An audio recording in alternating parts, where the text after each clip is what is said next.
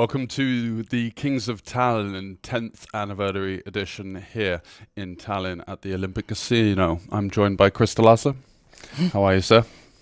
Couldn't be better. Absolutely. And looking forward to the Royal Showdown event where we've got added prizes for the top 4 players and, of course, to the main event with the 1 million guarantee. Yeah, lots of events running this week, so we are streaming today from this and also for the final table layer of the 5-5-5-5. Looking forward to that, but to get started, we've got Rano Sudla, the inaugural winner, 2015, Juha Helpi, the 2018 winner, and we did get some time to do some interviews with those guys before the showdown, so let's see. Hi, welcome to the Kings of Tallinn 2025, joined by Juha Helpi, the winner in 2018. How have you found the Kings of Tallinn experience over the last 10 years? It's been great. I've been here almost every year, maybe every year, and I'll be coming back. Awesome. And which event are you most looking forward to this week? I think this week I'm looking forward to the 5K, which I won last time, so it would be nice to take it back-to-back wins. Absolutely. And of course the PLO as well? Yeah, I'll play PLO, of course. Looking forward to the Royal Showdown here, event first of its kind. What's your strategy going into this short-handed sit and go? It's going to be with re-entry, so I think it's good to play aggressive because I want to win it. I don't want to get second or anything else. I just want to win it. So fire, and go for the win? Yes, that's it. Good luck. Thank you. So welcome back to the Kings of Tallinn 2025. I'm joined by the inaugural winner, Rano Sudla. How did things in 2015 kickstart for your poker journey at the time? The Kings of Tallinn win marks a pretty important win in my career. I felt like it was just when I was just coming to the a live scene and to get such a victory in my own city and with all the friends railing with me, that this memory sticks with me forever and kind of motivated me to keep up with my career as best as I can. Yeah. So at the time you were just grinding online, kind of getting some results, but this was the real breakthrough then? Yeah, exactly. I was primarily online player, actually, not even a tournament, a heads-up background. Okay. Yeah, and that really, that was an important one. And how's your poker journey different from today than it is back then? It's a little bit more relaxed. If you think recent last months, I've been actually taking a lot of time off, and now I'm primarily not primarily. I'm mixing my I'm not anymore playing heads up. I'm not playing only tournaments. I'm playing cash games as well. So it does has changed and evolved in some ways, and yeah, it's just taking a lot easier than back in the day. Yeah. Awesome. So we've got the Royal Showdown today, which is going to be a short-handed sit and go. What's your strategy coming into this? I don't know. I didn't even think about any strategy. I'm just gonna enjoy the moment, and everybody probably a decent poker player. So yeah, I will try. Just whatever they offer me, I will take. Well, look forward to it. Good luck. Yeah. Thank you. Cheers. Okay, we're starting the Royal Showdown. This is our previous main event winners from different years. Battling it out for a champion of the champions. Let me introduce you to the 7 Royal Showdown players. From Sweden, taking seat number 2, Johan Karlsson. Welcome. Seat number 3, from Finland, Mattias Siljander. Seat 4, from Estonia, Rano Sudla. You shouldn't be here. Seat 5, from Finland, Mattias Knapinen. Seat 6, also from Finland, Juha Helpi. Seat 7, from Finland, Sara Benlaminen.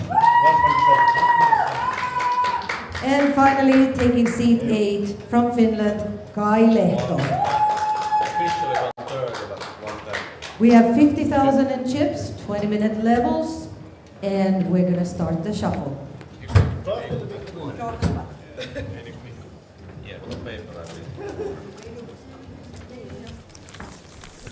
So welcome to the coverage of the Royal Showdown.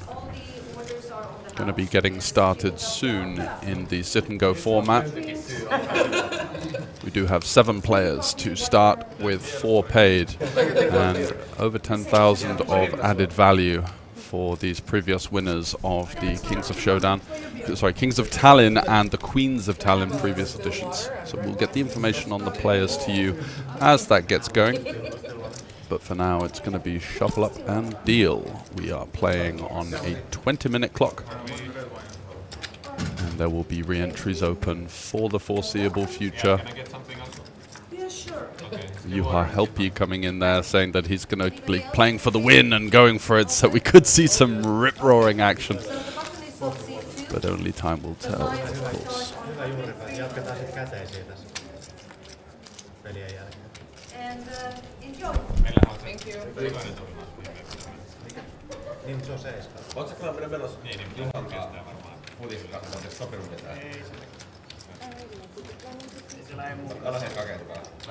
Meillä oli, mulla oli 2 arpaa 7. Se on aika hyvä.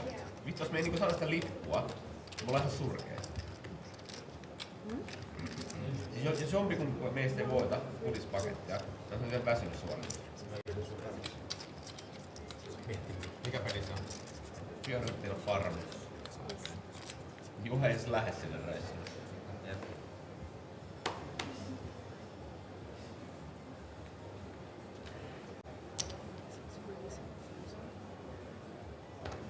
Ei mitään lasten reissurakaan. Kunnolla.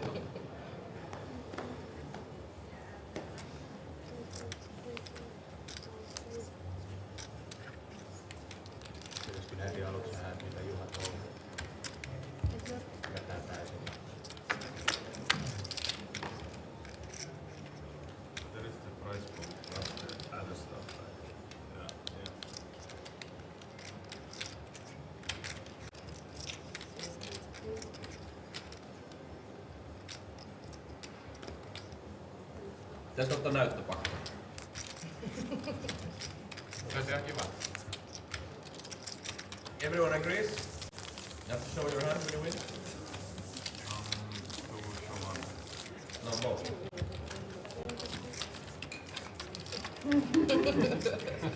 Pick one. Table disappear. You don't want to? Okay. Just show one. The loser of the hand picks the one. Well, anyone can pick. Okay, yeah, anyone. Maybe it slows the game down. Yeah. But if someone doesn't pick, then someone doesn't pick. But you can take one if you want. But not so that, you know, pick one. Yeah. Show both that, but with everyone agrees. Sure.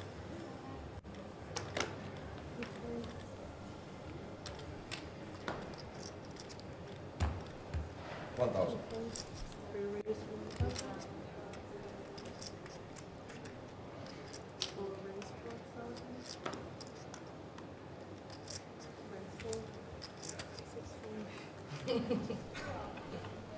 So Rano Sutla kicking things up with a 3-bet versus Matthias's cheeky open there from the cutoff with the Queen 8 looking to take down the blinds, maybe impose himself on the table. There will be some interesting dynamics in this format. It's not a format that you play all that often, so it's going to be 4 places played, 7 players, €1,100 ticket for 3rd and 4th, a €3,000 high roller ticket for 2nd, and of course the VIP experience in Florence with the VIP football hospitality as well as a paid trip, plus the €3,000 ticket for 1st. With re-entries, super deep.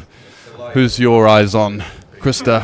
Oh, this is a tricky one. I would assume that more than one of these players wants to be taking charge and being the table captain. I actually believe that we will see the ships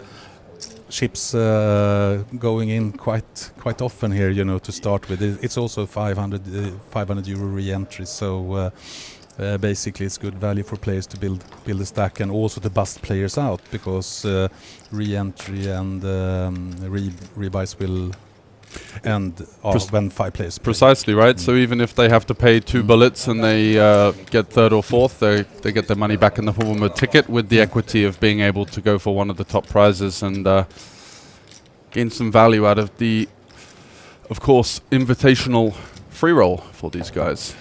Yeah, and I also think that they are quite relaxed at this in this environment. So I think they will have a fun time. Absolutely. We saw some table banter and a little bit of light ribbing from these guys as Matthias checking back the middle pair in position. Doesn't want to be too aggressive on this king queen 7. It's going to be quite decent for the under the gun, even with the check. Does go for the delayed bet, of course, improving to trips on the turn and just taking it down there, no questions asked. So got a couple of light refreshments for the guys on the table.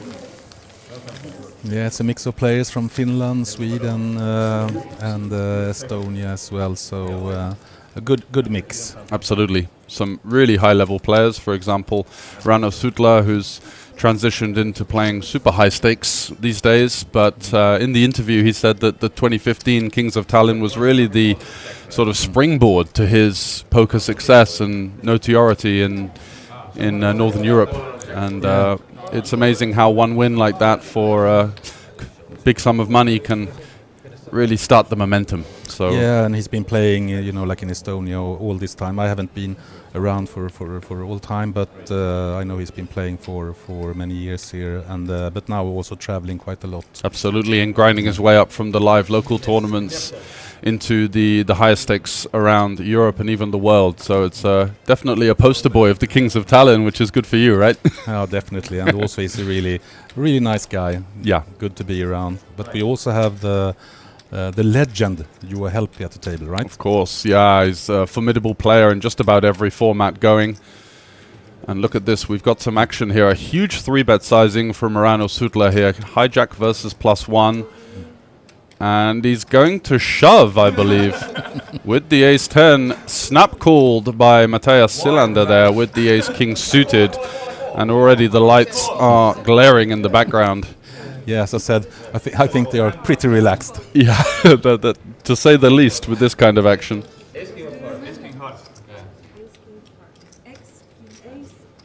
Yeah, but Rano, if he loses this, he will still have a chip in the chair left. Just take it from the monkey. But I didn't. He showed the hand. Yeah, it's all good. So ace and king of hearts. Yeah. Okay. Let's see if Rano gets lucky. Can he find the 10 for the 10-year anniversary? It would be quite a fitting start to the week. Definitely.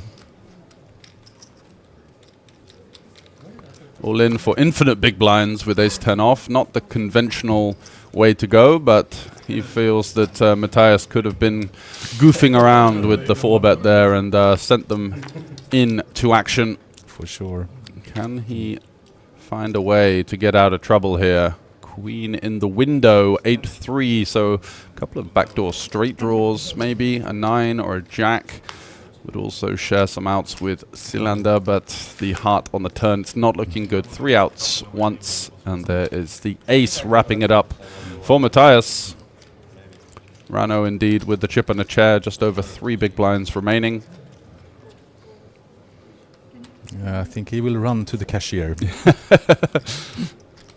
Chips indeed for seat number 4. That's good for Matthias. He's also the last winner of Kings of Tallinn, so he should be the one with the best form, right? That's right. We had this long heads-up match with his good friend, and he managed to come out on top in that one. Yeah, and I also think they finished decently high in this team competition that we are running during these events. Absolutely. It was kind of a very rare experience for having the heads-up main event being 2 guys on the same team out of the 4. So a nice little rebate, and throughout the week we have a small percentage of each prize pool goes towards this team tournament. If you're not aware, the details are over on the website, and it certainly adds a element of fun to the week. Lots of to the cash desk and back, and people playing 150s, and you see these high stakes pros in the small side events that you otherwise wouldn't expect to see. No, they are running around for sure, and also quite fun for this event due to the 10-year celebrations. We are adding a lot of extra values for the teams. We are giving out tickets worth over 20k during the week in the tournaments to the teams and to individual players, random draws and so forth. And also we are propping up the cash games downstairs as well with a lot of promotional value during the week. So it's great fun to also find a way to give something back to the players. Yeah. In the same way as this tournament, we're adding the prizes from Olibet. And across so many different formats as well. So it's not just if you are a mixed game player, you're going to be strung out. There's, I think, a different mixed game tournament every week, which is obviously music to the ears of Scott Kenyon, who's for doing sure. some vlogging and live streaming on the outer tables. Yeah, right now I think most of the mixed games players are sitting and playing the open face Chinese in the room here. This is the second open face Chinese we're running this week, and they're very popular. Absolutely, as well as Sviten. Yeah. And I even saw a pot limit Raz, I think, on there as well, which is going back the years. Yeah, all craziness. You can imagine under one roof here in Tallinn as we go to a flop. Matthias with the jacks, but certainly a good board to c-bet here. He's going to have all of the stronger hands, less so for the big blind, and does fire in a continuation bet. Takes it down there with Carl Carlson. So good they named him twice. Yeah, it's basically Johan Karlsson. Yeah. Yes, but maybe we can change in the graphics. But the Swedes have multiple names, right? So absolutely, yeah. Lots of winners over the years.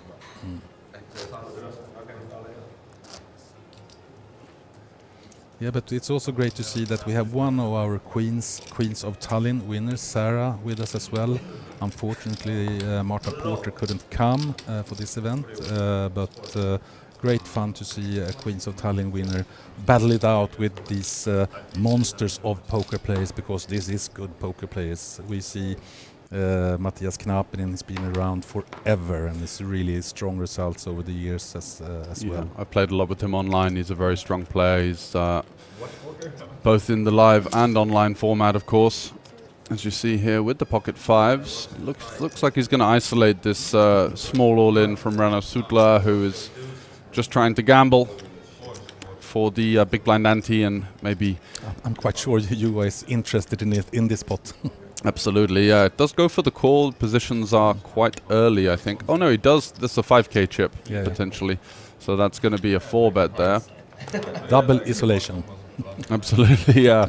Doesn't like this small raise from Matthias. Starts to drive the action, and very much in line with the strategy he said in the pre-Showdown interview, where he said that he was going to be going for it. So. Yeah.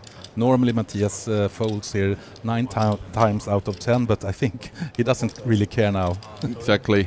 Try and flop the 5 and get the double up potentially. Yeah. There are some good implied odds for him here.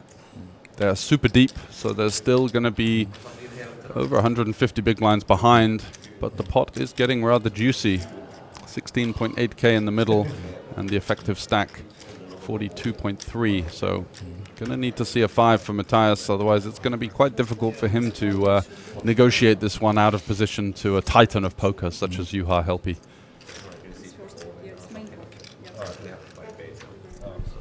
But these guys have played many hours together, so let's see. Queen in the window looks like a good start for Juha, as he does indeed flop top pair top kicker, and whilst usually sometimes with the side pot it might slow down the action, the majority of the money is between the heads up confrontation, so going to be seeing a c-bet from Juha for sure here.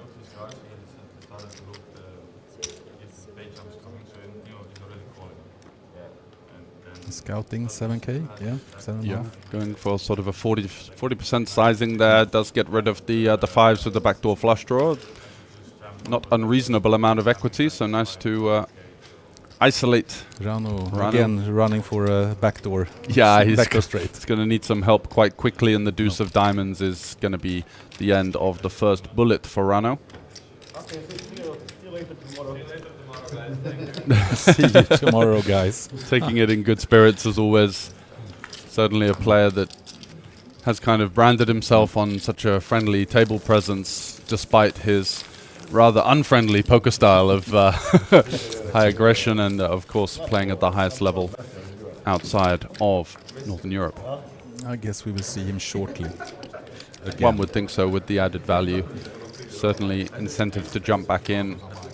Going to get a fresh stack of 50k, and that would actually have him third in chips, so not bad with 4 paid.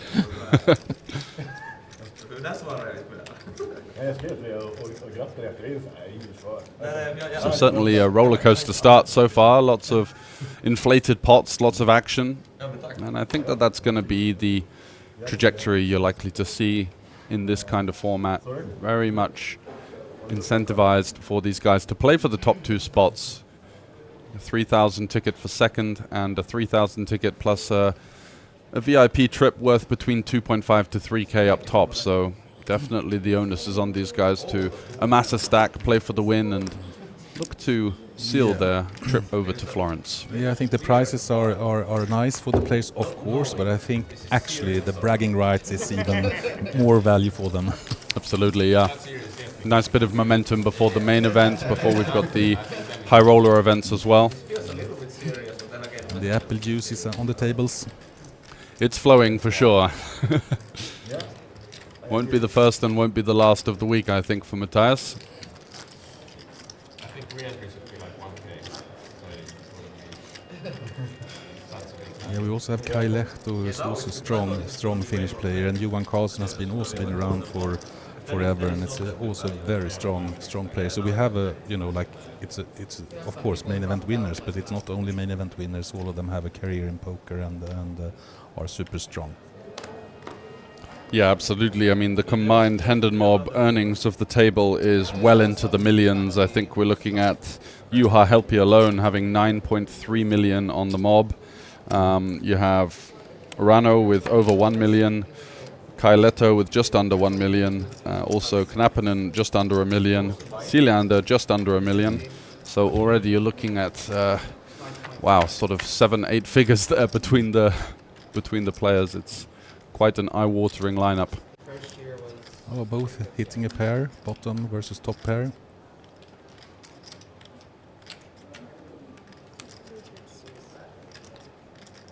What do you think about usually now? Given that the ladies Yeah, so a pair for Helppi certainly is not going to be going anywhere. 10-6 deuce, not necessarily always going to be hitting the cutoff, so going to be calling and keeping our opponent honest there. The 3 of spades certainly could be a card that slows down Karlsson here. Lots of hands improved, flushes, some 2 pairs, some straights, 4-5 also not going anywhere on the flop, so maybe wise to check one back here, looking to bet some better 10x, the king 10. Yeah, I think 11 got money.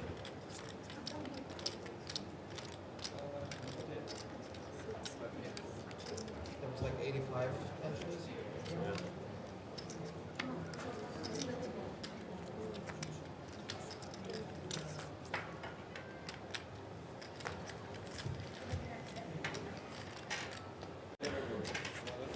And it's growing.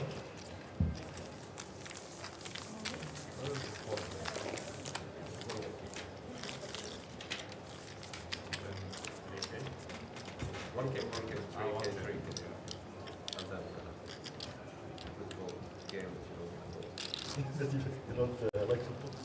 He doesn't. I don't want to go. Why not? No, I can go also, but I'm not real. But it's like what you said, it's like 4 or 5 days. The football game is like 90 minutes. yeah. So you have plenty of other things to do as well.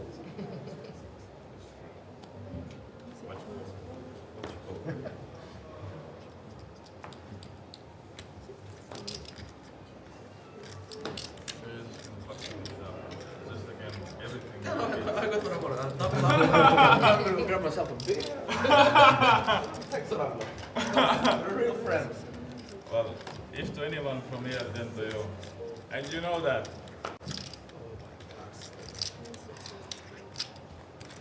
Doyle.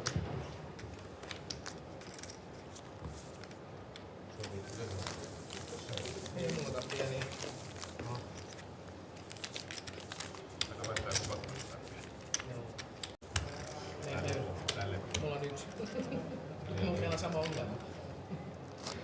Se dumppaa tuollaisen kaverille kaikki. Nyt se vaikeuksista tiedä, mitä ne kavereille ei ole ihan dumppaa.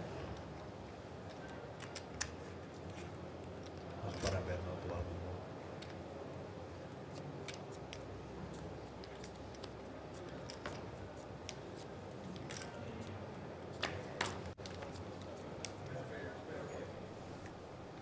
And we are reaching the end of level 1, so I believe we're going to be going to 200, 400, which is still an average stack of well over 100 big blinds, as Rano looks to drive the action with the King 9 suited. 3x open, and here comes Sarah here with the Ace King. Should be seeing her take this one upstairs. Yeah, maybe he thinks that Rano is on tilt now, so she just shoves. No. Maybe he'll give me a spin. She does go for a fairly small 3-bet at this depth, just under 3.5x. Going to be seeing a lot of continues from Rano here in position at this depth. And of course, King 9 really suited. Yeah, and it can be really dangerous for him, actually, if a king comes here. Absolutely, but spades will do. 10-4 deuce, so an overcard, a backdoor flush draw, a backdoor straight draw. Again, unlikely to see him going anywhere unless Sarah finds a big bet here. She does go for somewhere around half pot, maybe a little bit lower. Is it 7? 2.7. Luckily I said it out loud. Just over a third, so I think Rano's going to peel one in position here. He's going to be able to figure out that some of her 3-betting range, hands like Ace King, King Queen, Ace Jack, he may be able to maneuver off on the turn. He does fold. Respect. Yeah, he's maybe worried about the pocket aces there, or a hand like tens that's got him in a lot of trouble. I thought we'd see the disrespect call and then blasting off when check to, No. I think he's too good to do that, and he also kind of understands that most likely the range that Sarah is playing is not as wide as the others at the table. Yeah, especially the likes of Helpy and Cylinder, for sure. So a nice little boost to Sarah's stack there. She's up over starting stack in 3rd position. But things are fairly level apart from the double from Matthias, where we saw some carnage with Ace King versus Ace 10 chips flying in one of our opening hands of the showdown. Oh, look at this. Matthias in there with the Jack 5 under the gun, so certainly looking to mark his presence at the table. Kaileto, King Queen suited, couple of ways to go here. Flatting, 3-betting. At this depth, I think 3-bet is the way to go, especially versus someone like Matthias. Yeah, and Matthias is racing from under the gun, so basically it's testing the waters a little bit from Kai as well to see if the 4-bet comes in. Exactly. Well, what's the response going to be from Matthias? We can see that he's goofing around with the Jack 5, but a bit of an action flop in some ways. Definitely. An open for Matthias, plus the Jack of Diamonds. Backdoor straight flush draw, but Kaileto with the 2 overs and a flush draw of his own. Interesting board. Yeah, you do want to check quite a lot here. Not going to be incentivized to... Oh, and Matthias is checking as well. Yeah, I thought he might have started firing there, representing some hands like sets, 2 pairs that he can have, but he has too good of a hand. Yeah, he doesn't want to get blown off his equity, maybe. Deuce of spades, double flush draw now, and looks like Kai's going to start to try and fold out some hands like Ace 5, put some pressure on hands like 5, 6s. Matthias is folding. Does just open-ended. That's interesting when you do peel a 3-bet with Jack 5 and flop an open-ender, not to put any chips in the pot, but maybe had some kind of live read potentially. Yeah, that was actually a little bit strange, but I guess Matthias knows things that we don't. Yeah, maybe he's felt that his double up was unjust and he's looking to be a bit more charitable in the upcoming pots. I seriously doubt that. Who knows? It's tough to be able to analyze such a hand. It's exactly what we expected from the showdown. Just a lot of guys with a lot of experience having some fun and trying to play for the win.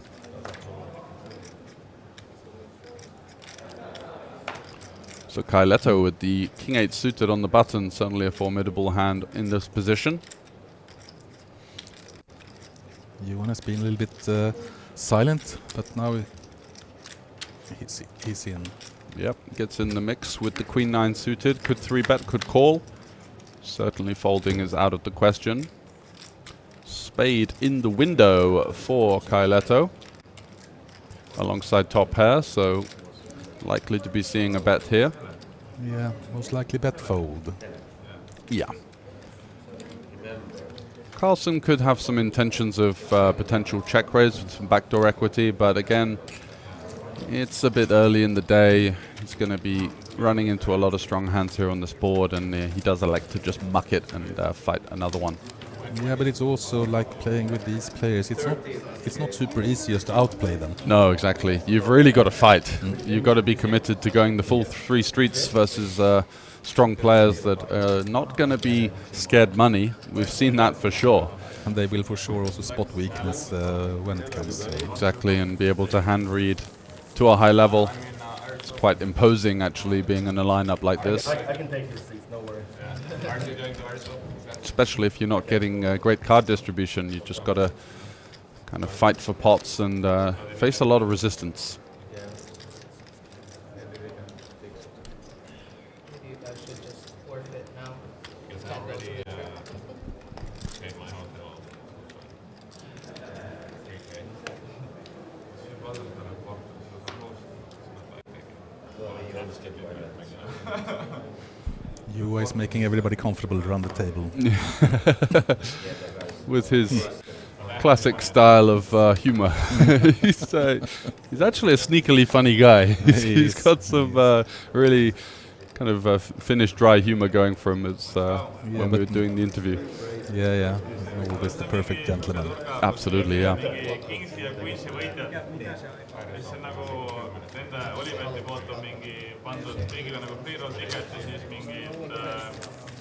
mingi ala, mingi esakoht saab 3K tiketi pluss mingi jalkatripi välismaale, mingi ühesõnaga mingi added price koht.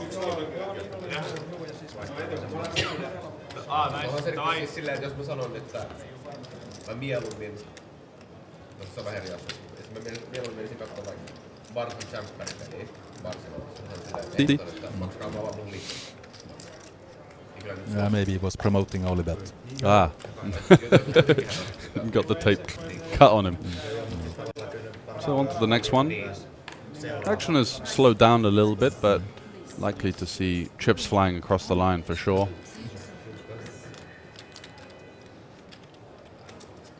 And Carlsen with the ace-9. Going to be opening things up here.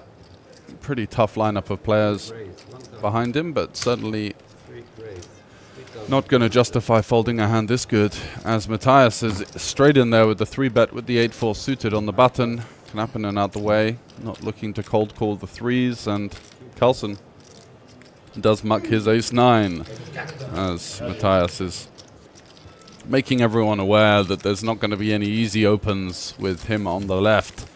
Going to be pouncing, and this time getting it through.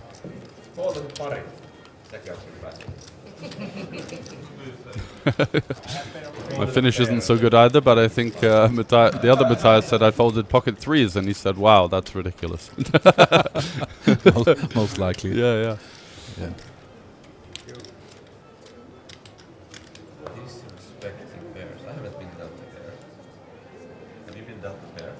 I guess Matthias is saying a pair is a pair, right? Pair is a pair, and it's tough to make a pair and hold them.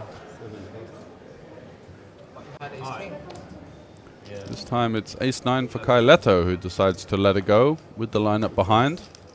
Definitely can open in some softer lineups, but in this one with so much 3-betting going on, you do want to potentially tighten up that opening range.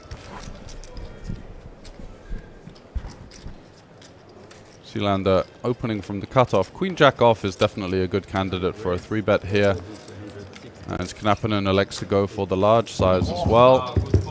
And everyone's showing their 3-bet bluffs and getting a little bit of psychological warfare in play here. That's what we like to see.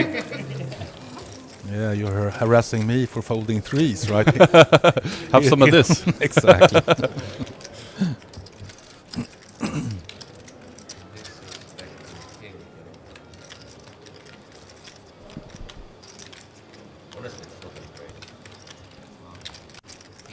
you know how many satellite winners you've had from online coming into this week? Oh, it's way over 200 winners online from online qualifiers to the main event. So we expect it to be quite big. We have 1 million guarantee, of course, in the main event, but we will see. It will be close, but You think? yeah, you never know, Yeah. really. But there's so many people here. We have had records in most of the tournaments, over 700 in the 555 tournament, and yeah, good numbers Yeah. across the board. So happy for now. And the most important part is that players are really happy about the surroundings, and the atmosphere in the building is really nice. It's always tip-top, isn't it? I think that is one of the main drivers of retention of the players over the years. When I speak to people from the UK, for example, we're not exactly known for our festive atmosphere in the casinos. I would say it's more of a funeral service a lot of the time, but they come to Tallinn. Guys like Glenn Gaines, who did quite well in the Summer Showdown, I think he won that in 2018, has just been coming back and back, and many more players as well coming over from overseas to enjoy not only the well-structured tournaments, the good service, the high standard of dealers, but the fact that you can come here for a week and play maybe 20 tournaments. Yeah, it does set itself as, you know, tough to match. yeah, we are trying to be maybe a little bit different to others. It's, you know, we will like to give them the smorgasbord to choose from, right? Yeah. We are not trying to push a tournament with 2,000 or 3,000 entries just for the sake of it. We're trying to give the players the best possible experience, the mixed games players, the Omaha players, and of course the No Limit players as well. So I think that makes it quite fun, and also a little bit relaxed, and also that you have buy-in levels from, you know, like 150, 200 euro tournaments up to 5k entries, and it's also a chance for the recreational players to actually sit side by side with the likes of Juha Helppi and other legends of poker. Which is a big pull in itself, right? And you've got things like the free buy satellites that you can get in for almost nothing into a decent sized field with the potential to spin that up into a 5-figure payday. So that's certainly what keeps people coming back, and it's going to be fun throughout the week to commentate on that action. Now we see Matthias Siljander bets and Kai calls. Yeah, blasting away with his 9-8 here. Does have the overpair advantage, of course. Lots of strong hands, and is not a guy that's known for slowing down, as you see the pot size bet with the 9 high coming in on the turn. Kai Leto, though, with these 4s, I think it would be a bit weak to surrender the turn, facing the kind of table image that we're seeing from Matthias so far. Might even raise in that position, but Yeah. for sure. But Matthias is never slowing down, right? Exactly. So we will most likely see another bet. Let's see on the Jack River. The problem is at this point is it's quite difficult to assign your opponent too many weak hands once they've called a pot-sized bet on the turn. But for sure he tries. He does try, yeah. He's not got any spades, which is quite good, because 2 spades with the backdoor on the flop could be a hand that called flop, called turn. We will see a call here. He looks like he wants to maneuver into that direction for sure. The thing is that Matthias is repping extremely narrow range now. He's saying, I either hit a river jack or I've got a hand like queens, kings, aces. Exactly. He could potentially value bet a hand like 10s, 9s or 8s for this sizing, but not always, so... It looks like a bluff, and it is a bluff. Yeah. But, still Kai, yeah. Blasting away. Are we going to get the show? I was 100% sure he's not folding anything. King high calls. You shouldn't give Matthias the satisfaction of taking down this pot, because he's a monster when it comes to continue and just run the table over, basically. Yeah, and with this chip lead now that he's starting to emerge with, it's going to be a pain in the backside for every other player. As you can see there, someone that's willing to fire the 3 barrels, and he's not just doing this because it's the Royal Showdown and it's a free roll event. This is the usual game plan you see. He's quite chatty, quite quirky, and certainly likes to mix it up. Does find the discipline to fold the 10-3, but Rano will happily open things up here with the Queen 10 suited. Yeah, but I think also Matthias have the feeling, you know, like there is no bad hands, there's only bad flops. And if there is bad flops, hey, try to take it anyway. Yeah, exactly. There could be a bad turn, there could be a bad river, but I'm still going to be firing, and that's certainly aligns with the spirit you see from the previous hand there, as Sutla takes it down.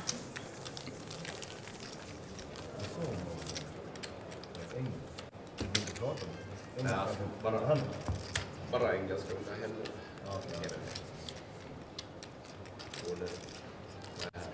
ja 6. 5 finländare. En från Sverige och en från Italien. Jag tror att du eller Randall kanske brudar helst skulle både råka lite. Ha en diskussion på finska. För att få delarna. Looks like they are having fun around the table anyway. That's the main thing, isn't it, for an event like this? Would be nothing worse than the hoodies, headphones, and 15 seconds of tanking on every decision. Wouldn't quite sell, of course, your successful festival too well, but that's not really what you get here. It's not that kind of place, and overall here it's kind of quite fast-paced games and not too much tanking. Of course, there is situations where people are really thinking hard about the next move, but in general it's quite easy going here. Yeah, I think for the 5-5-5 final table later you might see a little bit more of a stoic and serious dynamic, but it's to be expected. They're going to be playing for thousands of euros in pay jumps, and there's a lot of intensity. What you see in these big field final tables as well as some players that maybe, unlike these players, don't have the experience of being under the bright lights of the TV production, so yeah, for sure, you have to give them the benefit of the doubt. That's totally true, and yeah, we can see from time to time some strange, you know, like ICM thinking this, but you have you have 66k up on top on this tournament, but you know it's hard not to go for it.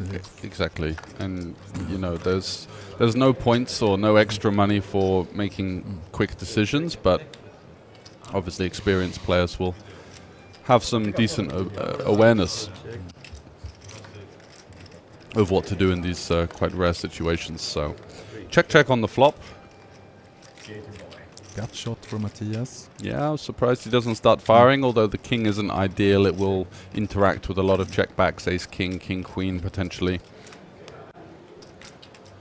And the 10 on the river, yeah, going to have to probably fire a queen high here. You're going to be up against a lot of ace high. We can see that it's actually the world's thinnest value bet, but I don't think Kai will be considering calling. His options are a bluff raise or giving up, which I think the latter will be the main option. Ooh, as I say that. My 3-bet. Yeah, here we go.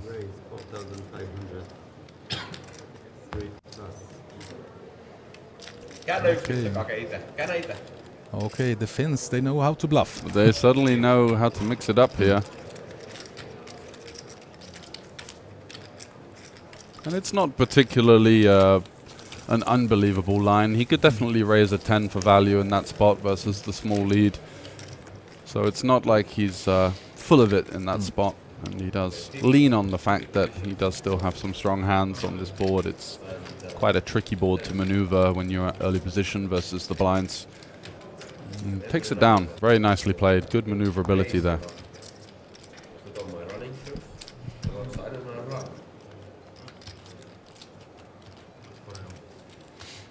Looks like Knapen and Helpi, they're quite dry on cards, but now at least you picks up a pair. Yeah, electing to go for the 3x size at this stack depth. Trying to drive chips into the pot, which is certainly a good part of a strategy to have when you're playing super deep.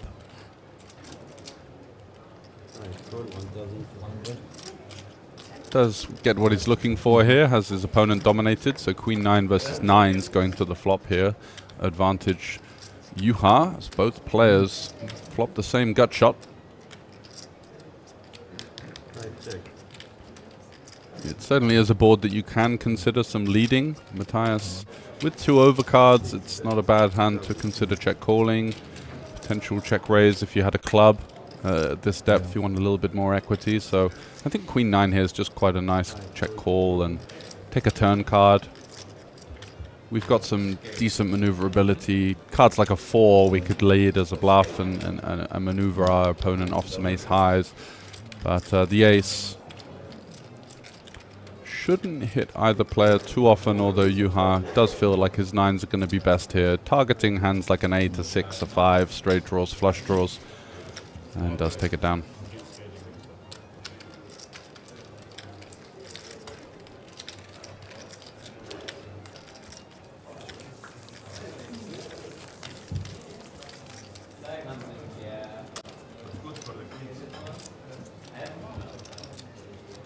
And Sarah has been quiet so far, involved in a couple of hands, but not too much. Yeah, she had that 3-bet with the ace-king, so she's made a small return on her 50k starting stack, but it's going to be difficult for her to engage in too many pots. There's so many action players on her right and left where they're going to be 3-betting, opening relentlessly, so I think the strategy that you advised her to just play your game and keep it solid is probably the best way to go.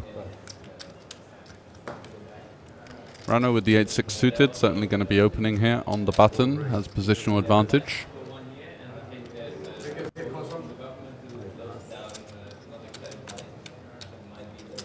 And Helpy with the 7-3, just going to relinquish the holding, and Rano takes it down.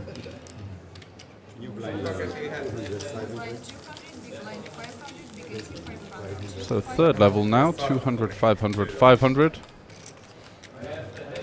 Of course, we do have a quicker than usual structure for this sit and go. Otherwise, these guys might be here all day with the amount of re-entries and blasting around. The average stack will get pretty deep quite quickly. Yes. No, they have 50k in starting stack, but the blinds goes up every 20 minutes. So yeah. I think that this will be over at 7 p.m. or something. Depends, of course, if we see more shoves like Ranos, then there might be a lot of that could that could quicken it up, or even create a longer one because he's straight in for another 50k and there's more chips on the table. But only time will tell. Yeah. Matthias certainly has been the most action player on the table so far. And Rano coming in for a 3-bet here with the ace-queen. Yeah, should be seeing a flop here. Sarah folded an ace as well. Yeah, so she was forced out. I think the 3-bet was to 3.5k if I'm not mistaken. But anyway, we're going to be taking a flop heads up. 10 for deuce. Good for Matthias. Yeah, pretty safe flop. Certainly not going to be folding to the c-bet incoming here.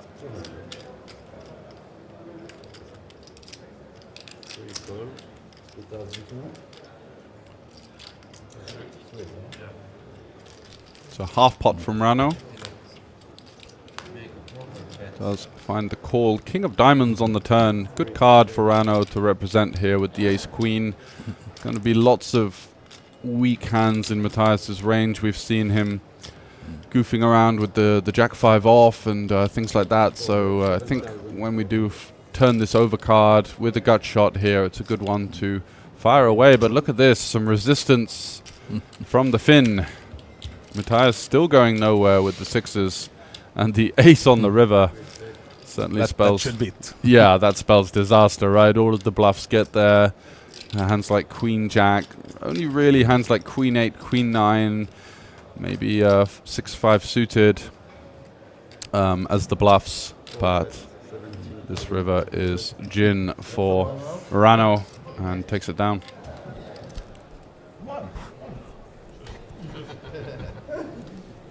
Yeah, get something back from Matthias.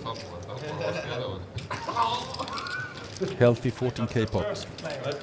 Certainly so. Rano getting a couple of the chips back that he was very generous to give Matthias earlier on. And you would have been so silly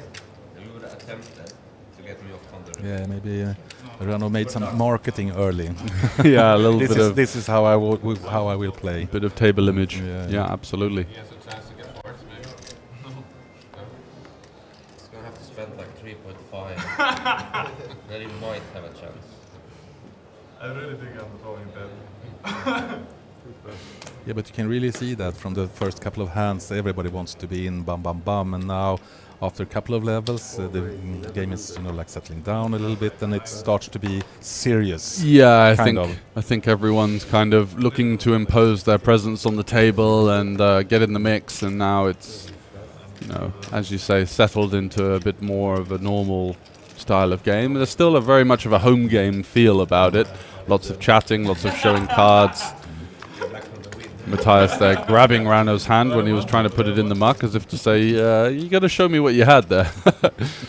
You wouldn't be seeing that on the final table later in the week, that's for sure. Gut shot for Juha, nothing for Rano. Yeah, but a good board for him as the opener. He's going to have aces, king, aces, queens, ace, queen. Juha unlikely to have any of those three holdings, so advantage Rano, and does get the gut shot to fold. Big bet. And goes for the big bet as well, aligning with that range advantage, saying, hey, this is my board. I'm going to really start to put pressure on your medium pocket pairs and your queen X right now. And very much part of a high-level strategy for Rano there, as you can imagine, for someone with such a well-decorated live earnings on the Hender Mob. 8-6.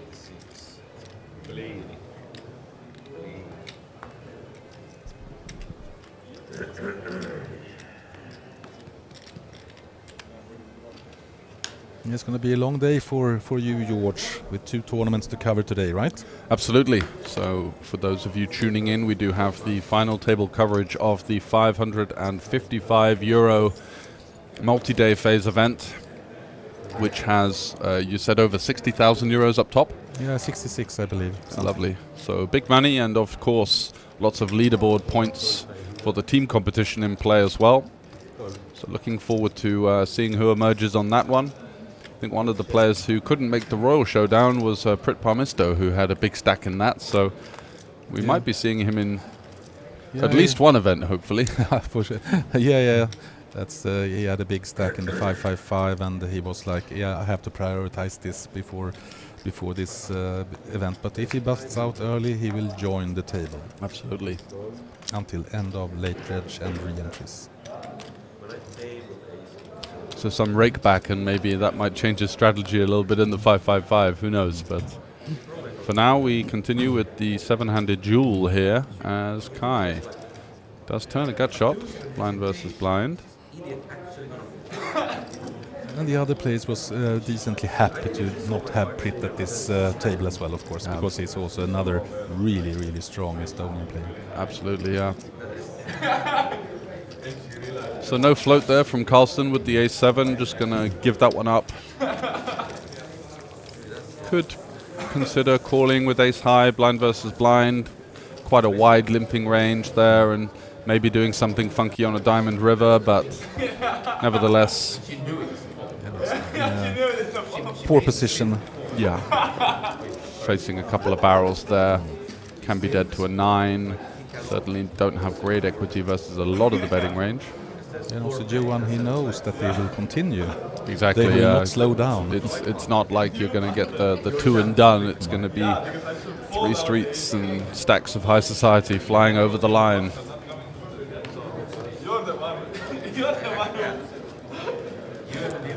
Good hand from Matthias. Yeah, with the king 8 suited. Sarah, did she fold the king jack? I think it was a king jack off there. Facing +1, I think it's somewhat reasonable, although in this game with the wider ranges than normal, I think I would have tried to find a way into the pot somehow. Calling or 3-betting are both quite valid options with a hand like king jack off. You don't mind if you get 4-bet, you just fold, but calling as well, you dominate some of the overcalls behind, the king 10s, the jack 10s, the queen jacks. But maybe she haven't built her image fully yet. Yeah, just waiting in the shadows potentially. Would have flopped top 2 here as well, which is a bit of a kick in the teeth, but Looks like Matthias is going to take this one down with 40% or so sizing, and a nice pot for him. Trying to get a bit of momentum, not been the best of starts, down to 43 from the starting stack of 50k.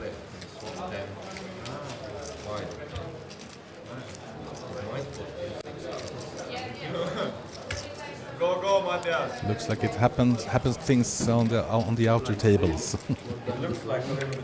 Yeah, certainly some action there. Yeah, there's multiple events going on at the same time right now. It's the end play, so to speak, of the 555 tournament. 24 players remaining in the start of the day. Yeah. And we had the Mystery Bounty 555 with also quite healthy buy, like I think it was like 180. Yeah, 190 I think, and about 20 to 25 left in that as we commentate on that right now. I did have a little look over and see there's a couple of familiar faces in there, and also day one of the Kings of Tallinn main event, of course, which had some pretty decent runners to get started. I think 70 to kick that one off. Yeah, but it will build over the day, and there's five flights for the main event, so we will see lots of people here at the conference area at Hilton the upcoming days, and it's great fun to see all these players and having fun at the tables and trying to maneuver into day two and into the money. Yeah, saw some pretty well-known players from my neck of the woods. Harry Lodge, winner of the UK IPT and just a very strong live player, and Paul Newey. Paul Newey is he's also in the 555. In Comes the a lot. Yeah. He enjoys it here as well. We also have a couple of really strong players from Sweden coming over, and nice. Of course from Norway as well.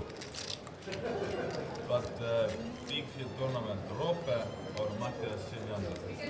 Matthias Siljander always in big. And of course the elite from Estonia and Finland. Yeah, it's a good location in Tallinn in the sense that it's kind of easy to reach from just about every part of Europe. For me, it's only a couple of hours from the UK. For the guys from Helsinki, they just need to get the ferry over. Don't need to think about anything. Just make the ferry. 2 hours of Lonkero. Yeah, exactly. I was actually on that ferry a couple of days ago, and they don't slow down on there, do they? And you see all these people that are, I guess, kind of doing a cheeky little import-export job as well of all of the cheaper alcohol, let's say. Yeah, for sure. Wow, yeah, it's amazing. And also from Sweden, it's just less than an hour's flight from Stockholm, so lots of Swedes coming over here, and of course also from Riga, Latvia, and from Lithuania. Lithuania, yeah. Lots of really strong players in Lithuania. How did you think about the Kings of Vilnius event? Did you go? Yes, of course. Yeah, it was super great in Vilnius, and lots of players and great fun as well.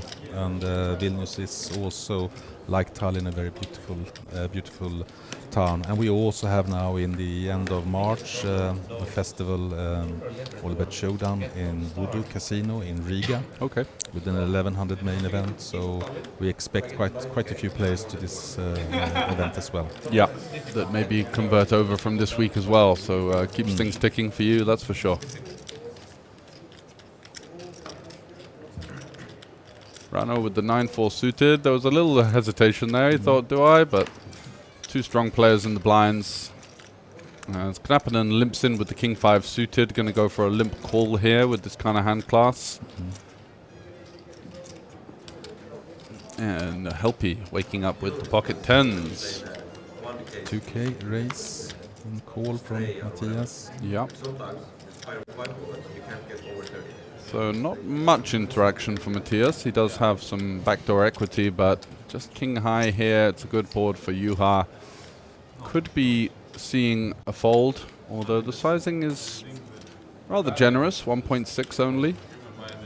Lure him in. Yeah, potentially. No, but he can't really. Oh, he fancies it. He's going to try and keep Juha honest here, looking for a check on the turn to maybe fire one through or improve with those backdoors. The 7 on the turn doesn't add any equity to the king high. But he got his check. Did get the check he was looking for. Can't find the king though, so he's going to have to get creative on the river with this king 5. he's giving it up. Yeah, I think he's got some showdown. Yeah. Could be a split with the king. Yeah, potentially with the king jack or the king 10 that gave up.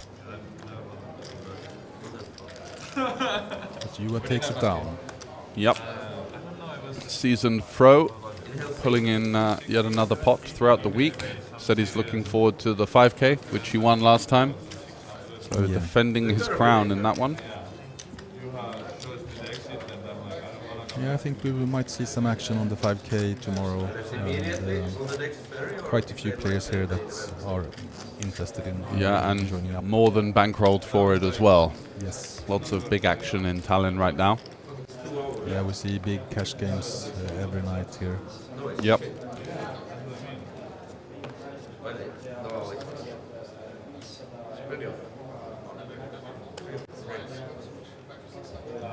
I give the next service not anymore. Now there's like shorter levels and No, it's a strong. more egg. So Rano with a little bit of an upgrade from his suited holding last time. This time Jack 6 suited opening from the cutoff. Into Sarah's big blind. Goes for the 2.4. She's defending. She is with the Queen 4 as one of the Queens of Tallinn, hoping for some rebate on that one. Yeah, looking for a lady. The tournaments are like 600, 1K, something like that. And there it is. What a board.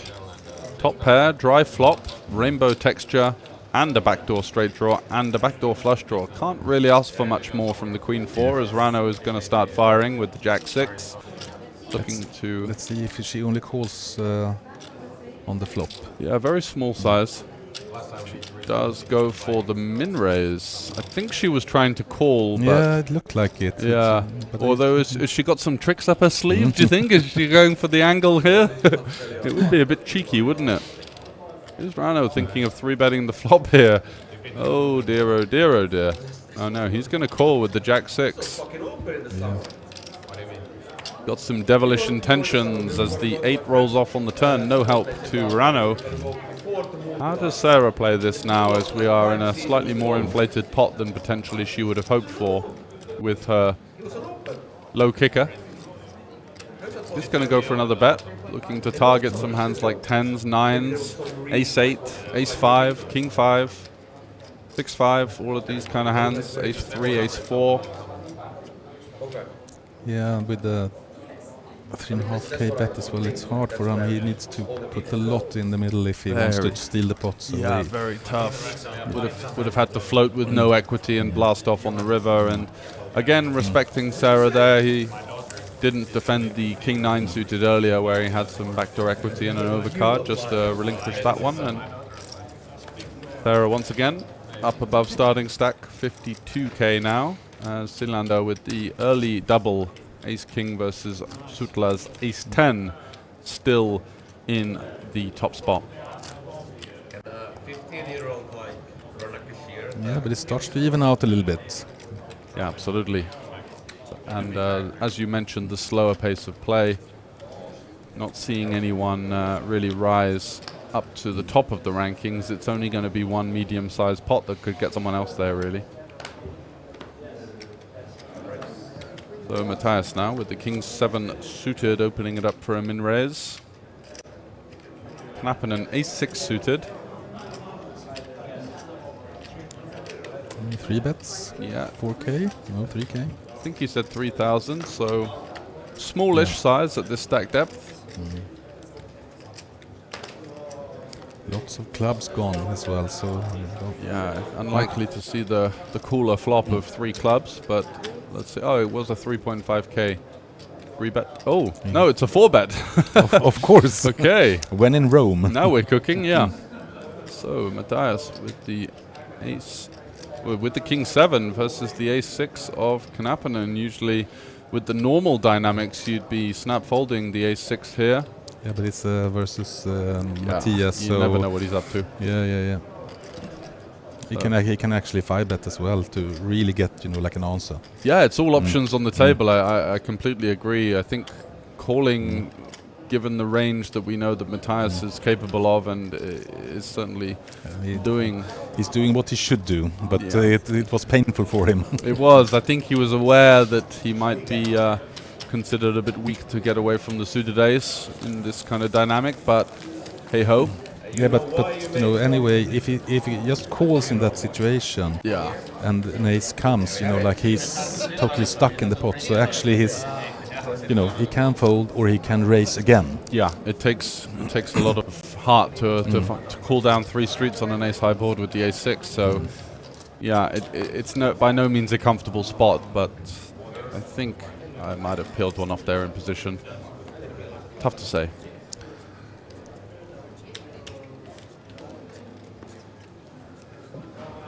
Pretty good price, suited ace, but yeah, as you mentioned, lots of danger could be lurking, and suddenly a player that's going to be putting us to the test almost no matter what the flop is. So Juha, ace 4 in the cutoff. But of course, there's also cheap re-entries looming. Exactly. So maybe you should have tried a 5-bet. Potentially. It's also to kind of, you know, to stop the harassment from Matthias. Yeah, to try and give a little bit of resistance. So Carlson with the queen jack getting no action, but just picking up the small blind. I haven't picked up many good hands, and because he can also be rather aggressive from time to time. Yeah, but just wading through as we are up to the next blind level. What are they saying? Patience is a virtue. Certainly is, but in this game, patience could get you walked all over. So you got to find a good mix. You got to be prepared to battle. Of course, it is a rather top-heavy structure with around about 6,000 euro of value for the number 1 spot, 3,000 for second, and of course, third and fourth coming along the bottom of your screen now will get a ticket to the main event. Sutla opening it up on the new blind level of 300, 600, 600 to the 2.5x sizing. No resistance from anyone just yet, but Matthias, of course, happy to get in the mix with the ace-jack. I would imagine. And from big blind in this position, should he mix it up, just calling, right? Potentially, maybe he was trying to mix it up and flop a disguised strong hand that he could see some barrels from his opponent on. But yeah, I could 3-bet, could call. I think I like the call personally. Keeps your options open, keeps your hand under-repped versus a capable player. Deuce on the turn. Interesting now to see what Rano is doing. Agreed, yeah. This is certainly one that you could elect to go for a second barrel. You've got some interaction with the strong King X in your opponent's range. You block some King Queen, some King Jack, but Silander just beating him in there with the ace high. Say no more. Now it's even more interesting if now he needs to fire quite heavily, Rano, if he wants to. Just gonna be having to go 10k or more to giving it up. Yeah. Yeah. He's like ace jack. Sticky, as always from Matthias. Not just aggressive, but tough to maneuver out of the pot. It makes up for a pretty tricky opponent in many ways.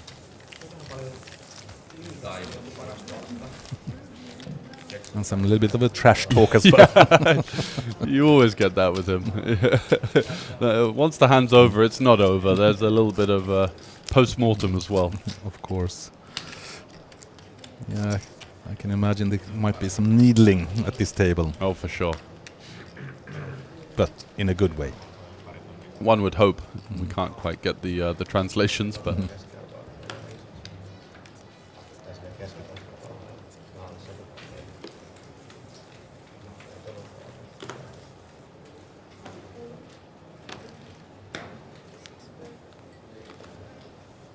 Juha Helppi not picking up an awful lot. He did have the 10s blind versus Knappinen, but has been uncharacteristically quiet so far, I should say. Yeah, maybe he's just letting the youngsters get rid of a little bit of energy. Yeah, coming for the late pounce. As we see a limped pot between the two arch nemesis. Queen 9-6, so a little bit of interaction there for Sudla. With the bottom pair, does go check check, and 10 on the turn. It's a nut card for Matthias, right? I thought so. Yeah. Gut shot, but Yeah, exactly. and I think if we make it this far with a pair, blind versus a player like Matthias, we probably have to call, but let's see what Sutla arrives with. He's going raise. for the raise. The value raise with the king 6.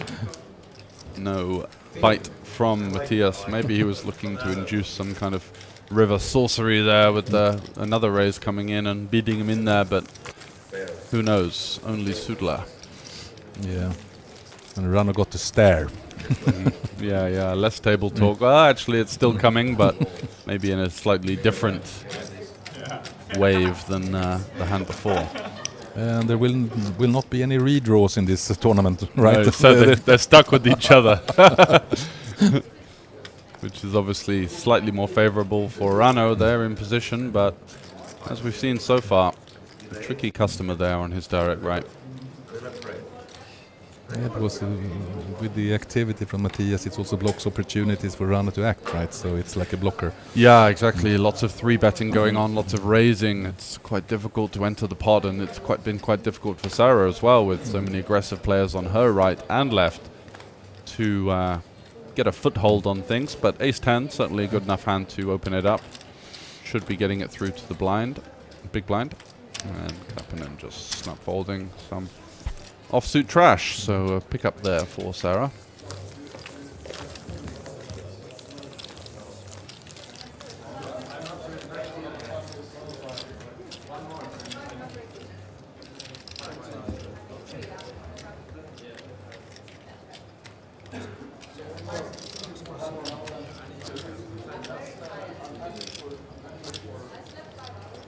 So I guess it looks like it's 40 minutes to the break. Yes, I think so. Gonna have a break after the first 4 levels.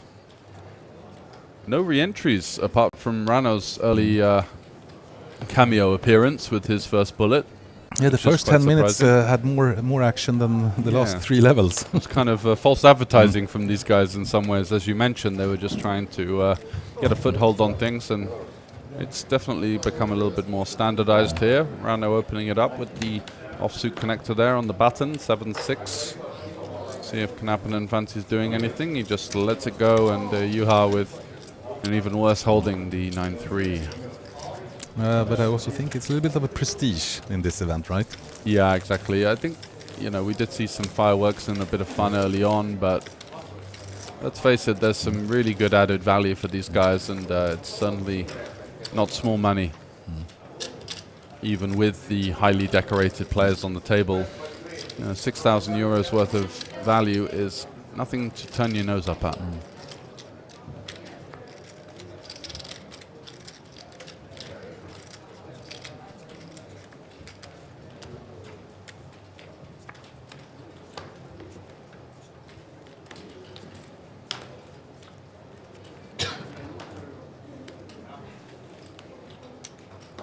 High folds, king 8, early pos. Yeah, Sudla continuing to drive the action here. 7-6 off last time, 6-5 suited this time. Could be going heads up versus Sarah here. She does defend her king 8. Yeah, he's been kind of racing every time on Sarah's big blind. Absolutely, if he yeah. can.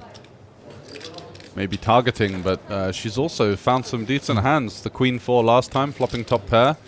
And this time again, top pair, with Rano having a low flush draw, so should be seeing some bets here. It's just a great hand to bet, 6-5. You're going to get some folds from hands like queen 8, queen 7, jack 7, jack 8, some ace 3.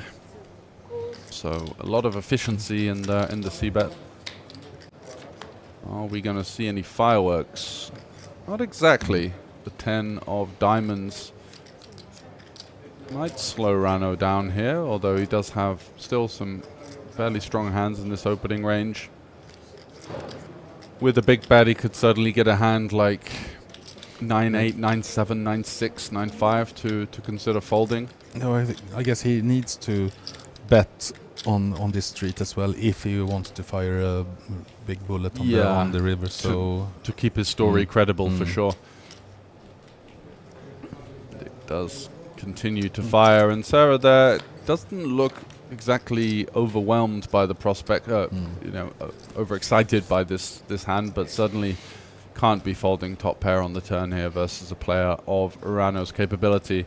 He does river a pair. the question, he needs to bet big. Oh, he gives it Yeah. up. He's got a little bit of showdown value maybe versus a hand like Ace-Jack or a missed flush draw, so does elect to just wave the white flag, and once again Sarah getting the better of Urano with a fairly strong holding.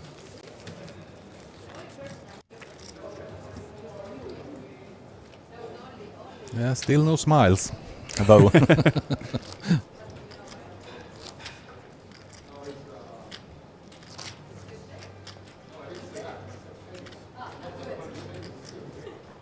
Yeah, business as usual.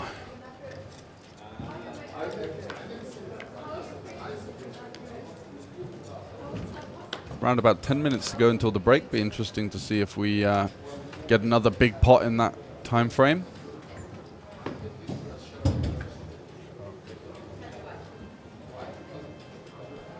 Carl continuing his not exactly ideal run of cards. King 7 off under the gun. The question is, Johan and Matthias left the table. Yeah. Maybe doing a deal in the in the bathroom. Okay, King Jack this time. Yeah, this time she doesn't fold. No, this time she's getting in the mix. No openers and just blind versus blind. Putting the pressure on the big blind there with the big open. Over 4x. Takes it down. Yeah, I don't think I haven't got a hand. No, Almost, it's been totally dry. He had those pocket fours where he got barreled off versus Matthias earlier on, which was rather unfortunate. Yeah, I think both Johan Karlsson and Kai, they haven't seen a lot of cards. No. Absolutely But it's not. still early. Yeah, exactly. No rush in this format. Plenty of re-entries still available, and still a deep structure at this point. We are having an average stack of just under 100 big blinds, so plenty of play.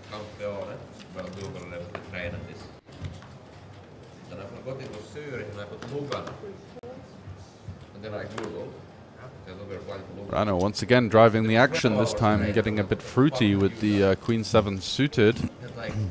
Hasn't faced an awful lot of resistance from Knappinen or Helpy so far. That's mostly been due to the cards, but again another open just flying through here. As things have certainly taken a bit of a change of pace. Yeah, sooner break. Maybe a cup of tea will help. Yeah, some refreshments, a bit more apple juice, get the juices flowing.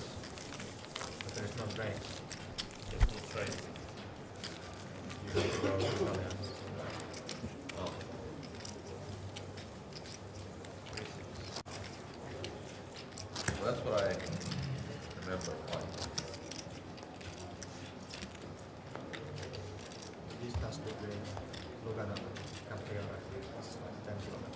It is a beautiful table, right? Ah, With yeah, the surroundings, yeah. The studio as well, where we're fortunate to commentate the action throughout the week. Certainly has that wow factor, especially when you get the red lights glaring on the all-in. Gives the players a nice feeling around the table. Okay, now maybe UA is interested. Yeah, 6-5 suited, definitely a good 3-bet candidate. Don't really want to call here and allow some of the players behind to get in there. He does go for the call, I think. And Kai picks up a hand as well. From the bottom, yeah. Yeah, I could definitely... Maybe see a squeeze here? Yeah, I think so. King 10 suited is a good option. He calls as well, so these guys need that break. Everyone's getting a bit passive here as we're going a million ways to the flop. Not Matthias. He didn't. How much has he made it? That's a big tower of blues.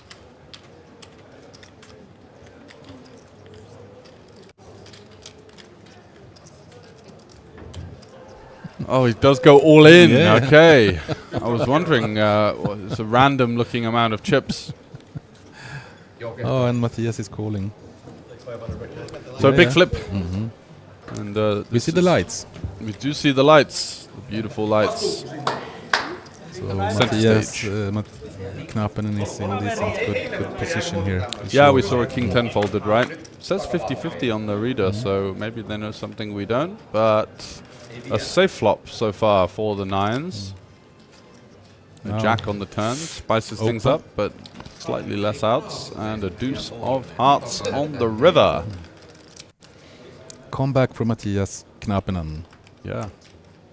Things could have gone so differently for the king 10 of hearts there. Having, maybe if that squeezed, I'm not sure whether Matthias would have rifled it in with king queen versus that action, but who It knows? could have been a good squeeze bet from Kai Lehto there with king 10 in Yeah. hearts, of course, but now he's steaming in the corner. This is not my day. Yeah, I'm sure he'll get over it though. Yeah. So a double up from Knappenen there, and he's up to over starting stack as... Actually, I think he's actually up to chip lead with that pot. oh, he could be, yeah. Maybe 68k or so. No, I think he had 38, so it should be Oh, okay. close to 80. Yeah, with some of the other calls in there too, for sure. I'm sure we'll get an update on the break. And here we are. There you go. So 72.3. Sarah in second, Juha Helpi. Both of those two have been trundling along, not doing an awful lot, but winning chips, and that's the main thing, right? Matthias, of course, has been up, down, left and right, but he still remains over the starting stack of 50k. Rano, of course, as well, and then Kai Lehto and Carlson bringing up the bottom of the pack. Yeah. 4 times Finland on top. Yeah, which is a very consistent Yeah. table view throughout. It's the years of decently commentary. representative. Yeah, they do have for a small country as well. What's the population? Maybe Finland, I think it's like under 10 million? Yeah, for sure. Actually, I don't know fully, but wild guess is 5.5, Yeah, 6. 6. Yeah, that's about the number I had.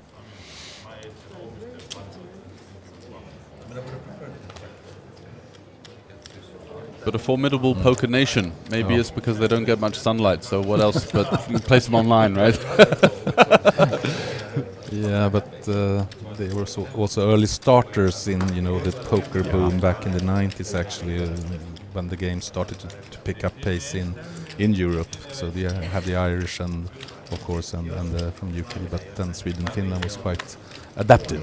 Yeah, absolutely. With guys like Hillary at the top of the tree in those days. Yeah, still looming around here. Yeah, he's doing his best. So Knappenen coming in for the c-bet here on ace 4-4, and Rano might have liked to have had a suited 6-5 to consider a check raise, and yeah, it does look to just let that one go, giving some respect to that under the gun range. And Knappenen not necessarily getting too out of line, but certainly capable, and Rano just waving the white flag there, living to fight another day. Multivihan olisi ihan hyvä, koska se on kyllä paha, kun siellä on jätkät ja AK vastaan. Se alkaa näyttää huonolta. Sit ottaa just ton värin käyttöön. Niin. Siinä on värikortin pöytään. Who's your favorite so far? Sorry. I was just saying that only English at the table is not in It's a bit weird, isn't it? Yeah. no, when- they are not speaking English, of course, but Yeah. no, my favorite. Yeah, I think it's still very early, and there will be a couple of defining pots, and but of course, if someone gets like this advantage and start to continue to put pressure when the blinds are going up, it will be tough. But no, I can't say actually. I like both Helpi and Knappenen. I think they've got good seats. They're in position on Rano and Silander, and they seem to have a bit more of a patient style, which I think will serve them quite well, especially still as we are quite deep stacked. So Knappenen with the Jack-6 suited. Going to defend his option here. But also all of these players can take another gear at any time. Yeah. Absolutely going to be likely to see that come into play as we come back from the break. But for now, Rano here with the King 8, Queen Jack 4. It's a decent board for the opener. Obviously less so when you're blind versus blind and the ranges are a bit wider, but still lots of strong hands on this board. And of course, towards the top end has all of the strongest sets and overpairs that his opponent does not have. So 10 of hearts on the turn. This is an action card because Rano now with the King of Hearts and the double straight draw, it's got the open ender there. Yeah, Matthias is quite happy in his position as well. Yeah, and we could see a huge bet here from Rano. Let's see what he goes for.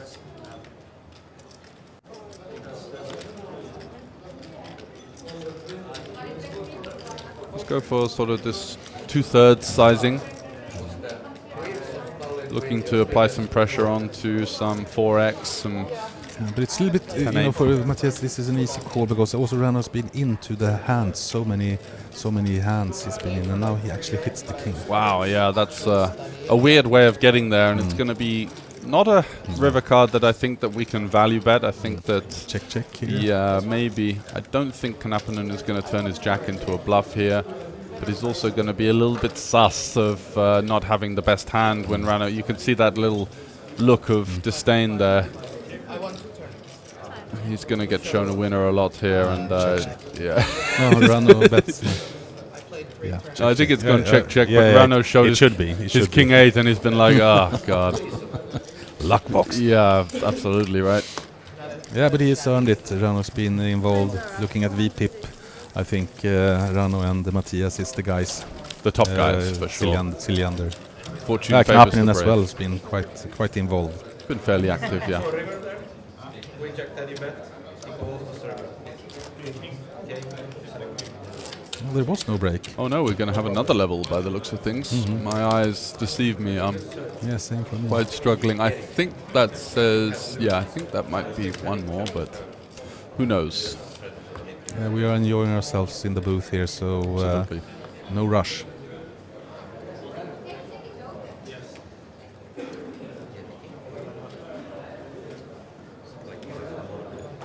Oh, ace king under the gun. Here we go. Sarah has been very solid. Yeah, I Not think she's really. been winning the pots she's played, right? Exactly. She's had a high success rate so far. Not an ideal situation for Kai here with ace 10 versus her under the gun open, and I like his decision. I don't think she's the player to mess with really versus under the gun. And Sutler with the ace 8 suited on the button, certainly going to be entering the pot in some way, shape or form. Ooh, he's going to go for the 3-bet. Makes it 5.5. That's aggressive. It is, yeah. Ace 5 snap folded in the blinds as well from Knappinen, so going to struggle to win this pot. As it's semi-likely that Sarah's going to come over the top here with her ace king. No, she 13k? Yeah, maybe 14. Yeah, That's so a good bet from Sarah. Yeah, it is. Under the gun, you know, showing real strength here. Absolutely. Rano is in. It will be extremely tough for him to play this. He's in no man's land right now. Oh, he's going to go for some live reads.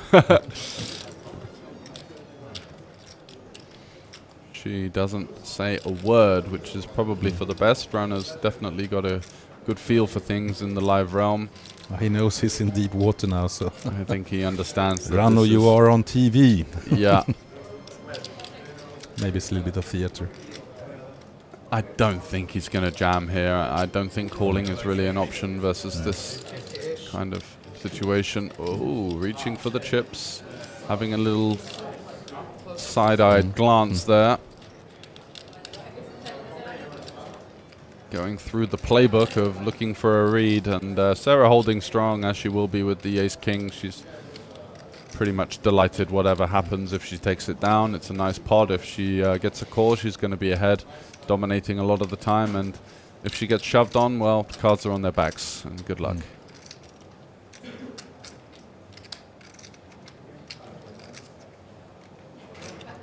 With ace-5, there's only kind of two options, shove or fold. Exactly. I think that he is very well aware of the fact that this is going to be a strong hand the vast majority of the time. Oh, he does go for it, and it's going to be bad news. Yeah. Well, at least he went for it. It's the second time that we've seen him potentially overvaluing an ace-x holding there. The ace-10 versus Sealander was one, but this one maybe slightly less justified. And it's going to be tough to improve with not even spades as the back door. 1-5 remaining, as we can see on the ticker. The king on the turn, though, is going to spell bad news for Mr. Sutla, and it could be another trip to the cash desk. You can see he really didn't want to do it, but he just couldn't look at himself in the mirror and maybe tomorrow morning in the hotel if he didn't fire it through or she showed him a bluff. You was having a good time. Laughing at him as if to say, what are you doing, man? Playing like a robot. Making the insinuation that ace-5 is one of the ones that the computer likes to take in the aggressive line, but you know, we are playing against humans here, and Sarah's been pretty snug.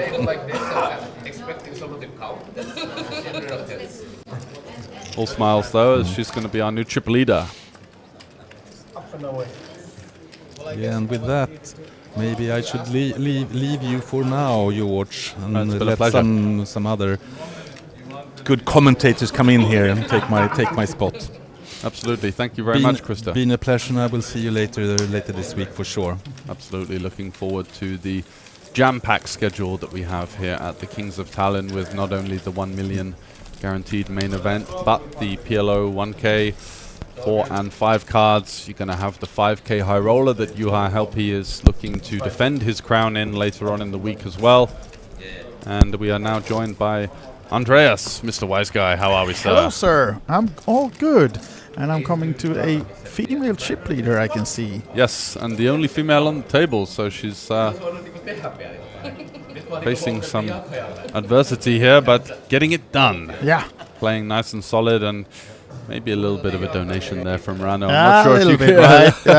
I'm not sure if you quite caught the action, but the 5-bet all-in with the solver bait, the ace-5 suited, he fell for it. Yeah, seems like he was powered by the grape juice and went for it, right? Yeah, absolutely. And I think he's actually on the verge of coming back with another buy-in. So with a fresh stack. Yeah, so he'll be adding at least 1,000 then to the prize pool, since if you weren't with us from the start and haven't reached the information, this is a free roll, but they can re-enter for 500 euros each, and then they will all be added to the prize pool. So Rano has now just added 1,000 as he's coming back soon. He just has to visit the cashier, and then he'll be back in the action. And a lot of nice big names on the table. Juha Helppi, of course, maybe the biggest one in name-wise, but all of these are champions, so they've proven themselves at the felt, of course. And nice to see this battle between them. And now Sara Benjamin, then, the ladies winner from last year, is our current chip leader. This is Johan Karlsson, Swede, who won here in 2020. Seems focused, sitting on 43k, star stack 50, so slipping a bit, but still rather low blinds, 400, 800. And Sara Benjamin from the small blind, limping in, 10-7. And Kai Lehto, almost starting stack to start this hand. It seems like he goes for the race, trying to get Sarah off the limp. Ah, she doesn't fall for it. Still stays in the pot, 10-7 suited. So heads up between the Finns then, Kai and Sara. And swing and a miss for both. Sara, I see she leading this one now, using the power of the bigger stack. Of course, 2-9-4 is cards well in her range. The small blind just limp calling, but it's checked by her, and Kai probably going to take this one down with the aggressive bet. Just a 2k, but not much for Sara on this board, so she fold the hand and small pot for Kai to get him above the starting stack then.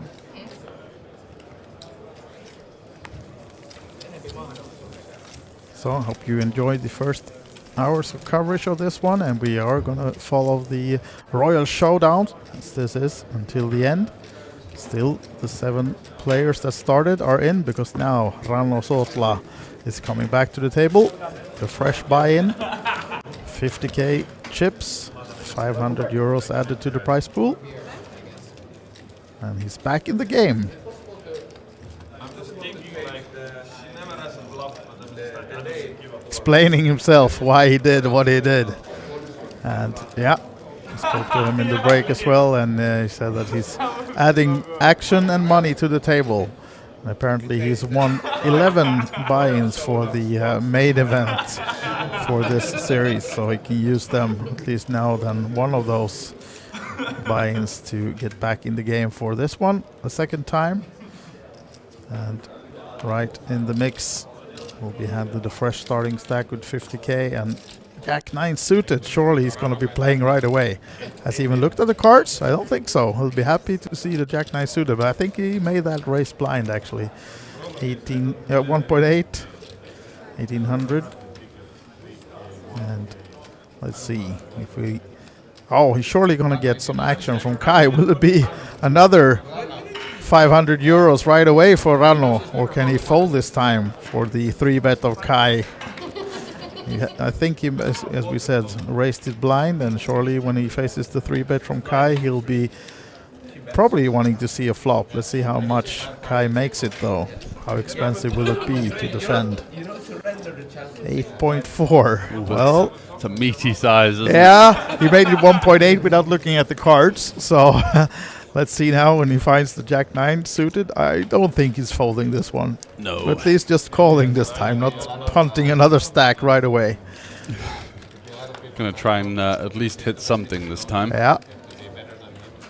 Could be a quick visit to the cashier again then if they both find something on this one. But nope, not favoring Rano with otherwise than a gut shot. Yeah, gut shot, and it's a pretty scary board for Kai.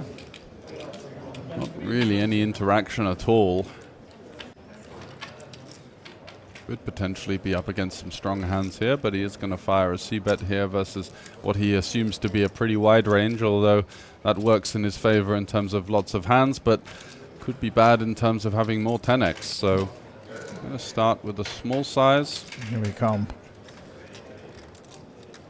Rano does indeed meet his bet there, and looking for an 8. A oh, jack. Jack is Ooh, nice. And now the gut shot for Kai on the double flush draw texture. Are we going to see a more honest check now on the turn? I think so. It's a pretty tough board to fire it through here. Certainly some hands to target, maybe 6s, 5s. But apart from that, you're going to see a lot of stickiness from Rano, so he does wave the white flag here. Rano now with 2 pair. Could go for a small size in position here, just to... Yeah, he does go for the small size, so just kind of to freeze up his opponent, get some value from ace-king, king-queen, ace-queen. Maybe even some hands like ace-9, ace-8.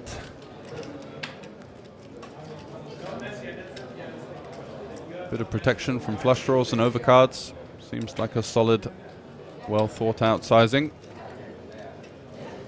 Kai, yeah, he's kind of forced to come along here. He's got a bit too much equity to get away from it, even versus the jack. As you can see, 26% ace, king or queen.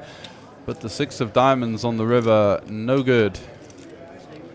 And I think this one's somewhat likely to go check-check. It would be pretty thin from Rano here to shove the river. Yeah. And gets it done. Yep. So back on form.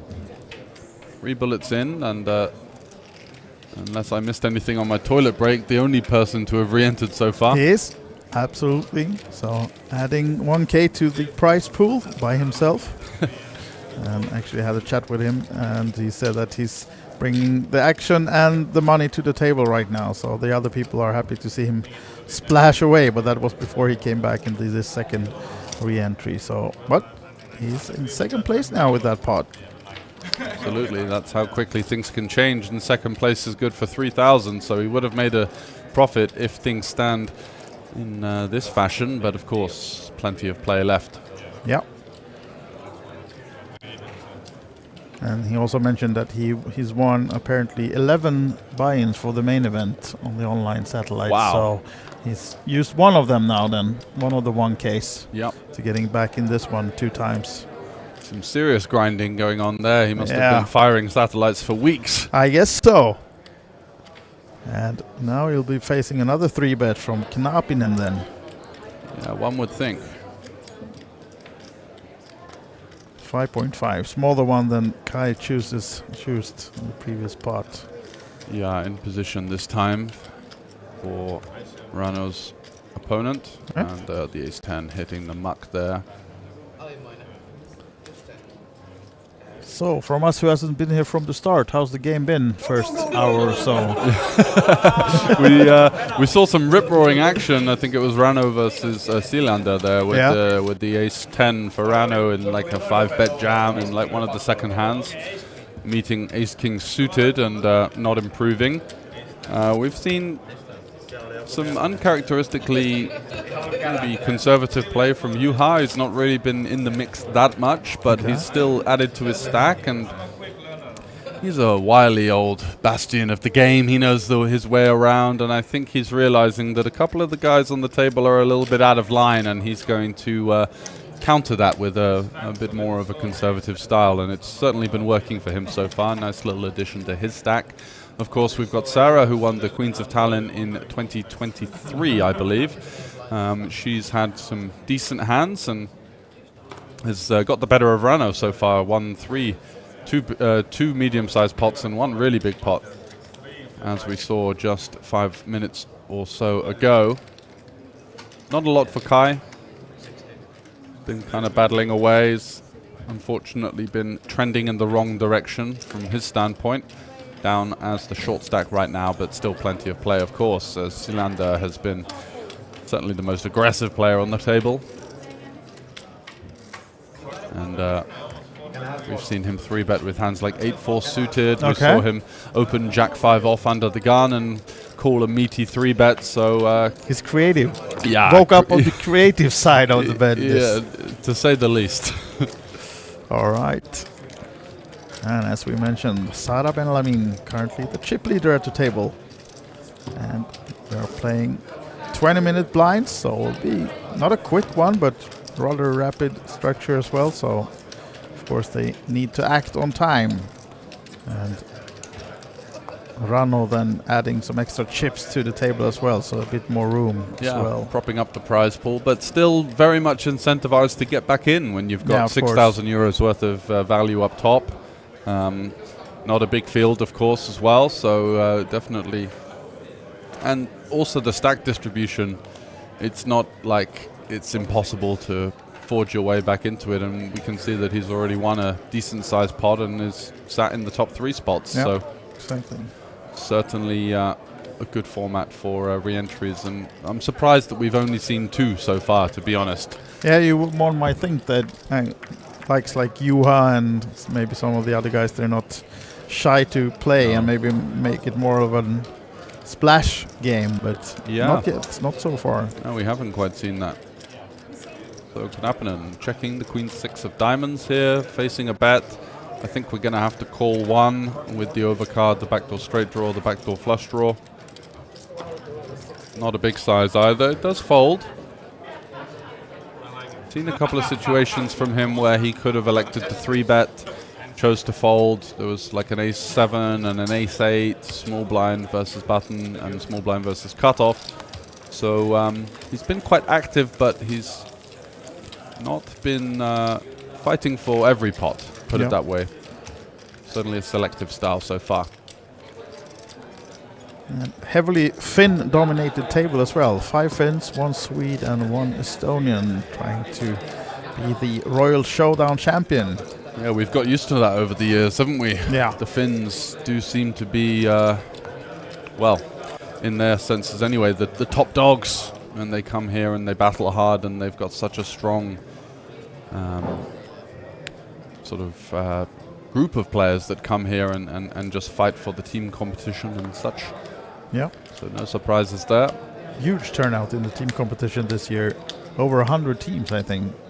Absolutely. As Johan Karlsson, despite having Carl in the screen, but Johan Karlsson now comes with the race with the Ace King, and seems like the last time before we go on a break as well then. So folded by Johan in the big blind, which means that I think we're off to a small break in this one. Or do we have time for one more hand? Yeah, Ooh, we'll get there one we go. more. Dealer's We're so fanning the quick. cards. Yeah. One more hand.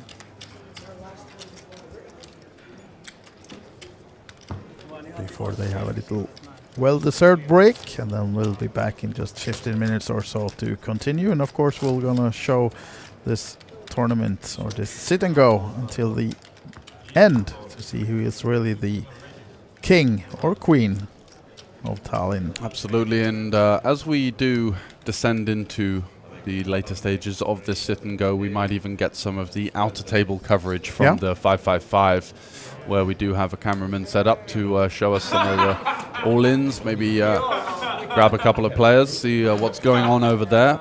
So we're going to keep a keen eye on that one for you guys tuning in. It's not just going to be the Royal Showdown today. We're going to potentially get over to the 555 with 67,000 euros up top. So certainly a large sum of money to be contested for there, and many hopefuls still in the mix.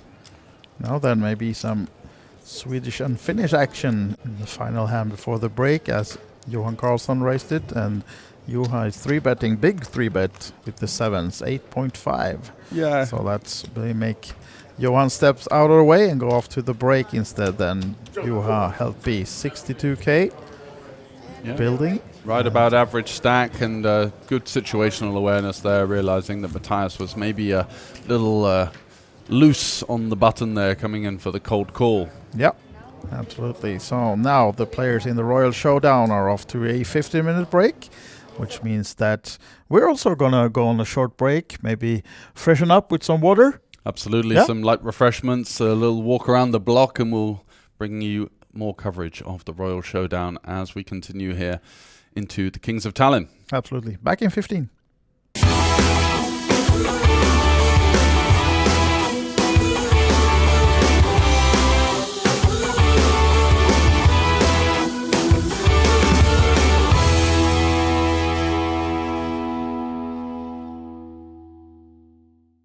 Hey everybody, it is Jason Glatz here, and I'm absolutely thrilled to be here at the Kings of Tallinn. It is the 10th anniversary of this iconic event here at the Hilton Tallinn Park and Alibet's flagship home, Olympic Park Casino. Behind us, we have the lovely Kings of Tallinn merch shop. That will be open starting tomorrow, where you can get your Kings of Tallinn gear. As you head up the stairs, you will notice that there is something special. Each previous Kings of Tallinn and Queens of Tallinn winner is honored with their name on the stairs, so you can walk through history as you enter into the tournament arena. And behind us, you'll see that we have the fantastic TV table at the Kings of Tallinn. There'll be 4 full days of streaming, along with some bonus coverage of the Royal Showdown. The Royal Showdown is a nice addition for the 10th anniversary. All the previous Kings and Queens of Tallinn winners were invited to battle it out for ultimate supremacy, so you'll be able to check that out on Tuesday, February 25th, but they'll be streaming on the 26th, the 27th, and of course on March 2nd will be the final table of the 1 million guaranteed main event. We are entering the main ballroom here at the Kings of Tallinn, where in just a few days' time, the main event will take place. How excited are you about the 10th anniversary of this iconic event? Oh, it's so super exciting. It's a great fun, and also to already see so many players coming in there. So we're looking at records in most of the big tournaments. We also have a 1 million guarantee in the main event this year. So good times, Jason. I might not be a poker king, but you certainly can be at the Kings of Tallinn and earn your rightful seat into this throne with 64 numbered events for the 10th anniversary at the 2025 Kings of Tallinn. The main event, €1 million guaranteed prize pool, will be following that throughout the week. All the side events, results, news, and more. Check it out at alibetevents.com, along with our media partner, Poker.pro.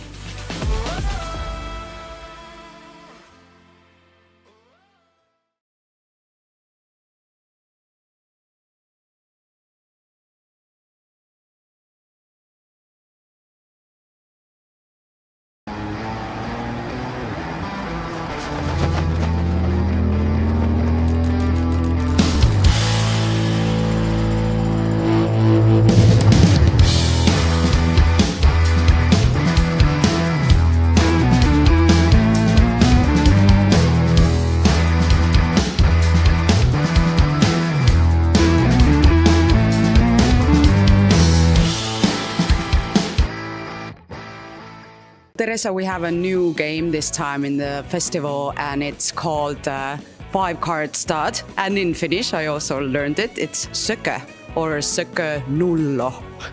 Yeah. Getting good at Finnish with the new games. But can you tell us about the game? Yeah, so this is a 5-card stud game. It's a traditional Finnish game, but it's actually originated from Canada, I think, North America. So some people call it Canadian stud, but in Finland it's called sökö. And we've had the sökö before in the schedule, but now we have also introduced sökö nullo. And for the very first time, we have sökö nullo also in the Kings of Tallinn schedule included. And it's sökö low. So basically what we're doing is we have a tournament that has one round of each, sökö high and sökö low. Can you maybe show us how the game works, how it goes? Yeah, so first of all, people usually ask like, what's the nuts? What's the best hand? So the nuts in sökö nullo, which is the low version of sökö, that would be, there you go, 2, 3, 4, 6, 7. So it can't be a straight. Yeah. So in sökö, in the traditional sökö, you have also a 4-card straight and 4-card flush. In this low version, you got to watch out for any straights, any flushes, any pairs, or anything. So basically, you're looking for the lowest possible hand. Ace is considered a bad card, a high card. So you're looking for the lowest possible hand, but you can't make even a 4-card straight. So therefore, the nuts would be 2, 3, 4, 6, 7. Yeah. And because it's a 5-card stud game, the initial deal is 1 card down and 1 up. And eventually, the players would get this. So this is the final sökö. It's 1 card down and 4 up. And that goes for both high and low. Okay. And how many draws then? How many times? Or can you see that one as well? Yeah, I mean, the initial deal is would be So this would be the initial deal, and after that, the dealer would place 1 more. You got a betting round, 1 more betting round, and then 1 final betting round, and then that's it. And so it's a very straightforward game because you have quite a lot of information there, but still. It seems to be quite tricky with this low version. So it's going to be interesting to see how players do on this one. I have one question. You said it's a traditional Finnish game, but is it popular as well? It used to be back in the days before Texas Hold'em was introduced and came more into Europe overall. So like, let's say 70 to 100 years ago, sökö was the game that they played in Finland a lot. But nowadays, it's not so played anymore because Texas Hold'em is is the most popular. Yeah, but we are bringing Söke back. We're bringing, yes. Yeah, we're bringing it back. Definitely bringing Söke back. Hello, I have John Kite here, who won the PLO 4 and 5 last year. So maybe you can teach me a little bit how the PLO goes. I've been playing No Limit Hold'em, but I know nothing about PLO. And what does the 4 and 5 mean even? Yeah, it's a bit different from Hold'em. In PLO, it's more about you need a lot more. You need draws. You need like 2 pair or better. You don't want to go crazy with like 1 pair, like over pair, as you do in Hold'em maybe. Yeah. In 4 cards, it's mostly about having aces, nut suits, high pairs. In 5 cards, you can have a bit more rundown hands, which means like, for example, Jack 10, 9, 8, 7. That's really good to crack aces, for example. Can we do a little like example or just to... And I really want to know, what does the 4 and 5 mean? Yeah, is it like 1 round with 4 cards and then 5 or...? Yeah, 1 round of each. So we're 8-handed. So first we have 1 round with 4 cards. This is a very good 4-card hand. This is for me? Yeah. Very good card. Oh yeah, maybe turn it around. Yeah. So, you like equity run very close in PLO compared to Hold'em. Let's say you have aces versus kings in Hold'em, it's like 80-20, right? Okay. But here it's more like 33-66. Even though, so if you have like aces with something, against kings with something. And here you see we have a double suited kings. We love the hand, but against aces we're always a dog, obviously. But when you have kings, you always want ace blocker. That always helps. Less chance for your opponent to have aces. But in the game you still have like the flop and turn and river the same way in that. You just get more cards. And a big difference is you have to use 2 cards from your hand. Yeah, right? These are the cards that play with the table, right? So normally, if there's 4 5s in Hold'em, you both split, right? Yeah, quads. Because you both have an ace. But here, you have to use your 2 best cards. So if you have a full house. Even though the board is this, no one have quads. Okay, so still 3 of the cards is playing from 5 cards altogether playing. So you have a house here and ace is full, or 5 is full of aces. Okay. So that's a small difference. Like if there's 4 to straight, having just a jack is no good. Like this is not a straight if this is the board. Okay. You see, normally in Hold'em, this would be a straight with a jack, right? Jack, yep. What this is this? Yeah, that's fine. But here, we need to use 2 cards. So we need a king. Then we have a straight, right? So that's small differences. And it goes like 4 cards, 1 round, like each. Yeah. Every player gets 4 cards. The button moves like the whole, circle, and then the other round is 5 cards. Yeah. Okay. So you tend to see more all-ins in 5 card. So normally a lot of people build stacks in 5 and 4 is a bit quicker. People just wait for aces. But in 5, you get so many more possibilities. Because 50% of the time you even get double suited when you have 5 card. So it's very easy to get double suited with 5 cards. Like here, ace, king, 9, 8, 4. Compared to 4 cards, it's harder to get double suited. People want double suited hands. But what is the usual mistake that people do, like that you see in the tables? So normally it's not respecting your opponent or the board. Like if you have aces on this board, it's never gonna be good. Like people overplay overpairs, you know. I was all in with aces once, overpair. Guy had top set, so I was crushed. Yeah. But I still found an ace on turn. So, oh wow! So you have that lucky charm. I'm lucky today. Even though I just double up a guy with aces. But is PLO your like top 1 game, like your favorite of them all? Yeah, at least in cash game. That's what I prefer to play. Okay. But on every flop, we want like big draws. If the flop come queen 10-6, even though the guy have aces with a queen, it's very strong, right? But let's see, you have this hand. You only have king high, right? Yeah. You have king high, but you have a full wrap. You can get straight with ace, a jack, a king, a 9, or even a 7. Yeah, So that would be a nice... and a 8. Yeah.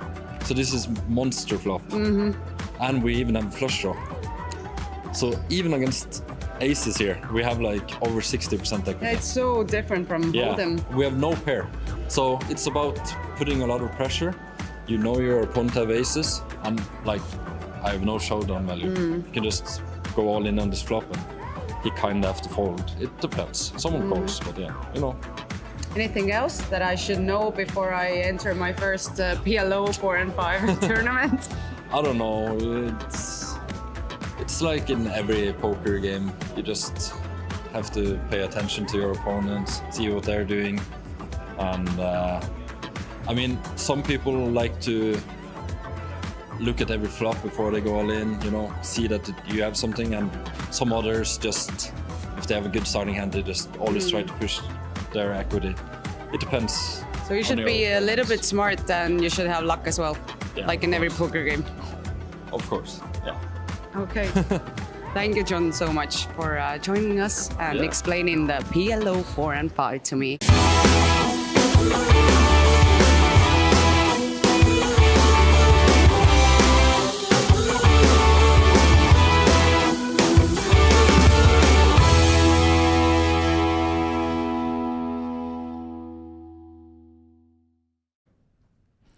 Welcome back, guys. Where are we, George?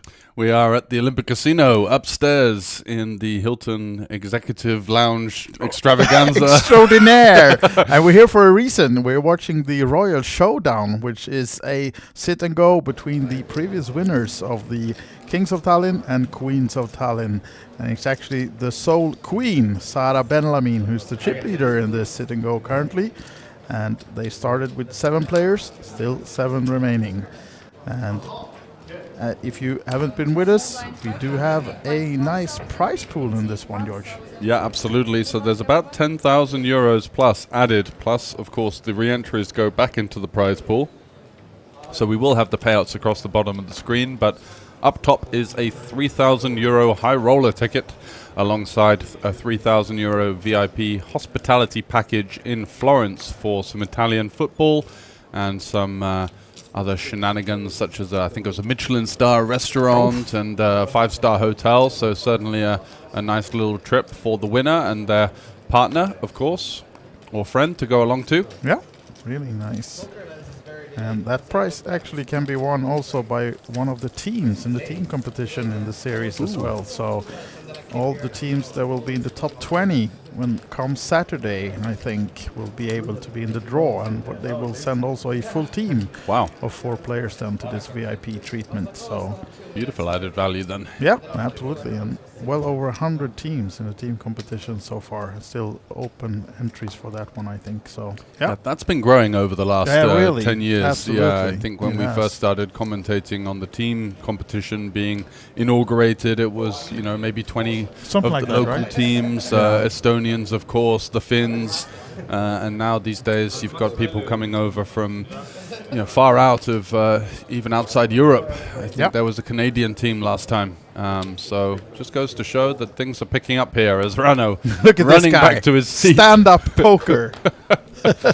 He run for a reason though. Ace-king suited. I mean, he is the prize pool right now, so I guess he can do what he wants. He needs to come second to get winning out of this one currently. But yeah, having fun at the tables. And now then, Johan Carl Carlson.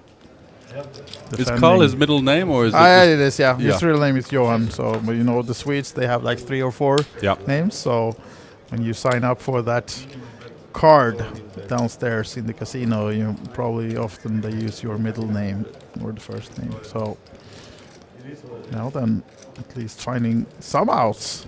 Yeah, 2 overs, a backdoor flush draw, and a gut shot. It's a pretty good flop for the 7-6, that's for sure. It does take it on the more conservative side, just to check call. Could be some reasons to check raise there, but versus +1, it's going to be a pretty strong range, and Rano again barreling away with his ace high, I guess for value.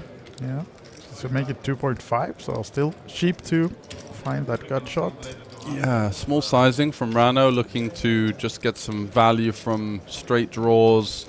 Wow, Carlson out the way there with the gut shot, the flush draw, had a lot of equity there. Rano will be happy to see that one hit the muck when he watches that one back, potentially.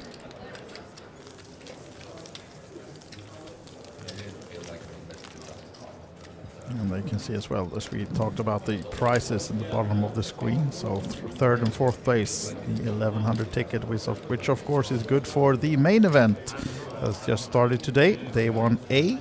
I think we had about 100 runners already in that one, and plenty of more starting days to come as well. So if you want to see the full schedule, it's on olibetevents.com.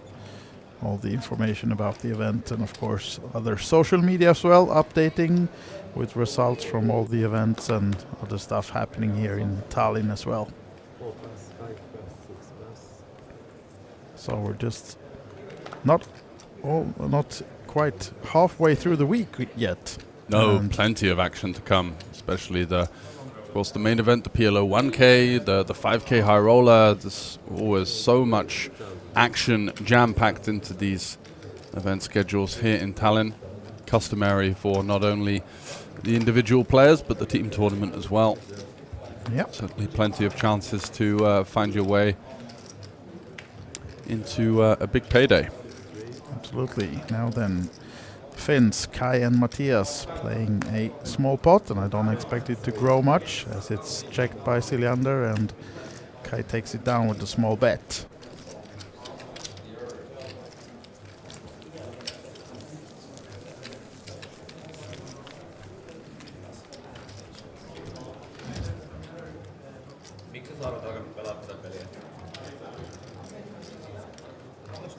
There may be a change in fortunes there for Kai, who didn't have the best of it over the first 5 levels, but small pot there and a little bit of momentum potentially in the right direction, as we're going to play another 5 levels by the looks of things. Late registration for these players is still open, but of course it being a invitational format, not going to be seeing people walking around in the outer floor jumping in. Going to be left with these 7 players fighting for the top 4 spots. There's Matthias, who's been up, down, left and right. Had the early chip lead, but blasted a fair bit of it off, I think it's fair to say. Is going to open it up with the Jack 10 suited here and find some favourable action, getting called by a worse 10. Yep, these guys seems to be enjoying themselves at the table. Rano and Matthias. Let's see if probably Siljander's continuation is enough, or is Rano gonna get creative now? Oh, reaching for chips. Oops. Not having any of it. What's going on? We're not sure either what's going on, Rano. Yeah. Yeah, the double backdoor, the 10-5.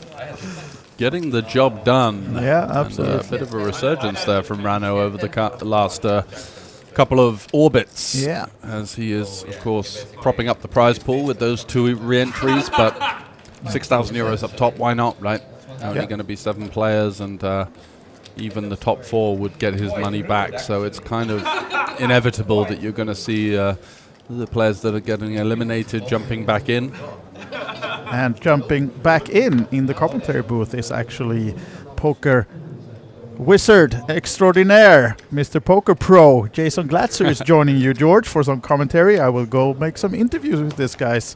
And as well, if you want to see them, hit the socials of Olibet, but stay on the stream, of course, and follow George and Jason through the commentary for the remaining, or at least parts of the Sit and Go, the Royal Show.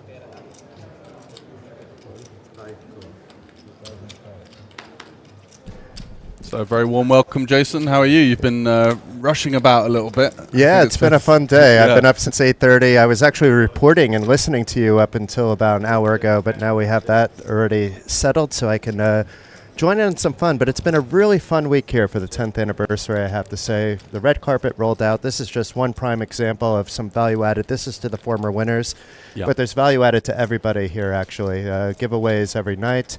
It's been a fantastic vibe, and I know you've played a little bit too, George. Yeah, I jumped into some cash games. It went absolutely terribly, but the games were good and the spirits remained high. So it was kind of customary as to what you expect here in Tallinn. Good action, but also a very fun vibe around the place. And definitely downstairs, the cash game room has been thriving, as you can expect. And as you mentioned as well, so many added benefits for the players. And Krista was naming that not only the, of course, Hold'em tournament players are getting a little bit of kickback, but cash game players, there's obviously this free roll running and a draw for the team tournament as well for the VIP package. So I guess that makes your work as a reporter better. Yeah, there's definitely no shortage of content, that's for sure. And even tonight there's the €200 Royal Showdown, which is going to involve the main event winners, but instead of them playing just against each other, they're going to have €200 bounties on their heads. And them and only them, and it's a value-added bounty. It's not the bounty event. Nice. But it's been really interesting. I mean, I saw Rano with that ace-10 right away, and I was expecting, oh boy, Rano's going to be in for 6 or 7, and then he waited a little while, and then that second bullet went, but now it seems like he must be near the chip lead. I missed about 25 minutes of action, but it looks like some things have changed, and there's a lot of chips flying back and forth. Yeah, he was very, I want to say, humble in his Showdown interview, where he said that he, didn't really know what to do and he was just going to make it up as he goes along and try and play his normal game. But he's been definitely the one driving the action and has been fearless so far in his pursuit of these pots. Juha and Matthias have been a little bit more in line, and it's been mostly Matthias Sillander and Rano there rifling through the field so far to varying levels of success. But certainly a fun format and some good value-added stuff going on here for the 10th anniversary. And it looks like we only have one of the queens. I don't see Marta Porter, so I guess she didn't make it. And I know Pri Parmasto is still actually in the 555. I think that's down to 11 or 10 people, actually. Yeah. So we may not see him at all. With a lot of money up top, so I think he had to make the executive decision to, see where his stack went in that one and, whether or not he crashes and burns out of that and still is available to jump in. Only time will tell, but certainly has to prioritize the big money of the conventional tournament for sure. There's also the team points to consider. This team challenge is getting absolutely massive. Out of hand, crazy, actually. Must be really tough to track it this year because I think it's been a real uptick from last time. I think there was around about 60, 70 teams, and it seems like we got 100 this time. Yeah, massive props to Andres, the tournament director over in Kaunas, who is keeping track of all that. So he's doing a fantastic job. Updates every morning. That's a lot of work, isn't it? Yeah. Yeah, especially with the daily updates as well. So he's got his work cut out. Have you had a chance to fire a few chips in over the line this week? I won a trophy. I don't know if you know that, George. I didn't know that, no. No, I won a GPI award and a trophy in the same day, actually. I saw you won the GPI award, so mad props for that. That's it's nice to get a bit of recognition for the hard work you're doing, right? Yeah, I mean, props to Jonathan Rabb, actually. He's the one that did all the research. I must have spent about 15, 20 hours on the article and the topic myself, but none of this comes around without Jonathan digging, getting his questions answered, and having trusted people around him to be able to bounce those things that he's seeing, so that he knows he's not going crazy, because this was mind-bending shit, actually. Really scary stuff. So Juha going at it here. Yeah, it's not going to get through. It's just a question of whether we want to raise as Kai, who played a conservative line on the turn. One might argue, even with that ace of clubs, you're not going to really bet out another 10, of course, but one might argue that shoving is a potential option, absolutely, yeah. I think that's what I would do here, actually, because you're still in re-entry phase. Yeah, and it's so unlikely that Juha has a flush here, right? With the queen, jack, and 9 on the board, he would have to have 6, 7 of clubs, basically. We do see the raise from Kai. guess he's looking to target a hand like pocket eights, maybe a jack 8 suited, something like that. But yeah, maybe a 6-3 suited, hoping that Juha comes over the top. Yeah, the induce. Certainly potential. I mean, Juha must be a bit confused as to what his opponent's saying he's got. He's coming in! Oh, wow. Oh, my God. Yeah, he's... I didn't know the future. Whoa. I mean, you called it, and look at this. The Wow. cards, the chips go over the line. Juha sheepishly shows the 6-3 as if to say, well, you know, you check back the flop and the turn. What the hell are you saying you have here? And, yeah, Mr. Glatzer firing on all cylinders this week. Well, what's going on here? That's impressive by Kaya. I think that was the exact reason for the bet. He's not getting a call by much with the raise. Maybe 2 pair, maybe a set or something. Maybe a chop pot, which then doesn't matter. Leaving the options open. Yeah. Yeah. Because I'm just shoving there, so I'm making a big mistake, apparently. These guys are the champions. Well, it's good to learn, isn't it? There's definitely so many different ways to shear a sheep, and he certainly sheared Juha there. Yeah. But Juha right back in. Yeah.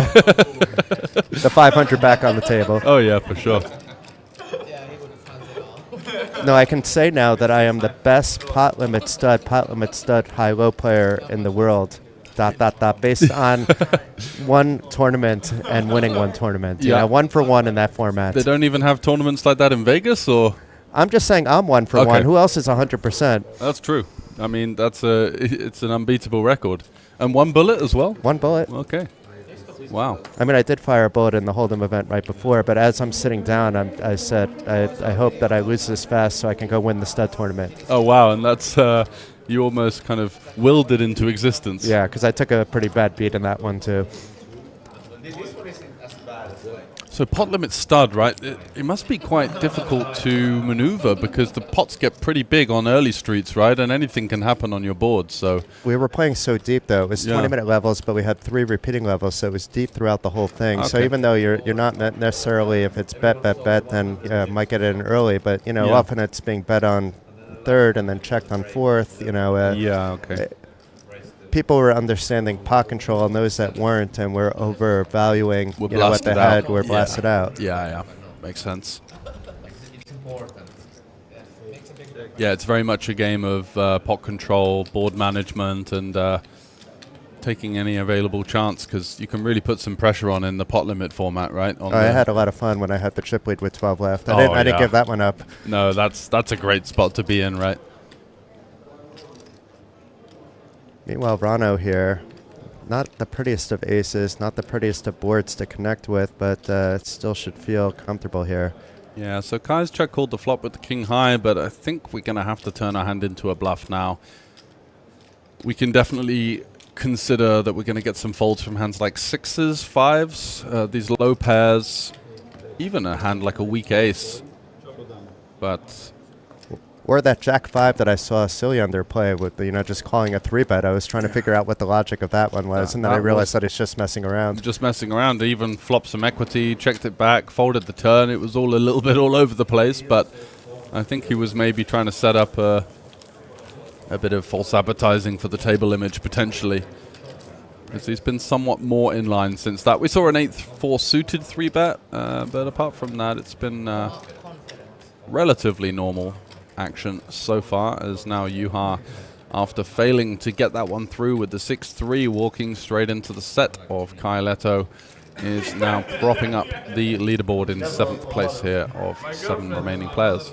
It's very interesting that the person by far with the least amount of cashes is in the lead right now, and Sarah. She's just surrounded by titans. I was reeling off the Hendon Mob information earlier. We've got Matthias with 972k, Juha almost with 10 million on the mob, Rano Sutla with over 1 million. And also probably over 10 million online for Sutla as well. Yeah, and Sarah's total live earnings are 6,160, which I mean probably most of that was from the Queens of Tallinn event, I would imagine. Yeah. That's usually 5k up top euros, so... But she looked very comfortable during that event, and she looks quite comfortable now as well. Yeah. Yeah, she does. It's very easy to get nervous in these spots if you haven't played a lot of live poker and you look around and these are all the people that you've heard about before. You're under the bright lights, every hand's getting 3-bet, 4-bet, there's chips flying, and She's even taking a little bit of time away from the table, maybe just to regain herself and remind herself she's in a big spot. But, you know, let's just see how the cards fall and play our A game. That's the only way to do it, really. This is a page out of my book. When you're feeling like you might be antsy, then I just get up. You know, so what? I lose a big blind. I have more than 100. Walk off a bit of nervous energy and exactly. get back It's better in than there. making a big mistake, and 100%. that's what I did during the stud event. I gave myself penalties actually 3 times. Oh yeah, really? Self-imposed penalties. Just feeling a little bit of steam coming out of the ears and thinking, you know what, I'm just going to kind of get a little bit of respite and move along. Yeah, I'm learning as I get older. Yeah, it's definitely something that I wish in some of my big cash game sessions that I'd walked away earlier or racked up the chips, but sometimes you stay and you really rue it later on in the hotel room. You sort of sit there thinking, God, I could have just taken a bit of a break there. I was 12 hours into the session, but that is the way it goes. Like you say, it comes with experience, and we've got 2 experienced players fighting it out here. Matthias doing a little bit of a Hollywood here with his full house.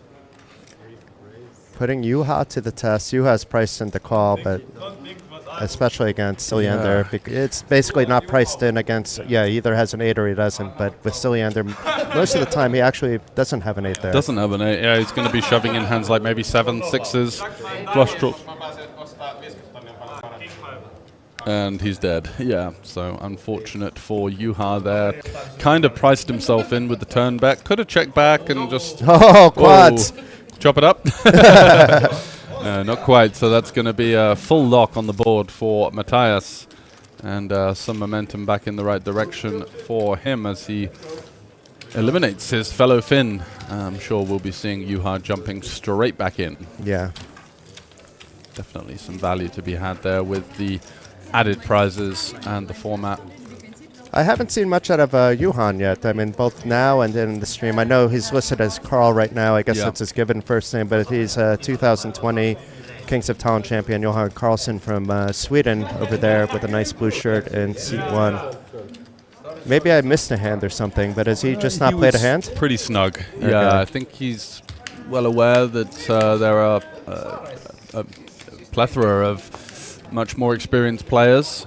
He's got a decent score on the mob, 260k. He's on a very solid player. Solid player who's been around the block, but I think his game plan was maybe to, you know, be a little bit more conservative and allow these guys to go for the swinging contest, you know, and just kind of take his time. And you know, by all means, he's not had to re-enter. He's still got a reasonable stack.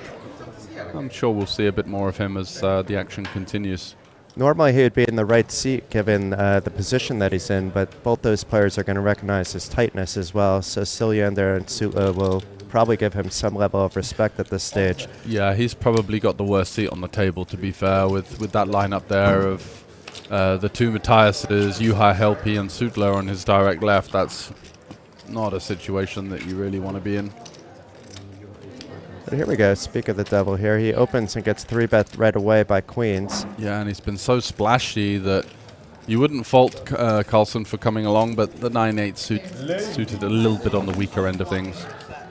And the 3-bet was rather big too. It was nearly 10 big blinds. Yeah. So the squeeze does get the job done there. Siljander with a proper hand this time. Seen some tomfoolery from him so far, but those 2 queens getting the job done. So as you can see on the screen to the right-hand side, a total of 10 entries, 7 remaining. So 3 re-entries, 1 for Juha Helpi, 2 for Rauno Sutla. But plenty more action to come. I would have won my over-under bet. I wanted to bet people that it would be over 5 re-entries. I was willing to negotiate, but the total was I felt that was a fair line. But Juhani, the Finnish reporter's not here yet. Both me and him will wager on just about anything. It's small, like a beer bet or a €5 bet. Yeah. Yeah, I'd have liked the over, I think. I think you've got a lot of players with deep pockets here that are willing to gamble and play for the top heavy prize. So, yeah, I think over 5 would have been fair. But then you don't want to take over 8 or 7, you know, so you're right. It's. But now the over-under for Rauno is 5. Yeah, just a one-man band. Absolutely. Big flop here for Matthias Knappinen. Top pair, backdoor nut flush draw. And 2 sheepish folds there from the blinds.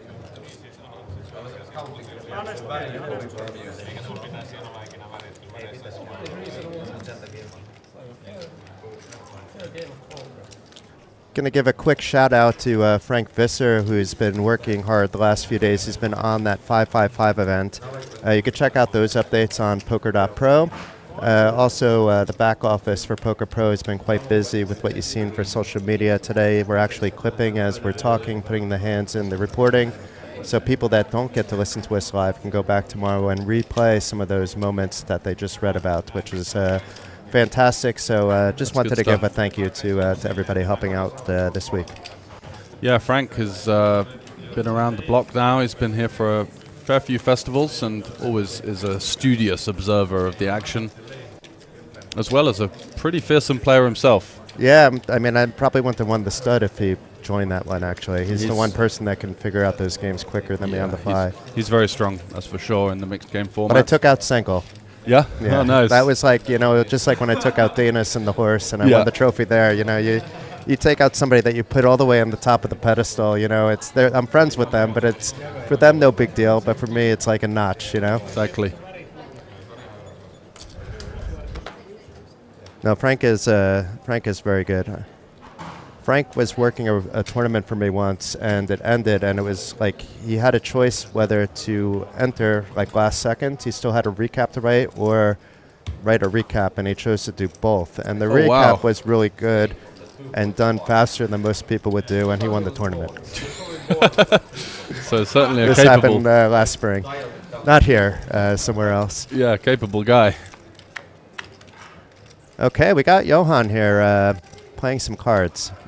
So it's a flip situation. Ace Jack suited, backdoor, flush draw, 2 overs. Juha's got to be a little bit happy. Yeah, pretty safe flop for the sixes. I think we should see Johan continue here with the Ace Jack, 2 overs in the back door. He does elect to come along, chucking out a 5k chip there, obviously just going to count as a call. Very safe turn there for Helpy, adding a gut shot to his resume and going for a second street of value, looking to get some value / protection versus these kind of holdings, all of the Broadways and the ace highs with the back door and even without. So Juha denying the equity there. Yeah, nicely done.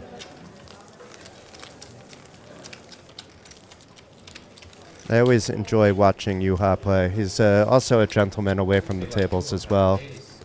Yeah, he's one of those guys that he goes into lots of different modes. He's capable of playing hyper aggressive, hyper tough. He's also capable of taking a step back and really just kind of, an excellent feel of the game flow. I would sort of characterize his game as. And then certainly in Pot Limit Omaha, even though he's, many years of experience and there are lots of guys coming through, he's still there, and he's still a formidable opponent in that format. Have you played him in cash games? I know he plays a bit higher than you do, but sometimes he goes down just to have fun. There's no other game running, and your high game is his, still comfort zone, but on the low end of it. Yeah, I've not seen him in, 10-10 or anything like that as of yet. Played some tournaments with him, and I think he's a great tournament player. He's very, very well aware of the intricacies of how PLO tournaments and cash games differ. I think a lot of the cash game guys come into tournaments and just play a little bit too wild and don't respect the structure, whereas he's very much happy to play the folding game, as I think you should do in tournaments in many spots. So Sarah waking up with the ladies, with the queens. Getting a bit stubborn with the Ace-Jack here.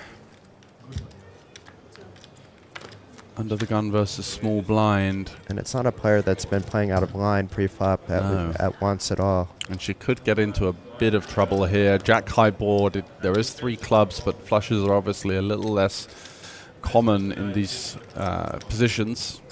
It's going to be a lot of hands like ace-king, queens, high pairs, ace-x hands in Matthias's range. He does go for the check with these queens. Oh. Quick check back. Nice.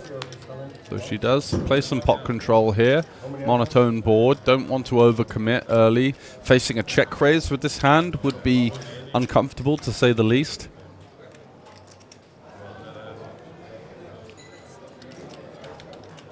Now Matthias looking to seek the value with the half pot sizing on the turn, looking to target hands like pocket 10s, 9s, 8s, 7s, maybe some lone club holdings. Yeah. She could have king queen off, ace queen off potentially with the club. That's got a lot of equity. Oof. And now we see this nasty looking 8 of clubs. Both players not going to be too happy with that. Sarah got away with here. I mean, this pot should have been all in, either on the flop or the turn. I mean, it was 20,000 in the pot. Yeah, 50 behind. Knappinen with with about 60 in his stack. Yeah. I don't know. I think the pre-flop call was a bit loose versus the 3-bet there from the small blind. Yeah, that I could agree with. But then post-flop, it could have easily, she flops top pair. If you're going to call that 3-bet, you know, it's you're not going to be going anywhere. As you mentioned, the 3 clubs do come into factor, but still, you know, it's less of a concern, right? It's tight ranges, so there's less suited hands in there. It's more pairs and ace highs and stuff. So, yeah, I agree. I think Knappinen would have probably gone for the check raise on the flop and would have been looking to play for most of it as well. So she managed to dodge a bullet there and still remains with a healthy stack. Over 1.5x starting in a small field. It's a formidable spot to be in.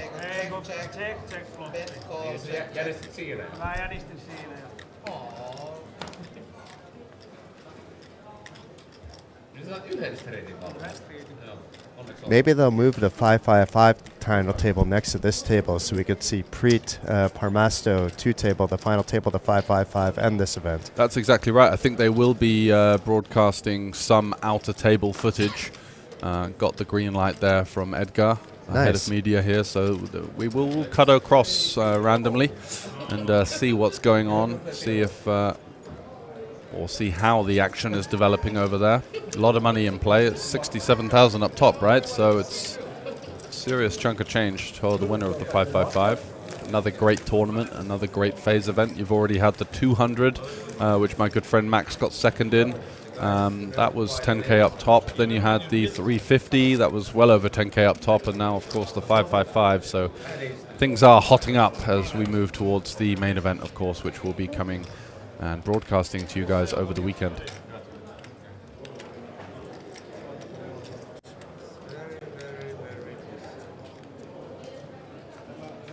I don't know. Is it better to have 68,000 or to be the king of kings? Like, you're going to blow through the 68,000 by this time next year, but you may not lose the title of being the king of kings. Yeah, the double king of kings, right? The king of the kings. Yes. So it's like... or maybe the queen of the king of the queen, so we don't know. Ooh. It depends on what Sarah does. That's a curveball.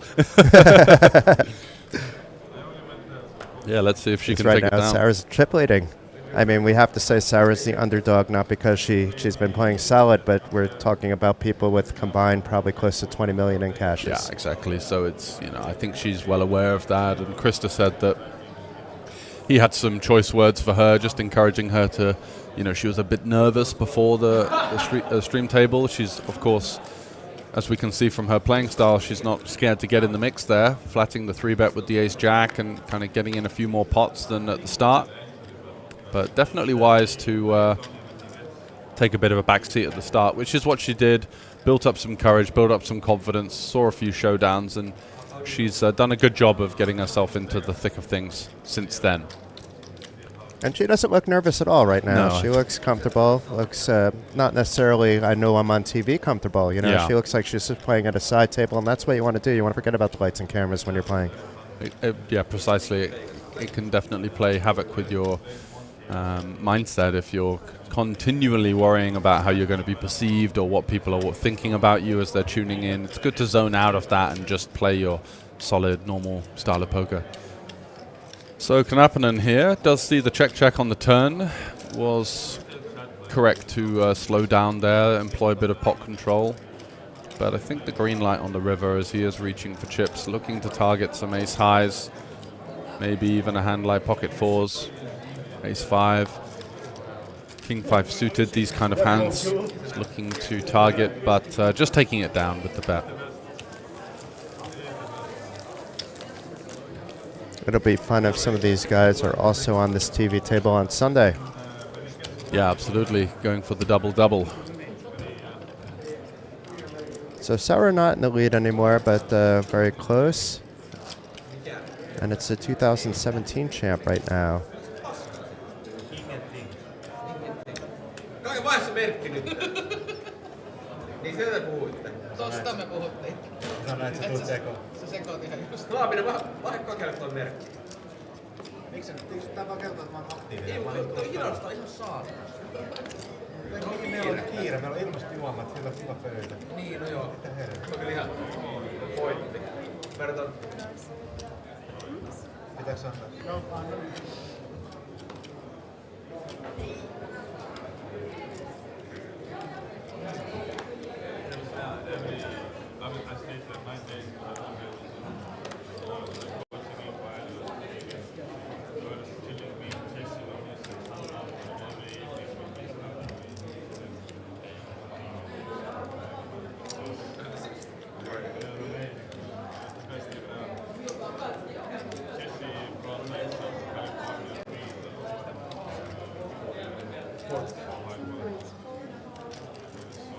It's nice. And definitely we'll be at the karaoke bar. Oh, there is no karaoke bar this year, but we'll be at the after party. Oh, it's not going to be at Shamrock this time. No, I believe. I have to remember where it is, but they're switching it up this time. Oh, that's a shame. Was there a reason for that, or just a bit of something fresh? Maybe something fresh for the 10th anniversary, maybe expecting more people, because it's always overcrowded there anyway. Trying to get a seat at the side. All the Finns are sat there talking about hands from the week and stuff. It's pretty hectic. Me saying I'm not going to go, and then all of a sudden there's shots in front of me and I'm dancing on the stage. I don't know what's happening. The real Slim Shady. It's going to be in the Olibet Sports Bar after party on Sunday. Yeah, cool. I'm assuming that's a free invite. Welcome to all. That explains it, though, because why not have it at the Olibet Sports Bar? They have the venue. Yep. And they got the capacity there, that's for sure. Maybe if we can just BYO karaoke machine. Yeah. Bring the mic from the interviews. Just start doing it with a marshal. They will have a karaoke machine, we're hearing. I love this whisper in my head. Yeah, it's very sensual, isn't it? The dulcet tones. But props to the whisper in our head, which is the one and only Edgar. Fantastic setup as always. Each time a little bit better. Yeah, and more efficient. This time job was done in about 3/4 of a day. Wow. Whereas before they've had some real legwork getting it done, but yeah. And no natural.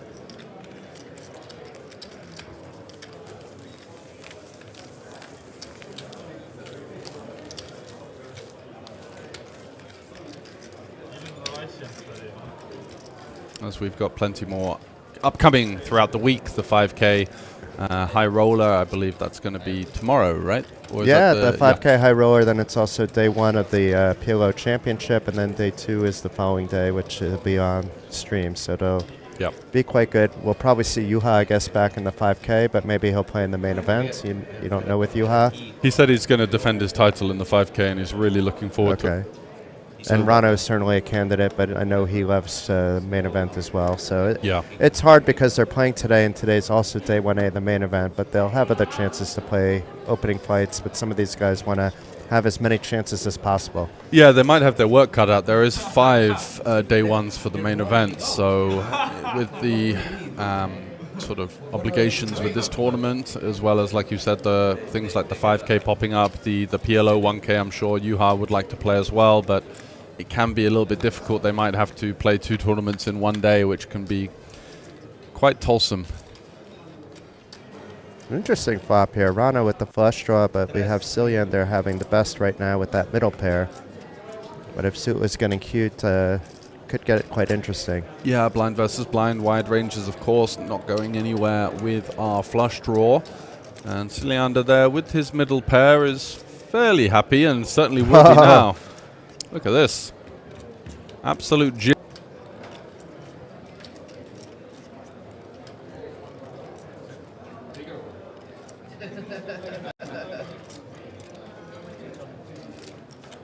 Into the check, you know, sometimes when you see people doing that, it means they have it. Yeah, that's interesting. I have to watch for that because I'll let him know if I notice that again. Yeah, really Not overselling the, stream, the passive action per se. Yeah. He picked up on it too. No more bluffing allowed. Oh, it was a 6 that he had the bluff catcher anyway.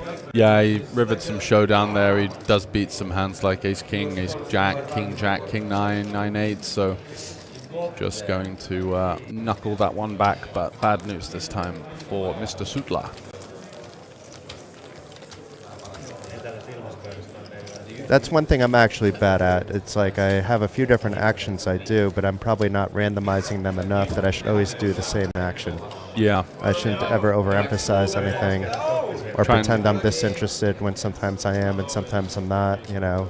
But at the same time, you don't want to be one of these robotic, stoic players that are kind of, you know, I wouldn't say killing the game, but certainly it doesn't become as attractive for recreationals or fun players to come and play if there's all of this tanking and... Oh, that I'd never do. Yeah, exactly. So, you know, you give and you get, right? You might pick up a read on someone else, you might give one away, but it's all a part of the game, so... If I can't decide in a tournament in 15 seconds, then how am I playing online, right? Yeah. Like, it's strange when I see people tanking for 5 minutes on kind of like routine stuff. Yep. Not even like a big river all in or something, just like, you know, facing a 3-bet and taking more than 60 seconds. It's criminal, but I think as a whole, the poker world is doing a good job of clamping down on that and putting in sanctions and measures to avoid this kind of shenanigans, let's say. The big blind ante is the best thing ever invented for tournament poker, because before that, every little stall would be amplified by the fact that the same people that are stalling are the ones that you're going to have to remind to throw in the ante. Yeah, absolutely. And that slows everything down. That was a huge innovation, yeah. Do you know who invented the big blind ante? I should, yeah. but I can't remember, actually. Do you know? No, I don't. I thought you were asking and we were going to give an answer. It wasn't a leading question. I was quite interested. It must be one of the big tournament director guys, I would imagine, or at least one Maybe of it was Matt Savage, but yeah. I'm not quite sure. I think it was tried before him. He may be taking credit for it because he was probably the first to do it on a big stage. Yeah.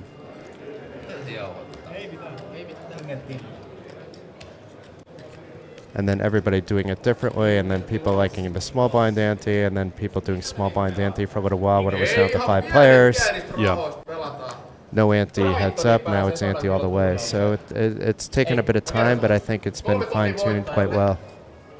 Yeah, the only one I don't agree with is the heads-up ante and the 3-handed ante. I think it should be a half ante personally. That's what it used to be. Yeah, I think that makes more sense, to be honest, because otherwise it's just even more of an advantage for the chip leader. So much more money to win from the pot with such a huge advantage in being able to play more hands aggressively, and even situations where you just open shoving every hand and literally crippling the short stacks into dust. So Juha goes for the 3-bet with the 10-9 suited there and gets a quick fold out of Rano. We're going to be up to another new blind level here with, I think, 3 levels before the break. So what's the level number? It's 8 already? I think it's 8, yeah. Because I thought it was 9 levels at late reg, but maybe I had it wrong. Ah, okay, so they have put a stop on it because we were in a bit of a situation where we weren't sure how long late reg would go on for. And we didn't want it to be left open to exploitation for sure, because, you know, if you're re-entering... So it is until the end of level 9. But we have a break after level 8? That wouldn't make sense either. Okay. So we have a break after level 9. It's not going to be after this level. That's right, so we've still got another 35 minutes or so of action, and you might see some more risk-taking going on as people are looking to build a stack for after the end of late registration, which then they can use to solidify their chances of making the top 2, which is where the majority of the money is going to be going in terms of the value-added prizes plus the prize pool from the re-entries. So starting to see a bit of a wider open there from Kai Leto with the Queen 4 suited under the gun, and Knappinen having absolutely none of it with the Ace-8 of clubs on the button. Gets the job done.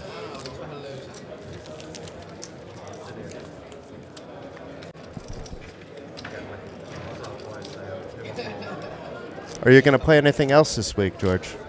No, just going to be focusing on the commentary for now.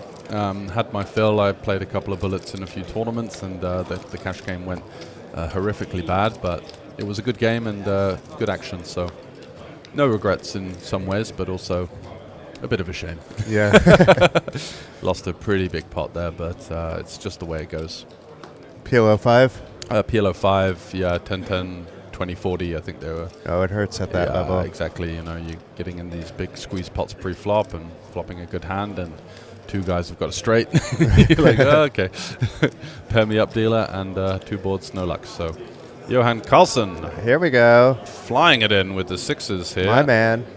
Taking a bit of a shot in the dark with all of these uncapped ranges behind. Oh dear. Runs into the Cowboys. The for tightest Sarah. player at the table. Yeah, rejumps. Opening it up. Yeah. And running into the other tight player at the table. Yeah, I think you're going to be thinking, I need a 6 at this point, and praying for ace king, not to be found on this occasion. So 3-4-7 for the sweat. that could be nice. Oh, 6 my in the God. window. Wow. Even Johan, he's shocked. 6 in the window and a 5. So Wow, no wow, help. wow. Just a king and a king only. And it is paint, but it's the Jack of Diamonds for Johan Carlsen there. What a player. What a move. This is how you do it. He just knew. This is how you win main events. It was a rather unconventional shove for the 20 big blinds. A raise fold might have been slightly preferred, just because you don't get the chance to see what the Rangers are doing behind. So flinging it in and coming out on top, that's the way you do it. I need to ask Johan about that, because I think this was just basically he understands how aggressive everybody after him is, and he doesn't want to have to call with the 6s, so he's... It's not actually that terrible. It was, if that's what he was thinking for 18 Yeah, bigs. but then on the flip side, if you've got a guy like Silander 3-betting you, you can just fire it in and expect to see a lot of trash 3-bets that are just have to fold. So yeah, it's two sides of the coin. At least in some senses, you deny aggressive action, but in other senses, it's just 6 people to go through. It's quite likely that you run into a stronger hand sometimes. It's just pure skill game. It would be an educational table, I believe. Yeah, after him, he has absolute nut low seat, Johan. Yeah, it's really tough for him. The seat draw is quite important, I think, in this sit and go, because you've got to sit there for the remainder of the tournament. There's no chopping and changing like you would get in the bigger field 5-5-5 that's running alongside on the outer tables. Haven't quite seen what's going on over there, but we're going to get some... Should we pull up the reports? Because Frank's been busy. He's got every elimination, so we can get a little bit of an up-to-date look. Maybe with a slight delay. Yeah, we'll have to do it on a slight... No, this could be in real time, right? Because the 5-5-5's not going to be in stream. Ah, yes, of course, yeah. Until much later. And we're going on break soon enough that it wouldn't even matter if we're going to a camera on a side table.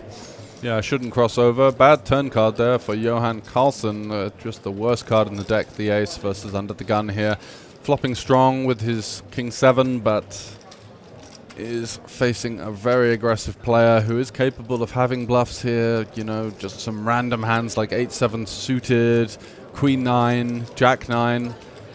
Some low pairs as well. May also continue the heat, but shows the goods, and nice discipline lay down there from Johan. So there's 10 players left right now. Okie dokes. The last player out was Manur Tayo. Oh, okay. In 11th place with ace 8 versus Sims ace queen. What nationality is Manur Tayo? I would have to look a little further up. Money starts being shoveled down your throat.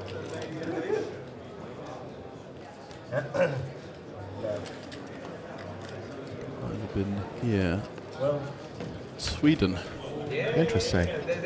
I also never heard of him, but we can take a look at the chip counts here. It's Silander back on top. Yep. He'll be a roller coaster, I'm pretty sure, throughout this. But if he gains enough breathing room, that roller coaster is just going to go one way. Yeah, and that's all in his direction for sure. He's definitely a capable player, and we'll understand that once we do get to sort of 5 remaining with that bubble of the 1K seat, it's going to be a free-for-all and an all-you-can-eat buffet for the chip leader. So that's why we might have seen from Johan the kind of loosey-goosey shove with the sixes there, just looking to double up and have a chance to be a big stack on the bubble that is upcoming, of course, after the end of level 9. No more registrations in the Showdown event. As Helpy opening it up with the 10-9 from the hijack, facing some action from Kai, but honest action, the pocket 10s. Looks like we are going heads up to a 3-bet pot here. 10-9, peeling the 3-bet out of position. Juha maybe looking to gamble a little bit before the end of the late registration period. And coming up short on 7-5-3. Great board for Kai Leto. Still has a very strong hand in the form of an overpair.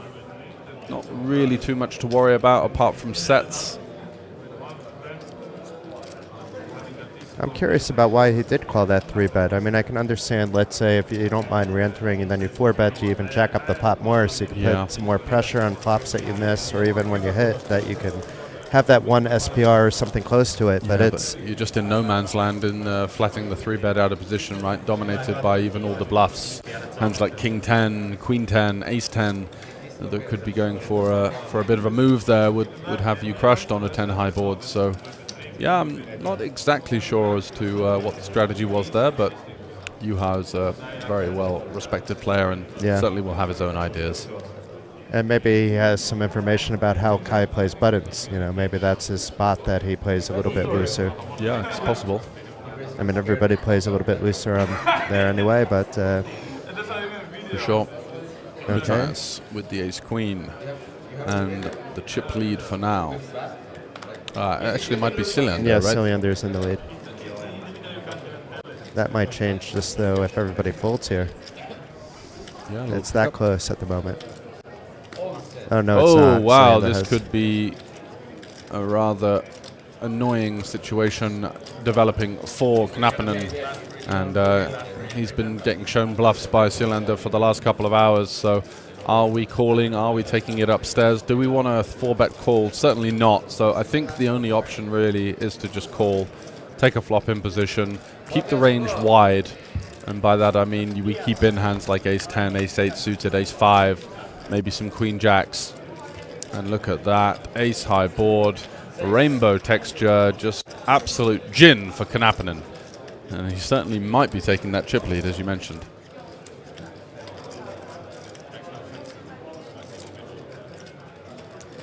Yeah, just a little call the C-bet, nothing to see here kind of play. Oh my God! Absolute sickener as the king rears its mighty head on the turn.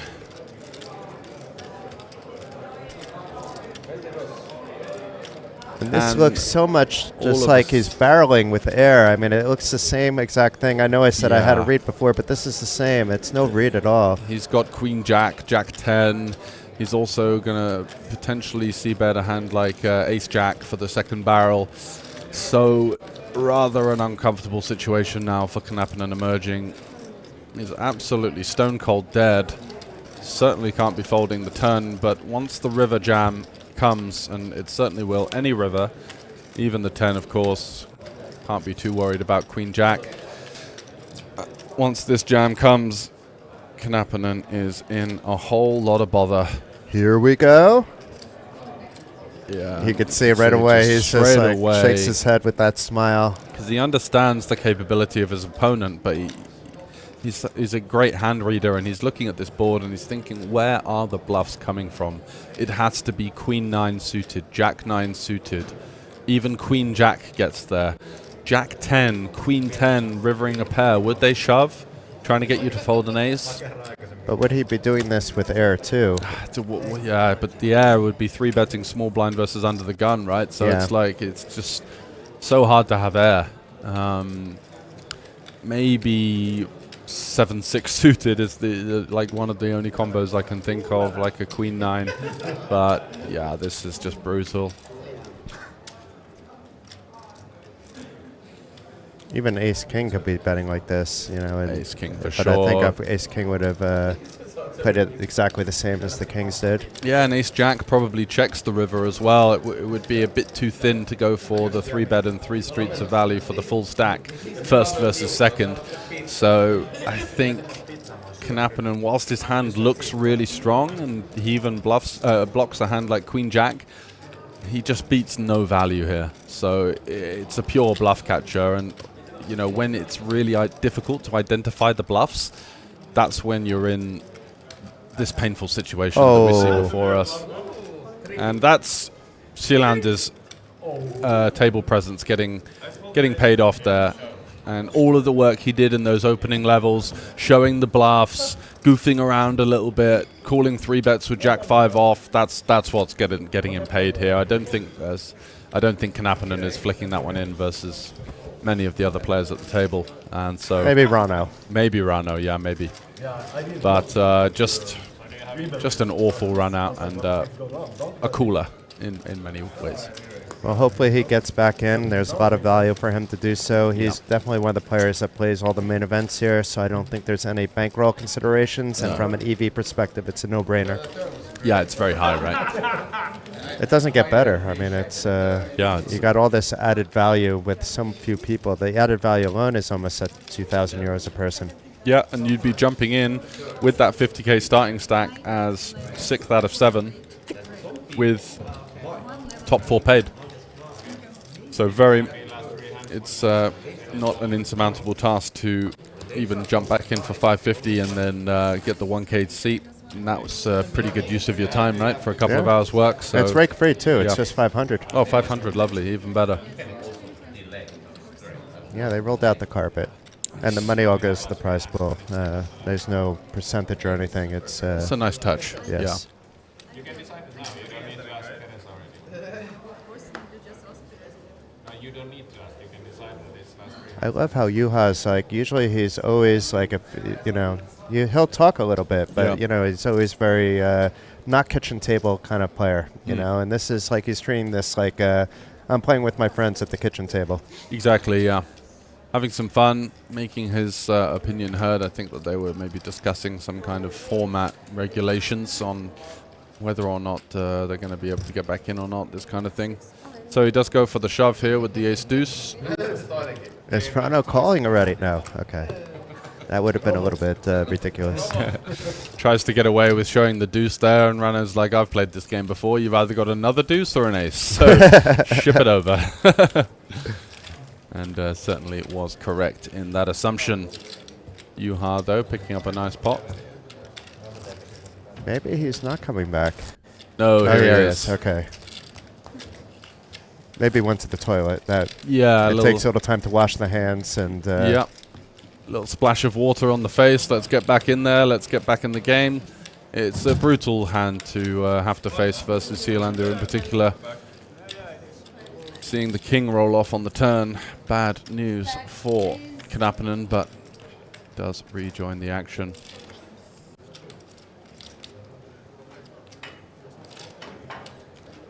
Have you checked out that wall of fame right outside the TV table? Yeah, it's really cool, isn't it? Yeah. Nice feature. It's it kind of reminds me of, I've never actually been to Vegas, but it reminds me of when you see some of the coverage there of the main event winners in these huge sort of posters in many ways, right? It just adds that level of prestige to the tournament, and I think that over the last 10 years, Kings of Tallinn has certainly set itself out as the premier destination for Northern European poker, but you know, I was looking on some of the outer tables in the main event getting started today. You've got Harry Lodge, Paul Newey from my neck of the woods. You know, these guys are playing huge events. Was Vivi playing today, Saliba? Oh, she's here as well, yeah. So she won Cabrera's still in the 5x5, so he's not playing yet. Yeah, she won the ring. I went deep in Rosvadov, and you know, she goes, yeah, she won the PLO there. That was good to see. She played really well. She's definitely in my top 5 female players list at the moment. Yep, absolutely. Foxen is everybody's number 1, and then you can argue after that, I think. I don't think it's really that debatable. Yeah, Maria Lampropoulos. Maybe you can debate that, but I still have Foxen high. You know, it has to be. She's really at the top of the game, that's for sure.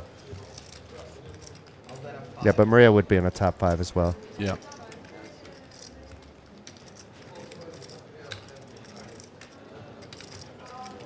And who knows if Sarah can defeat this like amazingly difficult field. Puts her name in the reckoning, It could because it could be snapping the top 100. This could be a 10K final table. Exactly. You know, like with this lineup, it's a pretty tough lineup. And Sarah's saying, "Show me your hand. I paid. Roll them over." Cilliander's never too shy. It doesn't take too much to get him to show his cards, actually. No, exactly. But a little bit sheepish in this sense, where he's just got the 8 high and he was rifling one through, but unfortunately not working on this occasion. But it got her to relax a little more, laugh along. Because even though she looked relaxed, she wasn't interacting as much with the with the guys, because she's not playing in these open events as much as they are. So they all know each other for so many years. And it really helps to when you sit down in a buy-in or a level that you're not accustomed to win a few pots early on, you know, and to kind of get that positive chain of events going. It definitely, from my experience, and I'm sure yours as well, you know, if you sit down in a big cash game or a big tournament, just fills you with confidence once you do start to pull a few big pots in your direction. I just try not to let that confidence now cloud my decision making, because if you're overconfident, it's also not a good thing. It's exactly. It's so many sides of the coin in that regard. You can be overconfident and maybe, you know, get a little bit too loosey-goosey in spots that you're unfamiliar with versus tough players. But also on the other side, you need some driving force to remind you that, hey, I'm here for a reason. I paid my entry, and you know, why can't I beat these guys? So heads up, dominating situation for Helpy, but a great Not anymore. flop. Yeah, exactly. That's a slight favorite for Johan now. And the 9-5 deuce. It's quite disconnected, so I'm still going to see a lot of bets here, out of position. The more connected textures, you likely see under the gun play heavy check, but I think especially with this combo, folding out ace highs, folding out king highs, starting to build a pot with good equity, certainly can't go wrong with firing out the bet there. So last level of re-entry, as we've had 4 so far. 2 from Rano, 1 from Juha Helpy, and 1 from Knappinen.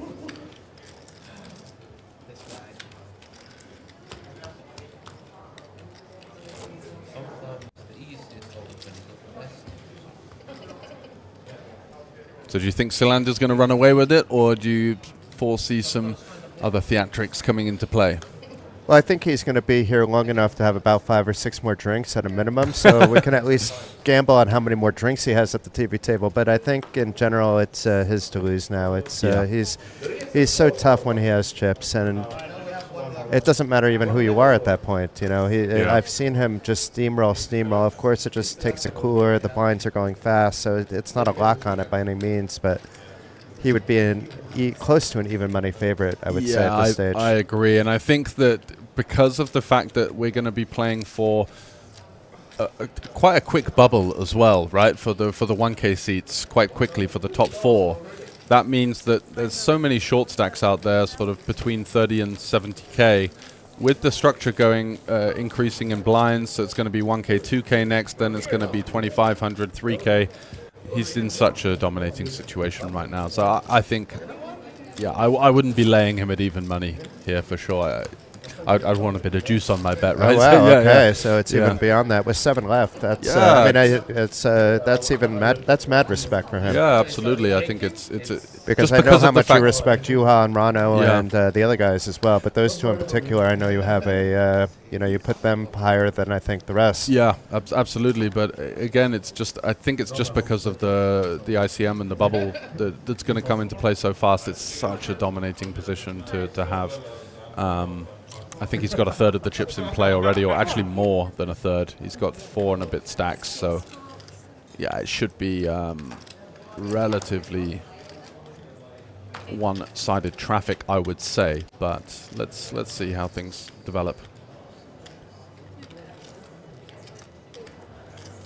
We can give him a penalty every time he's standing up, and maybe that'll slow him down and make it fair for everybody else. I think he's just trying to get some attention from the bar, right? Oh, that would help my bet that I don't have placed. Yeah. So some interest nice here. flop here for Juha.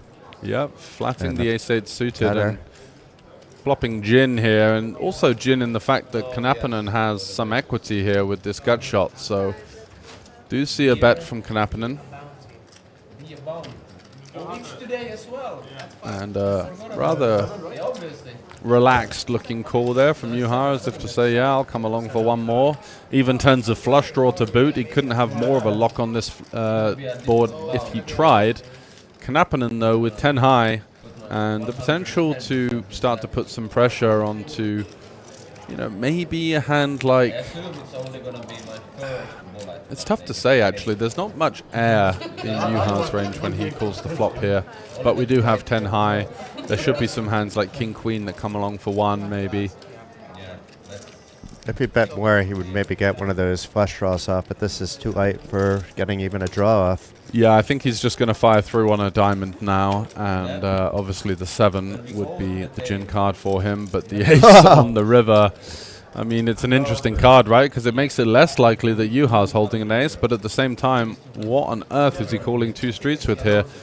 You do unblock spades, so hands like Queen Jack of spades, Jack 10 of spades, Queen 10 of spades are all snap folds, and he does go for the full shebang and gets shown the nuts. A little needle on the way down. What did he say? I didn't hear you. It says he has to show all. Come on. I called him. It's a tournament. Juha's always about the rules, to be fair, so I think he's actually a little bit serious. Yeah, I think it's a bit of banter and a bit of bit of each, yeah. Yeah. But Juha believes in fair play more than most. Yeah, absolutely. As a sort of, even, you know, you could say old school, but that kind of usually has some kind of denouncing quality where, like, the game's been and gone past the player. He is old school, but he's still at the top of the game. So one might say he's more relevant today than he was even 15 years ago when he was on top of the game. Yeah, or when he won in 2018, I believe, here. Yeah. Yeah, he's gone on to many great things since then, even at a slightly older age than most of the people coming through the ranks at that kind of point in their career. It's him and Patrick. Those are the two you hear about most, but there's a lot of big Finnish players, and I would argue that neither of the two of them, it's the ones that we don't hear about, are, let's say, technically more sound, but these guys are still going to do better when it comes to the big rollers. A, they know how to get invited to the right games, and B, against tough competition, they're fearless. So it's much different than, you know, someone that's dominating above average talent than someone that's dominating super high talent. Yeah, true. It's a good question, actually. Would you take a guy that's playing, you know, a $200 ABI online, a strong Finnish reg, or Juha in a live 50K? And I would probably go with Juha, to be honest. Yeah, it's not even to think. But in like in a 1K, it would probably be the other guy. Yeah, exactly. Even though Juha can win the 1K if it's a PLO, Juha takes every event that he enters seriously. Even though he's joking around a little bit now, we could see he's playing seriously for the most part. So Sara with the small isolation of Knappinen, who's firing in that 10-9, looking to double up or re-enter. Does have the 10. I'm not sure which he wants, actually. Yeah, it's kind of close, isn't it? Because actually it's a good point. He gets so much more value from the 50K stack than kind of being forced to continue. Yeah, because re-entry is almost over. Yeah, and with the majority of the prize pool in added prizes, it's such a juicy re-entry, especially as the end of late registration is looming. I think Rano was just trolling him as he was leaving. I don't know what he said, but maybe to the like that now you've pretty much tied me. Yeah, exactly. Now at least there's someone with multiple re-entries. So Juha's in for an extra. It's Rano for 2 extra, and now Knappinen with his... yeah, and I think the shrewd play here would just to be wait 12 minutes and max late reg rather than firing off another bullet, so that you realize a little bit more of the added prize pool. Yeah, you don't want to really be in for 2K. No, well, exactly. Well, it's 1,500, but because the first one's free. Yeah. Yeah, so whether or not he does do that. I've played a lot with him online. I think he's probably going to come in quite late now. Yeah, and you have to re-enter. That's not even an option. Even though we did the math just now and said 1,500, but each bullet's its own separate decision. Even if it was his last 500, I think you just got to go for it. You know, like it's such a plus EV registration for sure. So we got some multi-way action here, and Sarah with pretty much a lock on things with the top two. Matthias could turn some equity and does. There's a gut shot for Sealander, but I think now is the time for Sarah with the double flush draw texture. The board is wetter than an otter's pocket to start seeking the value. And then she got folds before even the chip came out of her hand. I've seen that a few times. Like the graphics aren't updating just because we have no idea really what the bet mounts are because by the time the dealer would even say what they are, the cards are already folded. So I have in the reports P4 bet, and I don't know exactly because it was a snap shove right after and a snap call. Chips flying.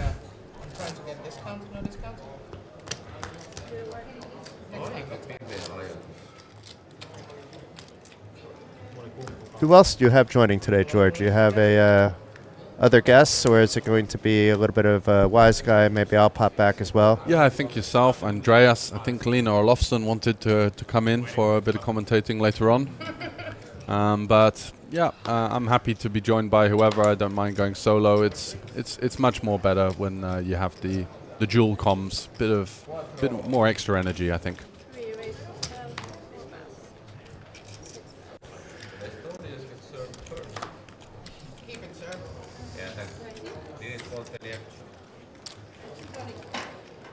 Unfortunate for Sealander there, not getting any love from his Cowboys, but he has nothing to complain about. Nearly 200,000 chips in his stack.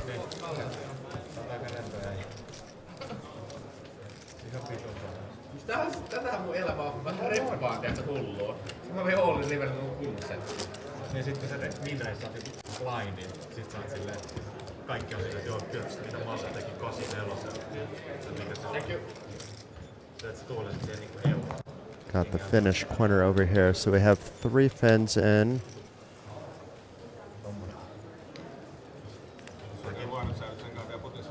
For if we have Knappinen come back before the break. I'm pretty sure he'll come back. Or am I on mute right now? No, I think you're all good to go.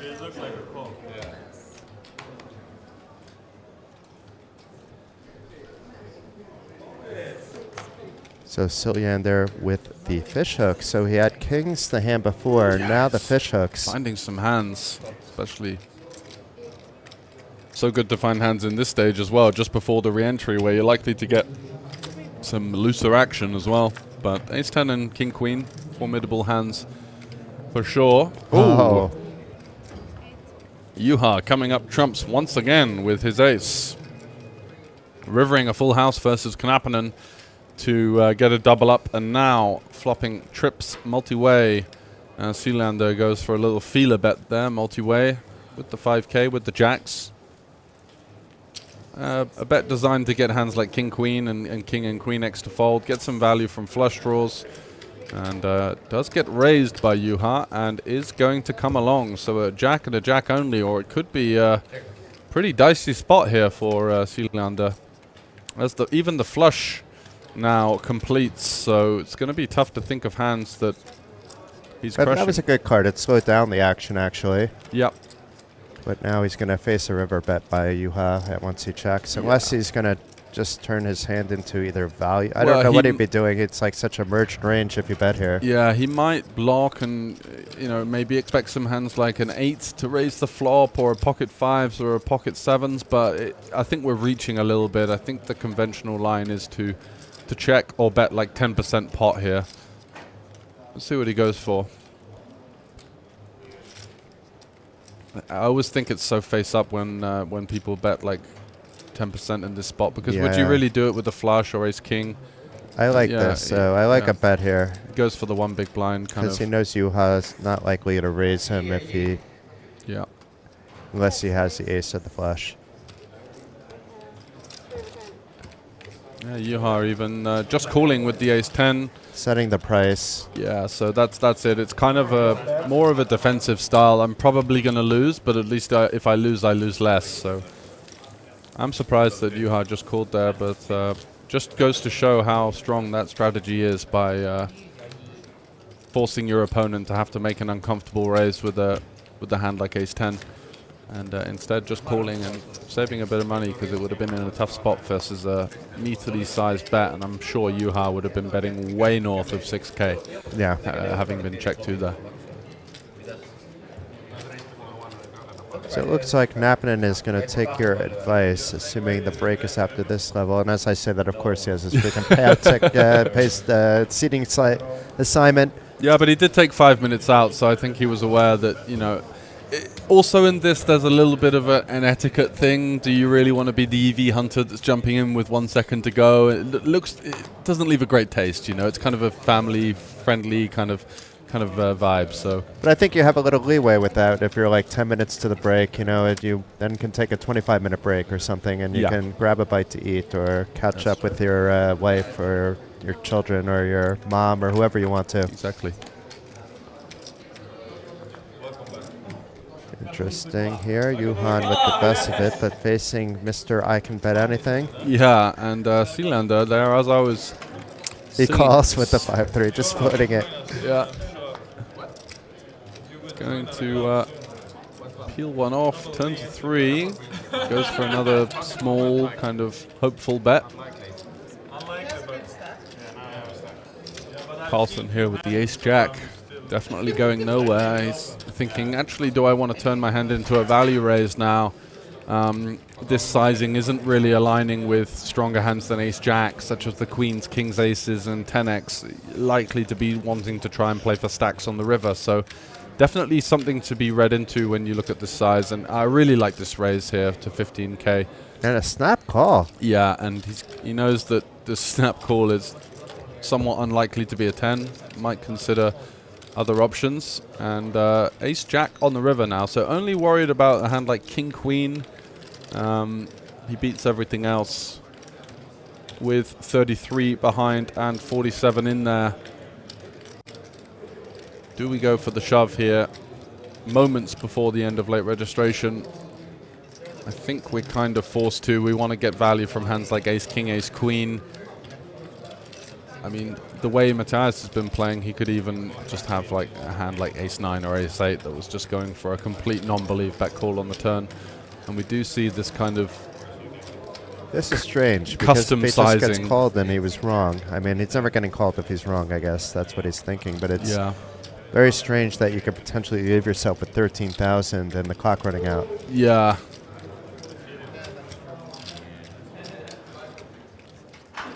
I guess what he's trying to do is trying to make it look like it could conceivably be a bluff. You know, like a 9-8 or an 8-7 that doesn't want to fully commit but wants to get some fold equity from lower pocket pairs. Ooh, wow, he gets paid. Okay, I did not see that one coming. I think I'm going to have to eat some humble pie after my raving recommendation of him steamrollering through the table, and now all of a sudden he's right back in the pack with 130k. Yeah, that was a kind of an ambitious call on both the turn and the river. I mean, it's not like Johan is incapable of check raising and with air on a turn, but yeah, queen 9, queen 8, 8-9. What were you ahead of there?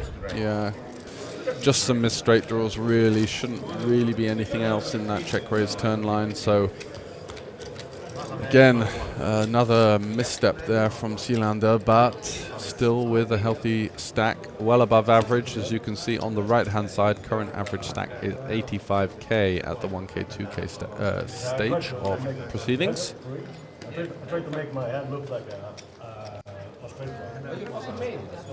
An interesting Rano is now, I think, the tightest on the table. Yeah, you know, he completely switched from being the loosey-goosey in the very beginning, but going through the gears somewhat, I think. But very extremely so. Yeah.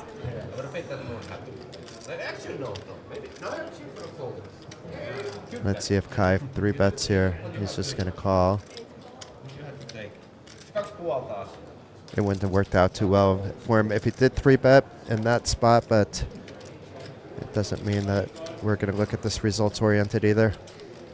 No, absolutely.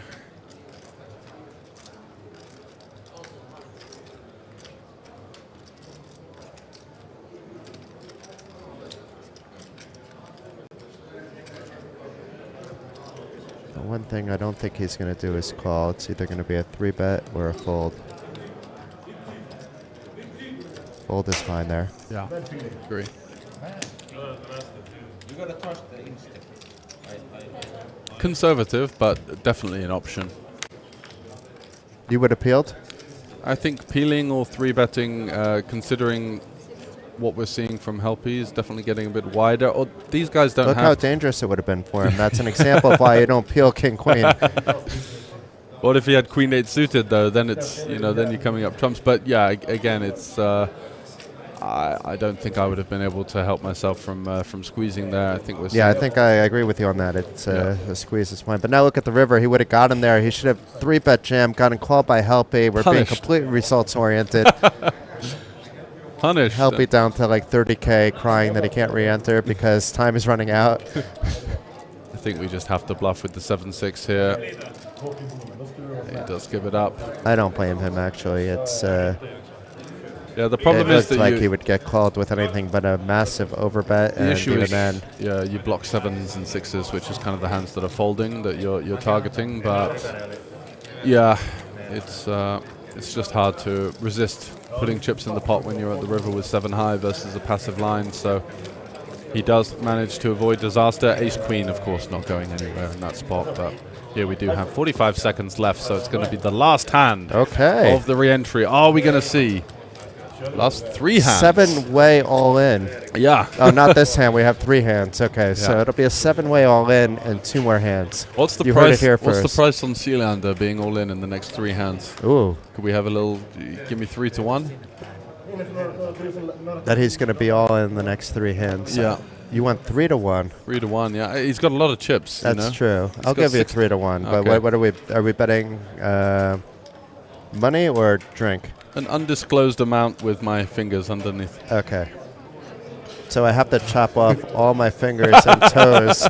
Please do not go all in, Ciliander. I want to have all my limbs. An eye for an eye. And since it's 3 to 1, I don't even have enough fingers and toes, so I'm afraid what you're going to cut off next. Yeah, well, I'll be coming for you. Don't worry about that. Fuck me. In the dead of the night. You have to sleep with one eye open tonight. Sleep with one eye open. Ripping your pillow tight. And yeah, we'll save that one for the Olibet bar on Sunday, maybe. So I got away with 1. I have to sweat 2 more, and I get to keep all my fingers. Yeah, I think is it 3 from now? Yeah. Oh, crap! Yes. I was trying to figure out how I'm going to play poker without my fingers. It's going to be awfully hard. I mean, there's guys that do it. That's true. It was the guy with the no arms. Who's, yeah, but then you can have somebody help you, actually. Yeah, that's true. So and I don't need to use my brain anymore either, so I might actually do a little better. Yeah, yeah. Selling yourself short, having already taken down one of the tournaments this week. The pot limit stud. Not for the faint-hearted. That'll be a trophy that I treasure. I'm going to be honest with you. That one means something to me. I completely agree, actually. Like, I've had a couple of Hold'em trophies, but it's the Sveton one that I pride myself on the most, because it's, you know, it's not an easy game. You got a lot of guys that have been playing for many more years and know their way around, much more better technically, but it's just so nice to win a mixed game tournament. You feel like you've really won the mental battle in some ways. In Hold'em, you just win a few flips, and all of a sudden, that's, you know, you're there on the main stage. But I have a fucking sweat here, though. Look at this. Juha has him covered, and this is not good. Let's go some spades, baby. Does it count if it's a chop pot? It's just he has to be all in. Oh, crap. Yeah, he needs to say the words all in. So we need a spade. Come on, check the turn, Ciliander. Oh, no, this is... Oh, what about a 7? And then they're both going to have the nuts, and it's going to be... Oh, no. Anything but a 7. 7! Or an ace is just as bad, actually. Yeah, an ace would have been a disaster as well. Okay, this is not good. This shouldn't be going anywhere unless there's a complete leveling war. Yeah. Okay, so you're safe on this one, Mr. That was Gladser. a close one. running the wave this week. Do we have a late all-in here from Sealander? No, it's Rano stretching, doing his yoga exercises, getting ready for break. Yeah. Maybe going out to do some hacky sack in the snow. Yeah, got the yoga mat out in the snow. Tarjei was back with the hacky sack. The weather doesn't stop him. No? No, it was mostly indoor to be fair, but I got him to do it outdoor too. I'm like, you can't do hacky indoor. You have to be willing to get. You're just not good enough if you're worried about your hacky sack getting wet in the snow. Did you make him take his shoes and socks off as well? No, no. Okay, because that's like the Viking level of cold exposure, isn't it? Yeah, I'm not. I don't want him to go to the hospital over playing hacky sack. Yeah, exactly. He's the one losing his digits there, right? Yeah. Speaking of losing digits, we have one hand to go, and they're all safe. Come on. Let's see it.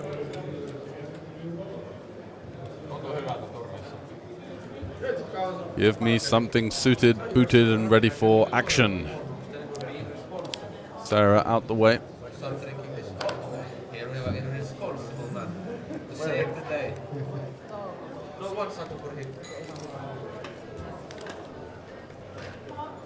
So Johan Karlsson opening it up. Oh, the snap into the muck from Sealander. That's a beat, but we move on regardless.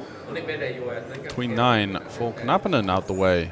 Bit of. Oh, this was a boring last hand. Yeah, a bit of. I mean, it was 5-4 winning. It was Johan, but it was a very nice couple hours, I have to say. Despite that last hand, it was I think a we lot got of one action. more. Oh no, One more really? to go. The little miscount there. Did we not know how to count the 3, or they don't know how? I think. Or was it 4? I think you were still counting the one that was whilst the clock was ticking. Wishful thinking. Yeah, exactly. Well, you had this premonition of winning the pot limit stud, right? When you bust out from the hold'em, you're like, "Hey guys, I'm gonna." Before I entered the hold'em. Yeah. Oh, there you go. Yeah, yeah. I said, "This is what's going to happen. I'm going to double up, and as soon as I bust out, I'm going to run over and win the stud." You haven't been out in India doing visualization practices by any chance, have you? No, but I've been doing a lot of self-thought lately, Okay, so maybe that's helped. That's good. And yeah, it looks like you are safe for the bet. So congratulations, sir. You may not see me back. I'm going to take all your fingers now and go celebrate. Good luck with that. I have my security guard wise guy here. It's okay. We do have, unfortunately, a witness. So 3-bet from Sarah here with there the ace we go. deuce. I like this. I love it. Frisky. What's Juha going to do This here? is the first time she's 3-bet a little bit late. Yep. And a good spot to do so. Is Juha? I mean, this would take some serious knowledge if he was able to find a 4-bet here. Show the deuce. Show the deuce. Oh, yeah, show 1. Is it the deuce? Oh, zoom in. Is it the deuce? I think it was an ace because he kind of nodded his head.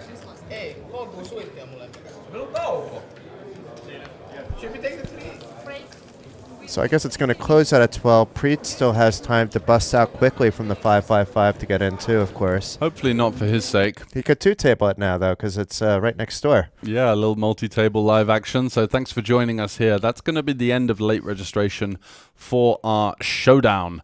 And we do have, of course, action continuing soon. Playing for 6,000 euros in added value up top, plus the prize pool from the re-entries. We're going to be back after a short break.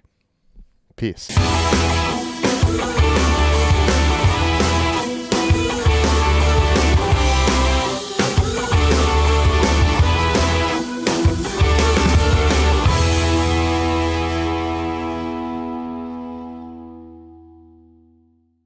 Hey everybody, it is Jason Glatz here, and I'm absolutely thrilled to be here at the Kings of Tallinn. It is the 10th anniversary of this iconic event here at the Hilton Tallinn Park and Olibet's flagship home, Olympic Park Casino.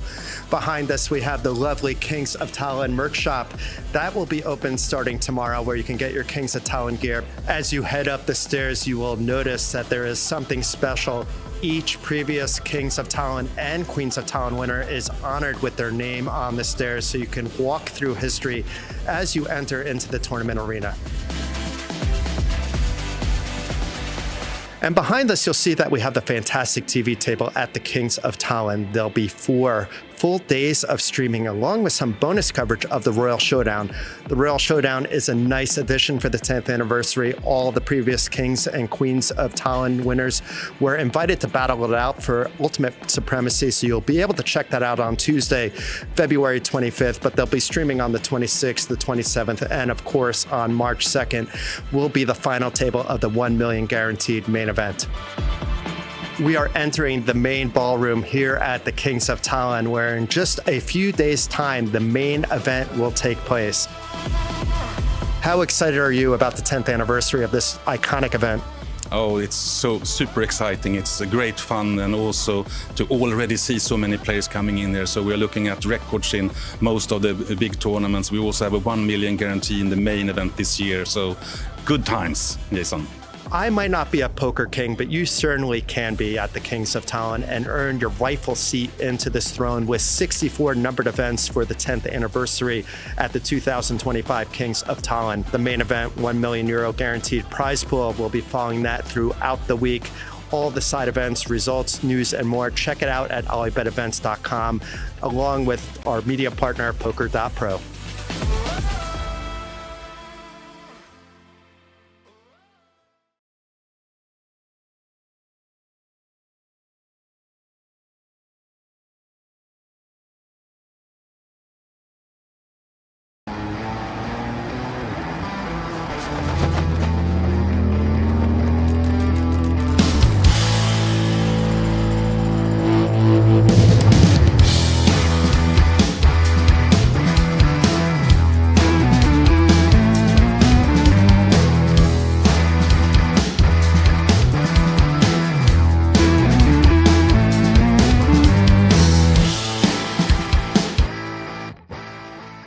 Teresa, we have a new game this time in the festival, and it's called 5-card stud. And in Finnish, I also learned it. It's sökö or sökö nullo. Yeah. Getting good at Finnish with the new games. But can you tell us about the game? Yeah, so this is a 5-card stud game. It's a traditional Finnish game, but it's actually originated from Canada, I think, North America. So some people call it Canadian stud, but in Finland it's called sökö. And we've had the sökö before in the schedule, but now we have also introduced sökö nullo. And for the very first time, we have sökö nullo also in the Kings of Tallinn schedule included. And it's sökö low. So basically what we're doing is we have a tournament that has one round of each, sökö high and sökö low. Can you maybe show us how the game works, how it goes? Yeah, so first of all, people usually ask like, what's the nuts? What's the best hand? So the nuts in sökö nullo, which is the low version of sökö, that would be, there you go, 2, 3, 4, 6, 7. So it can't be a straight. Yeah. So in sökö, in the traditional sökö, you have also a 4-card straight and 4-card flush. In this low version, you got to watch out for any straights, any flushes, any pairs, or anything. So basically, you're looking for the lowest possible hand. Ace is considered a bad card, a high card. So you're looking for the lowest possible hand, but you can't make even a 4-card straight. So therefore, the nuts would be 2, 3, 4, 6, 7. Yeah. And because it's a 5-card stud game, the initial deal is 1 card down and 1 up. And eventually, the players would get this. So this is the final sökö. It's 1 card down and 4 up. And that goes for both high and low. Okay. And how many draws then? How many times? Or can you see that one as well? Yeah, I mean, the initial deal is would be So this would be the initial deal, and after that, the dealer would place 1 more. You got a betting round, 1 more betting round, and then 1 final betting round, and then that's it. And so it's a very straightforward game because you have quite a lot of information there, but still it seems to be quite tricky with this low version. So it's going to be interesting to see how players do on this one. I have one question. You said it's a traditional Finnish game, but is it popular as well? It used to be back in the days before Texas Hold'em was introduced and came more into Europe overall. So like, let's say 70 to 100 years ago, Sökö was the game that they played in Finland a lot. But nowadays it's not so played anymore because Texas Hold'em is the most popular. Yeah, but we are bringing Sökö back. We're bringing, yes. Yeah, we're bringing it back. Definitely bringing Sökö back. Scott, I'm so happy that I met you the last time you were here in Tallinn as well, so I can make you teach me how to play open-faced Chinese pineapple now. And the good thing is, the last tournament I played live was an open-faced Chinese tournament, and I won it. So I'm in good. Yeah, so I'm in good shape to teach you today. Perfect. Yeah. So can you just show me how it goes? Okay. So first and foremost, you know the hand rankings for poker, yeah? Mm-hmm. So we're gonna make 13 cards. We're gonna have 5-card hand, 5-card hand, 3-card hand. Mm-hmm. The back hand has to be the strongest. The middle has to be the next strongest. The top has to be the weakest. That's all we're looking for. But it's normal hand rankings for poker. Mm-hmm. So we start with 5 cards. We have to use all 5 cards to start with. And we can do this face up just so that we can show everyone sort of how it works. Ooh, I like to see red. Yeah, so you have a lot of hearts there. So what are you thinking when you see this? Can I use all of them? You have to use all of them. So I would do like this to make it like flush. Exactly. You have a really strong start with 4 to a flush. Have a weak card in the middle, and then maybe we get some queens or aces up top. What about you? For mine, I have a lot of diamonds. It's not great starting hand, actually, especially because I see you have a lot of hearts here, but I think I have to go like this. So it's important always to check out what the other players have. It's very important not only to check what your cards are, but also to check your opponents, because let's say further down the line, it might be that you're going for some pairs or something, but if you see that a lot of the other cards have gone, you want to make sure that you avoid those. So now we're going to get 3 cards next. You have to use 2 of these 3. You're going to throw one away. Okay. Normally they would be dealt face down, but I'm going to deal them face up just so that we can show everybody what the cards are. Come on. So we have to use 2 of these. This is very good for me, by the way, because that completes my flush. Okay. So what are you thinking when you look at these? King up top, obviously, yes. And we always put it to the side. I would use the deuce. So again, look at my cards for what you have here. So you have a choice between a 2 and an 8, and indeed I have an 8. So yes, throw the 8 is a very good choice. And for me, I'm just completing my flush. I'm very happy with that. So we get another 3. So this is how it goes. Yeah. You make the first hand that you get dealt is 5 cards. Yeah. You use 5, then you get 3. You have to burn 1. Yeah. It's always going to be that after the first 5, you're going to get dealt 3 every time. You have to use 2. You have to throw 1. Now you have an interesting choice because yes, this is actually perfect. Yes, yeah, I really like this. There are a couple of hearts gone, but still the hearts are very live. We are going to need to make 2 pair in order to make the kings valid.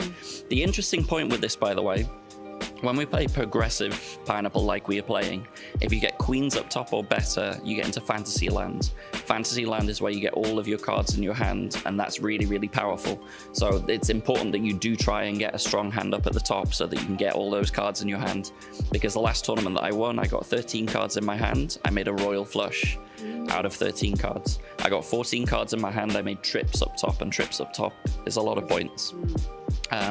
Worth noting, by the way, that the way the game works, it's based on royalties. You have points. So the stronger your hand is, the more points you're going to make. So kings up top is really good. If you can make this, this would be super nice. I can. So you're throwing the 9. Do we have one more round to go? We're going to have a couple more rounds to go. More rounds to go. Mine is not the greatest because in the middle I'm struggling. And the flush would be no good in the middle anyway. So I'm actually going to have to keep the 4 even. Oh no, but all the 4s are gone actually. I think then I'm just going to burn this up at the top, try and leave as much space in the middle. So 3 more cards. Come on. Yay! You got my heart. Oh, very strong. What I need. So all you're like going to in the need, middle? you're just going to need to make 2 pair in the middle or trips to make your hand live. Okay. So what are you thinking? There's a 3. There is a 3. 9, so I would probably do it like I like that choice. That's a really good choice. Yay. And then for me, this is pretty good because I can put aces in the middle, which means if I get a queen now, I would get into Fantasyland. So that's pretty decent. So final draw. I'm going to do these down actually so that you can sweat them. Yeah, the sound of Fantasyland is like so luring. Fantasyland would be lovely. If we can get you a Fantasyland and show the Fantasyland as well. Oh, you've got it as well. Yay! Very nice. And I Very still nice. need to use And just one put of anything these, up top, yeah. Yeah. Yeah. I mean, you go for the higher one because why Ah, not? okay. Yeah. sorry. And then I need a queen to get into my Fantasyland. Do we have it there? No fantasy for me. So, you are now going to get 14 cards in your hands, and then you get to make the hands from that. So we'll do one fantasy. I'm going to sort of ignore what my hand is. We just want I made it to I want to see what your Fantasyland. Fantasyland is. That was so amazing. So this is the 3, Fantasy 4, 5, Land round. 9, 10, 11, 12, 13, 14. So this is what I have, right? Yeah. Let's see. I don't have a flush. No flush there. Do I have a straight? You do have a straight. You have a few straights actually. It's a shame that you're short of 1 diamond. 1 diamond would have been nice because then you could have made flush and straights. You have an extra diamond. Yeah, but I can just make the flush You got the down. straight there. The straight down here. Yeah. Then make it. It's not the best fantasy, unfortunately. It's not. I've seen a lot better. You just got a pair of queens, pair Yeah. of 6s. Yeah, you can help me It's with probably that. only You're this. the pro here. You get points for it, so the straight's worth 2 points at the back. The 6s is worth 1 point. Unfortunately, it's really not much points at all. I'm wondering, is there anything better we can do? But you're missing 1 diamond. If you had 1 diamond, you could They make can- flush straights, then you're getting a lot more points. I have one question. Yeah. During the tournament, do I have to keep my own score, or the dealer helps me? The dealer or how- does it for you. I mean, as always, the dealer is there to help you out. So the dealer does everything for you. They'll calculate the scores. Obviously, it's good to check it just in case you're not sure. But yeah, the dealers are really helpful. Well- And I have to say, so I played this in February here. Yeah. And the dealers are very, very good. They know what they're doing. And they so support you. anyone that's not sure what they're doing, you can always trust in the dealer to look after you. And if you need help, then you can always call Scott. Yeah. Peter, I remember when I met you the last time, and I know you're the Sweden master in Sweden. And now I would like you to teach me how to play. Well, Sweden is a game where you play 5-card Omaha on the board and 5-card draw in the hand. So if you focus on the 5-card draw hand, you will be successful. That's it. Now I know how to play. Pretty much.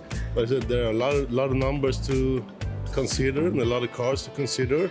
And of course, you have to be Franke lucky. Oh, that's a good way to be lucky. Yeah. Can you show me like one example or something? We get 5 cards Yeah. each. 5 cards each, like this. And of course, when you have chips, you decide if you want to play this hand or not. And let's say everybody plays the hand. So we have a flop. Let's do it openly, right? Okay. So we can, because I don't know anything. Yeah. And I don't know what And to do. usually you want to have like pair, 2 pair, flush I draw, have one. straight draw. You have a pair and you're in the lead. I will still pot you here because I want you out of the hand. Yeah, surely. Okay, but you are going to be in. So now you see a pair and you have a straight draw. Could be okay, unless I have like a full, but I don't. So you want to change like the 10. You take it away. You just like burn it. Yeah. And I'm going to change 2 cards because So how many can I change? you can change from 0 to 5. Ah, okay. And if you change 1 card, you get 1 open. Do you like it? Does it fit your hand or does it fit the board? No. Nope. Away, and you get a new one. Ah, the same. And I get 2 cards, so I don't get the face up. How do you like it? No. But still, here's the turn. Yeah. And you're probably gonna check, I'm gonna check. And then the river. And that's a split pot, because you Okay. see, I got the straight, Yeah. and you have the best hand. So I win this time. 8s, yeah. No, you win half the pot, and I win half the pot here. Okay, we split. Yeah. Quite easy, guys. Seems really easy. Quite easy. Now I. Come and play, and I will show you. Not that easy.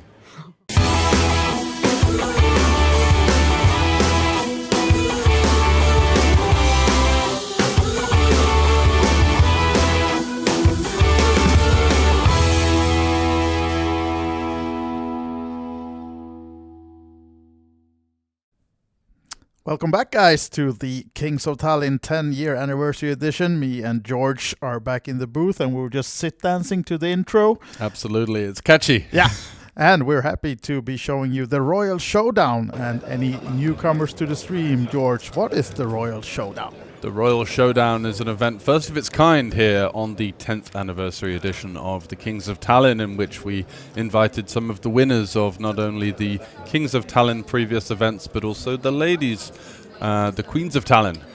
Were invited as well. We got 7 players. We've had 5 re-entries, so I believe that some extra juice was added to the prize pool, and there is 10,000 euros worth of added value for these previous winners to potentially crown themselves as the King of the Kings or the Queen of the Kings and Queens. That's true. And we saw Johan Karlsson, seat number 2, first seat, and the winner in 2020. And he's followed by Matthias Siljander behind him, who folded as well.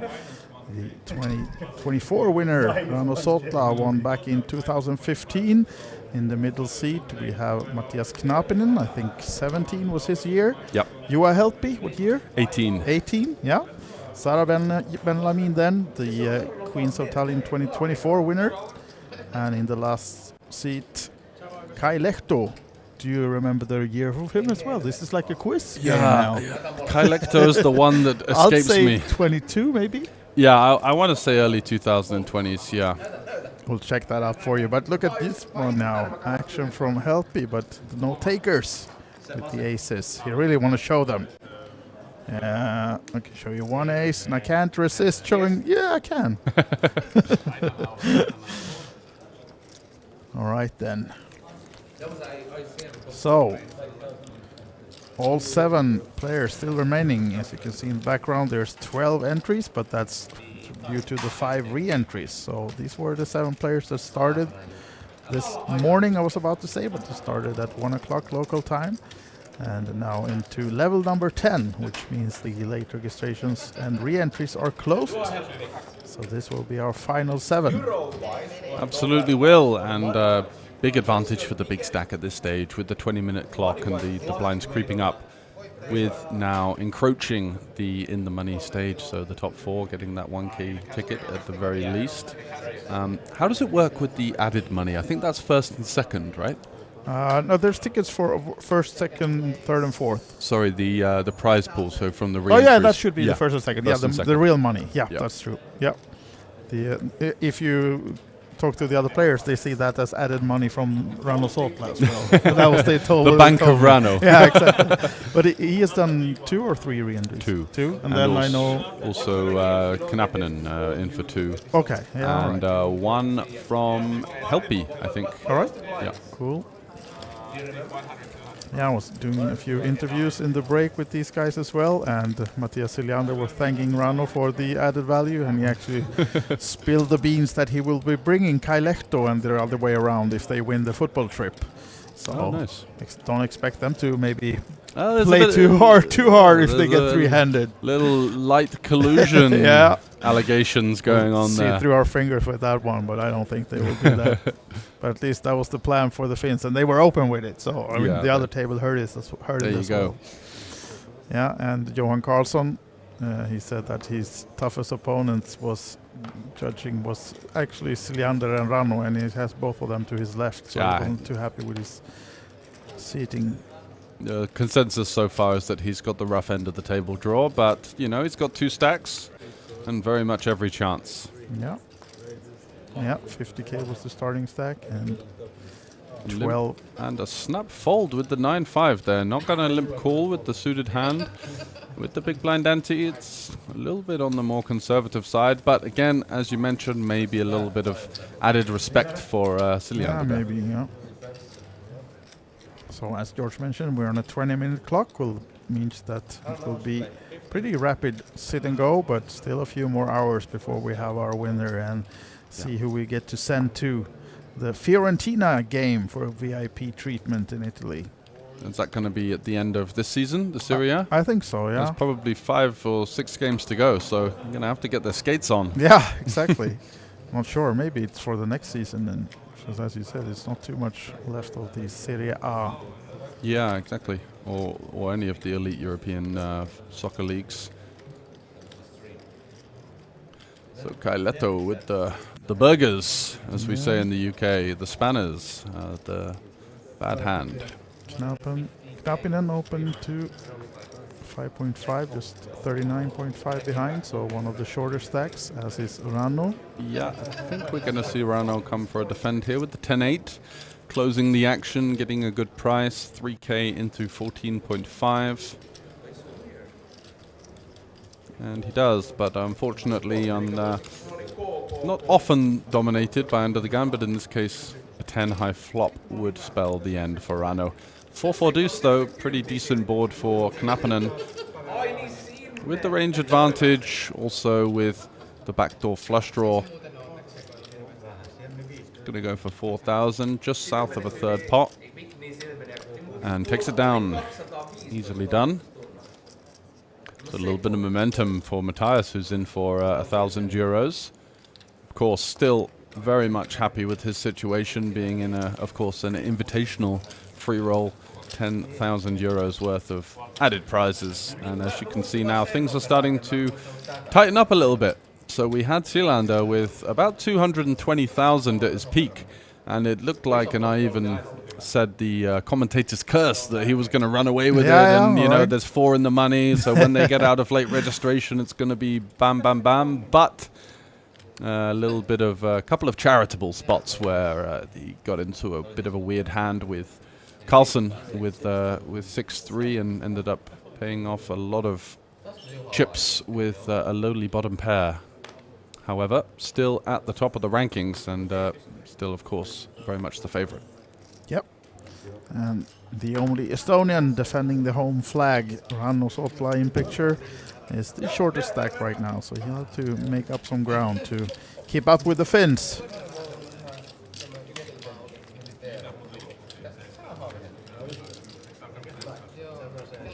I also spoke to Sarah Benlamin in the break, and she said she was really nervous before it all started, sitting down with these guys that she respects, and yeah, she felt that she got off to a good start, so that was at least some comfort and maybe taking down the pulse a little bit for her. And yeah, she was looking forward to the rest of this tournament. Yeah, it's a formidable task. I played a big buy-in PLO tournament last year, and I sat down and I was like, oh, okay, I know this guy from online, that guy plays higher stakes than me, that guy's one of the best I've ever seen, you know, like it's like, you know, how do you find comfort in that scenario? But you've just got to tell yourself, look, I'm going to play my A game, and if it's not enough, it's not enough. Maybe without any kind of confidence, then what was the point in registering, right? Exactly, so in this situation, it's a bit different. She was kind of forced to play, but it's a lot of value. You know, she's in for nothing, and she's got a decent stack, so you know, good for her, and let's hope that on behalf of all of the Queens of Tallinn winners, that she can put up a spirited performance and maybe even eke out one of those top 4 spots for some nice added value from her week. Yeah, she just learned that Marta, the winner of the 2023 Queens of Tallinn, she was supposed to be here, but she made a late cancellation, so then she got even more nervous when she was to be the only female at the table, but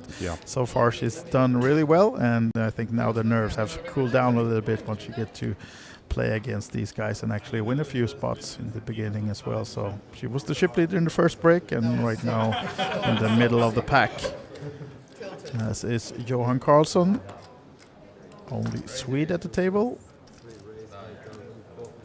And it seems like there's a lot of banter and they're having fun out there, so it's also nice to see, as Sarah now defending with a nice 6-3 suited.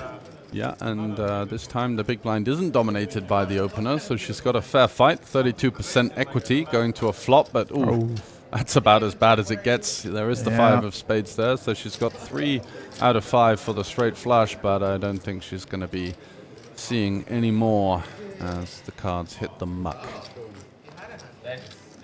And someone said, oh, you had it this time, as if to say, what the hell is this guy doing with a good hand? Yeah.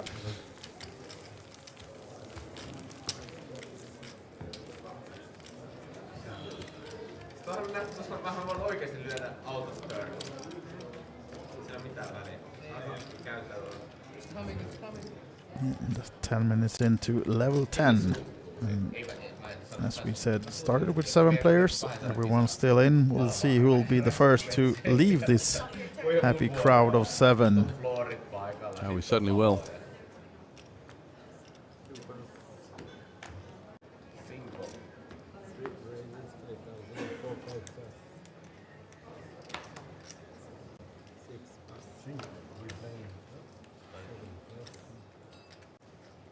Maksaa jo vaihtorahat. Gjorde du 5? Ja, jag tänkte 5. Jag tänkte att det är 3 stänger jag bara. Resten är det. Money. Yep. Everyone loves a shot pot, maybe, as we go to ace 8-8 between Siljander and Kai Lehto, both holding an ace. So the continuation from Siljander will be, yeah, just a quick call.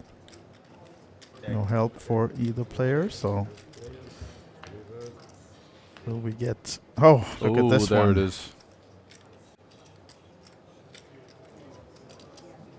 Yeah, it would have had to come 3-deuce or 3-3 or deuce-deuce, I guess, for... Yeah.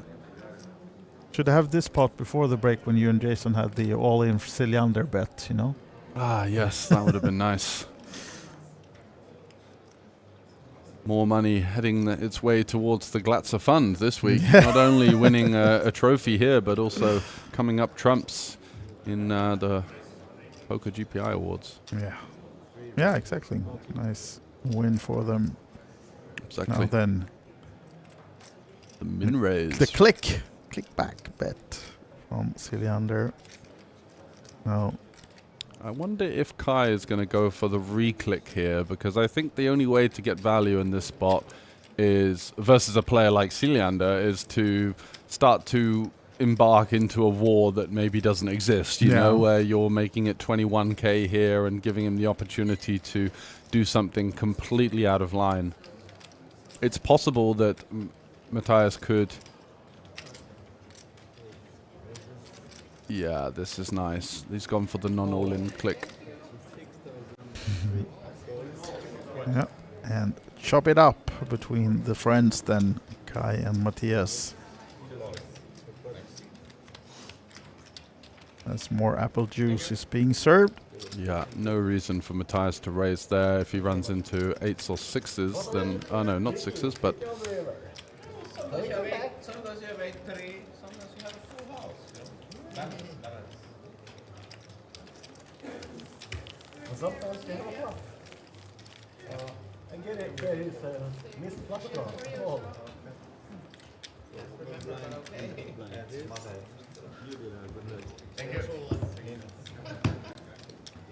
The new dealer change, still 7 remaining, but the clock is ticking. 7 minutes to go on at this level, and then we're going to be up to the new one with still 7 remaining. So it's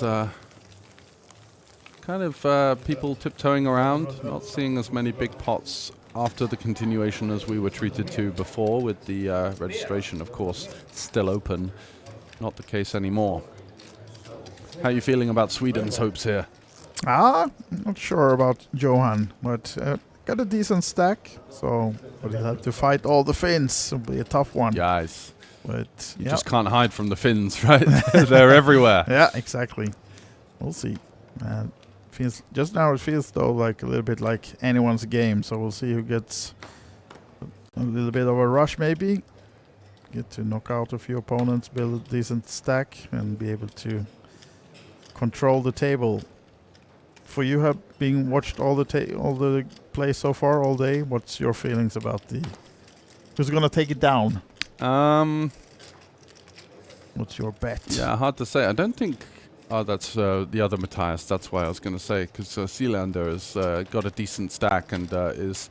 I think he's starting to play a bit more of the game that we're accustomed to seeing from him, having obviously taken down the Kings of Tallinn last time around. It was a very impressive final table performance. and he actually beat his friend Elias Suhonen, I believe, in the heads up. They were both in the same team, so they won the team tournament. The beers were flying, and but it was a super high level of heads up, which is not always what you see in the 1K, which is why it's such a great tournament here at the Kings of Tallinn. 1 million guaranteed, a great structure, but it's every player has a chance to win, you know. And that's just the beauty of tournament poker. But I think that Siljander is going to have the advantage still with his dominating stack and style of play.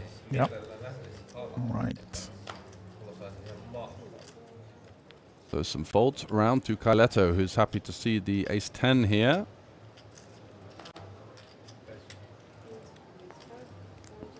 Opening into Siljander's big blind. Going to see some resistance. Oh. Just as I was about to say, it's the commentator's curse. Yes, it's happened more than once now, and I kind of deserve that in some ways. He is 3-betting the 7 deuce, and I think for Kaileto, what are the odds if Kai was to fold this one that Siljander shows the hand right away, like 100%? Literally %. I think the market would be taken down from the And now he exchange. gets It's 1.0001.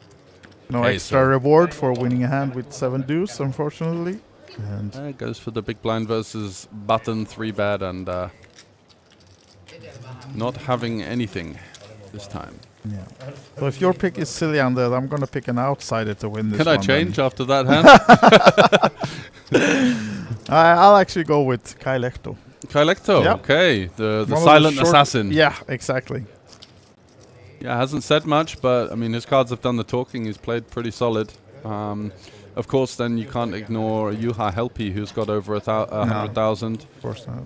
So, yeah, if I were to change my pick, I guess I'd go for Helpi.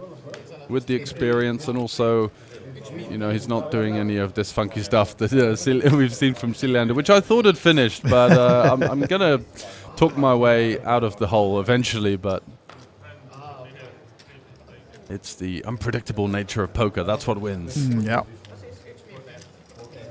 But no, so over to Johan with the 6-5 suited. Certainly going to be opening the button here. Connector. But again, you know, another situation for him where he looks over to his left and he's just got Siljander there who's rifling around, and Rano Sudlo who's more than capable himself. So even with a hand as pretty looking as 6-5, you're thinking, I'm just going to face so much resistance from these two. And yeah, does go for the raise fold. Rano with...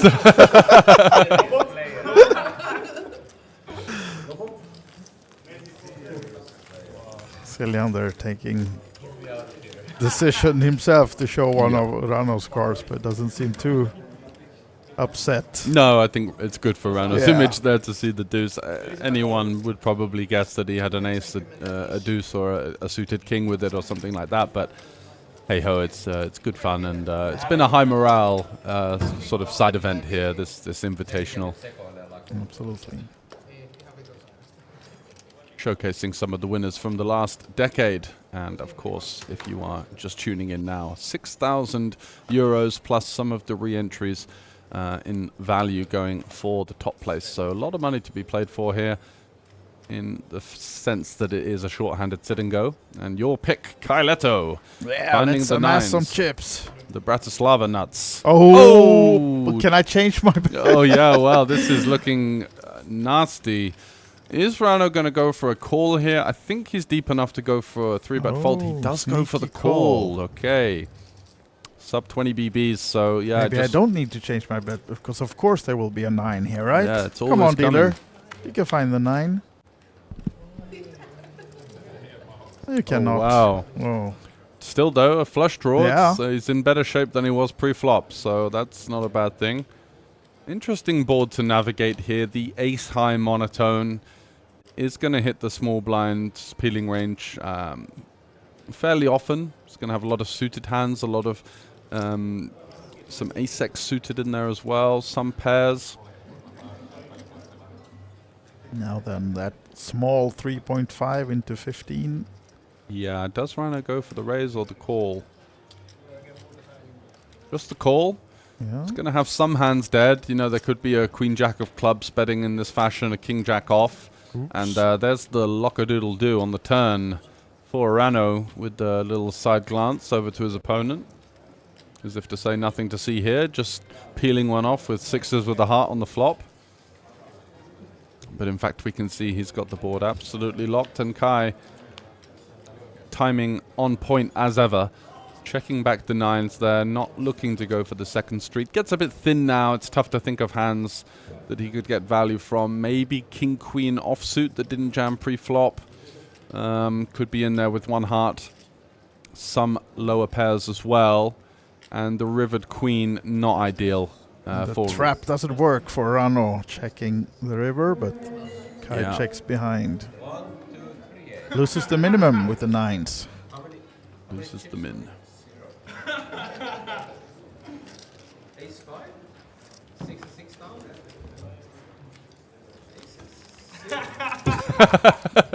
He's getting a rub down from his opponent now because he puts in the 5-bet versus Sarah earlier with the ace 5. Okay, yeah, and Matthias just saying, hey, he hasn't forgotten about that. You lost one. 66,000 with ace 5. You won one big blind with the aces.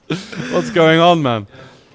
Oh, it's brilliant. This table chat. It's Silander was needling Rano hard in the interview as well in the break. So it seems like good banter between these guys. Yeah, nothing's changed, right? Yeah. Now then, Sara, queen 4 surely will not be used in the under the gun position for any action. What about Johan? Already folded before we get the cards, and Matthias going with the min raise to 5. Yeah, certainly is. Might see some resistance here from Matthias Knappinen. I think versus the range that we're seeing, Matthias only shows the 7 deuce. We just shove here. Yeah. Just going to be too much trash in that opening range.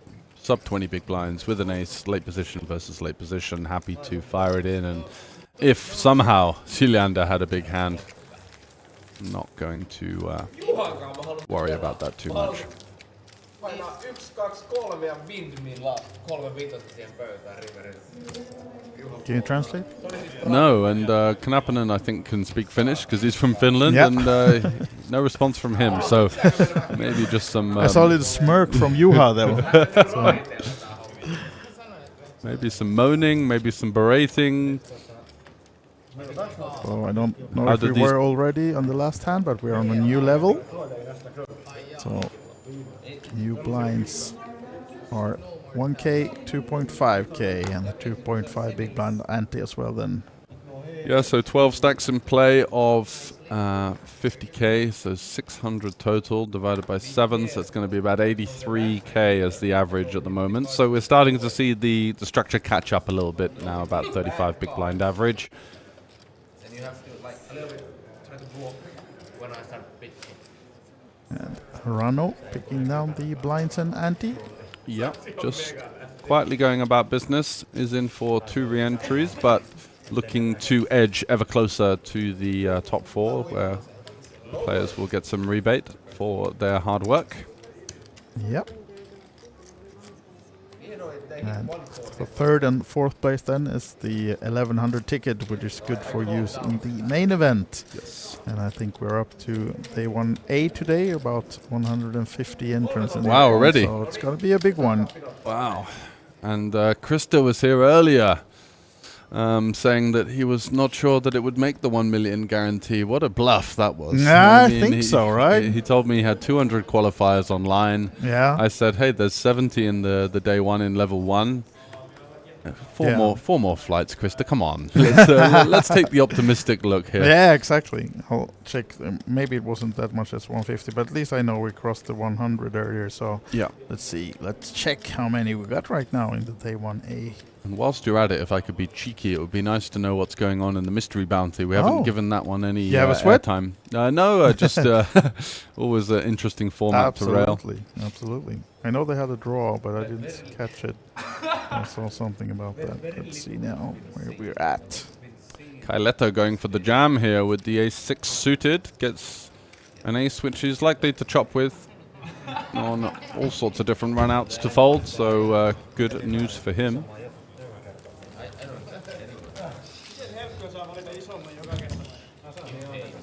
So we've got a load of clocks there. We've got the mystery bounty there. Yep, I wasn't off. 151 entrants in the day 1A already. Wow. And mystery bounty is down to 5 lost players. And 2 Swedes remaining. Yes, and anyone I recognize. Not for me personally. How about yourself? I know Bo Selstedt, Sweden. Oh yeah. Legend in Swedish poker. Played for many, many years. Mm-hmm. Online and live as well, mostly online. And no, not many too familiar names among the top 10. Looks like a Ukrainian there, Oleg Pritzak with the big bounty, cashing for 10.9k. Oh yeah. I didn't see the bounties here as well. That would be quite impressive if they've got all of that information as well. Oh, I think it was, yeah. Oh yeah, can actually.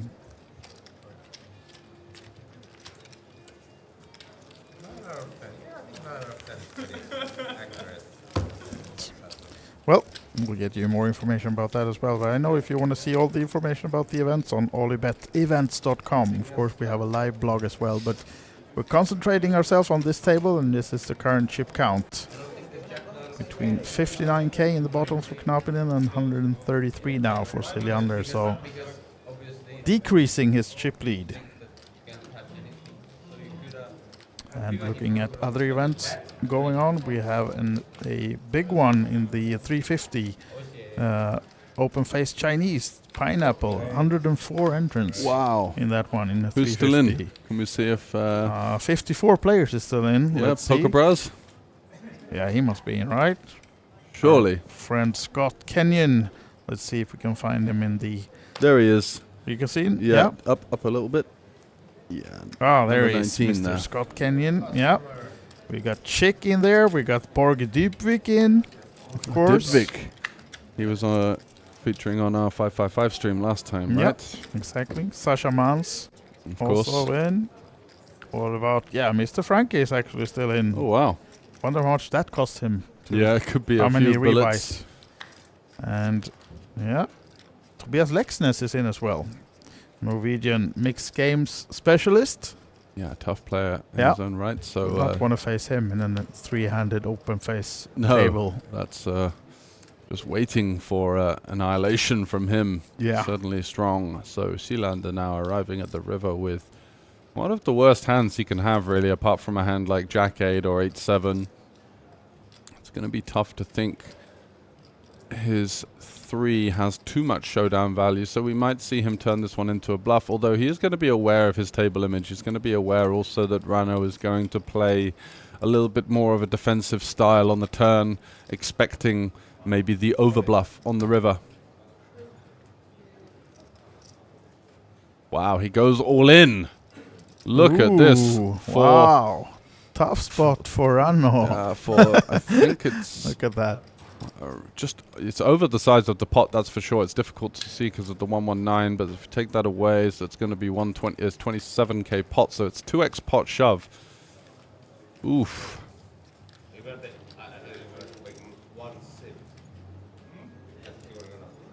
And he's even risking some table talk as well.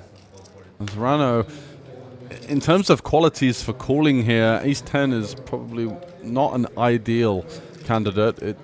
Queen 10, Jack 10, Queen 9, Jack 9 even, much better calls. At least you block what your opponent is representing. Matthias is saying that he's got 2-pair plus here, basically. So I guess with the 10 you block some hands like King 10, 10-5 suited, but he's also, most of his combinations are going to be straights. So 16 combinations of Queen Jack, so that's why it's quite nice to have a Queen or a Jack to limit those down. When such a big bet comes in, you do want to have a little bit of kind of interaction with what the nutted part of the range is, and Sutler here is in hell. with this particular hand, ace-10. Second pair doesn't beat any value, of course, and the bluffs are jack-8, 8-7, but Matthias, he's been around the block a bit, he's good with the table talk. He looks pretty composed from what I can see, and we can see his cards, you know, so he has fired it in. Absolutely. No sign of nervousness. He doesn't have to hide behind the hoodie. He looks relaxed and just all smiles and jokes between them as well. So Rano's got to think how many hands like jack-8, 8-7, check raise the flop, or take some other action up to this point. Does he shove a hand like king-queen or king-jack on the river for this size? Yeah. Yeah, this is really like using the stack to put pressure on Rano, because I think Rano was pretty sure he was leading this pot, and now all of a sudden when he shoves, you get to think twice. And that's the beauty of the overbet all-in in the river in No Limit Hold'em, right? You feel like you've got the best hand, but even a hand as strong as ace-10 here on a board where there's one straight possible, no flushes possible, it's feeling pretty good about putting in a value bet versus the check, but then your opponent moves all in and you're like, oh god. 30 seconds stack, sir. Now no noise from Sealander, but a couple of smirks across the table. Staring his opponent down.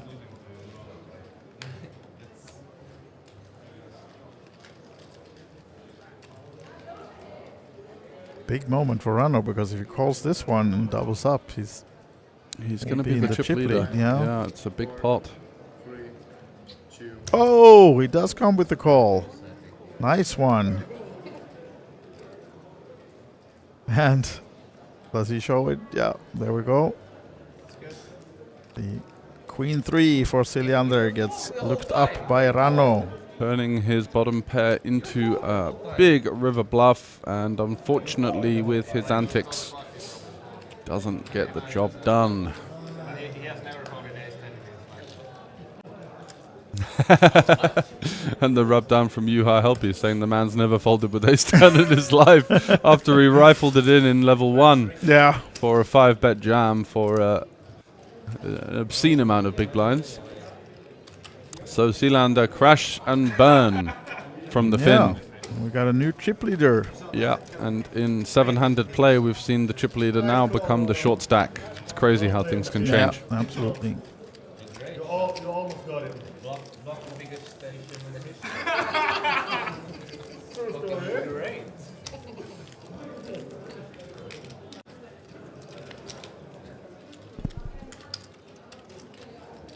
Okay.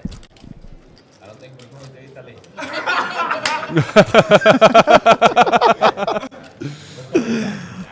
Sealander seeing the Italy trip disappearing. The VIP experience, the 5-star hotel, the boys' trip to the sauna, you know, the breakfast in the dressing gown. Everything just went in one hand. The bromance is over. We'll have to trust Kai Lehto to take it down, perhaps. But still in. Matthias Sealander as well, as Kai is folding. What about Johan with the 10-6 suited? Let's it go. Sealander resists punting it off the rest of it.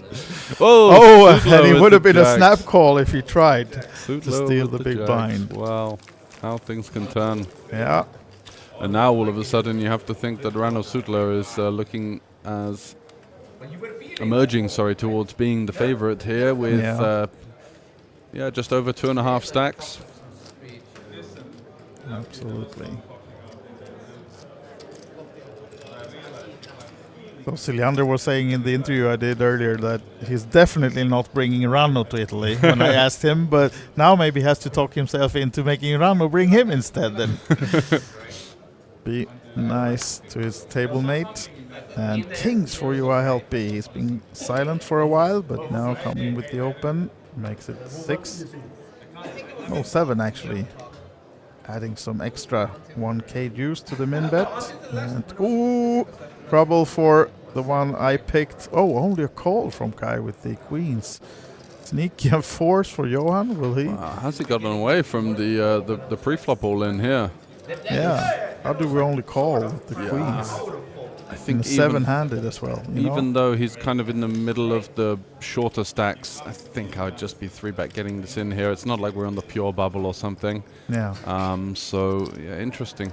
It does allow Knappinen in, who could really nice 6-5. Yeah, that could throw a curveball in there with a low flop. Oh no! No 4. But this should be seeing some action between, of course, the two overpairs. Yeah. Helpy 10-9-3. Multi-way here.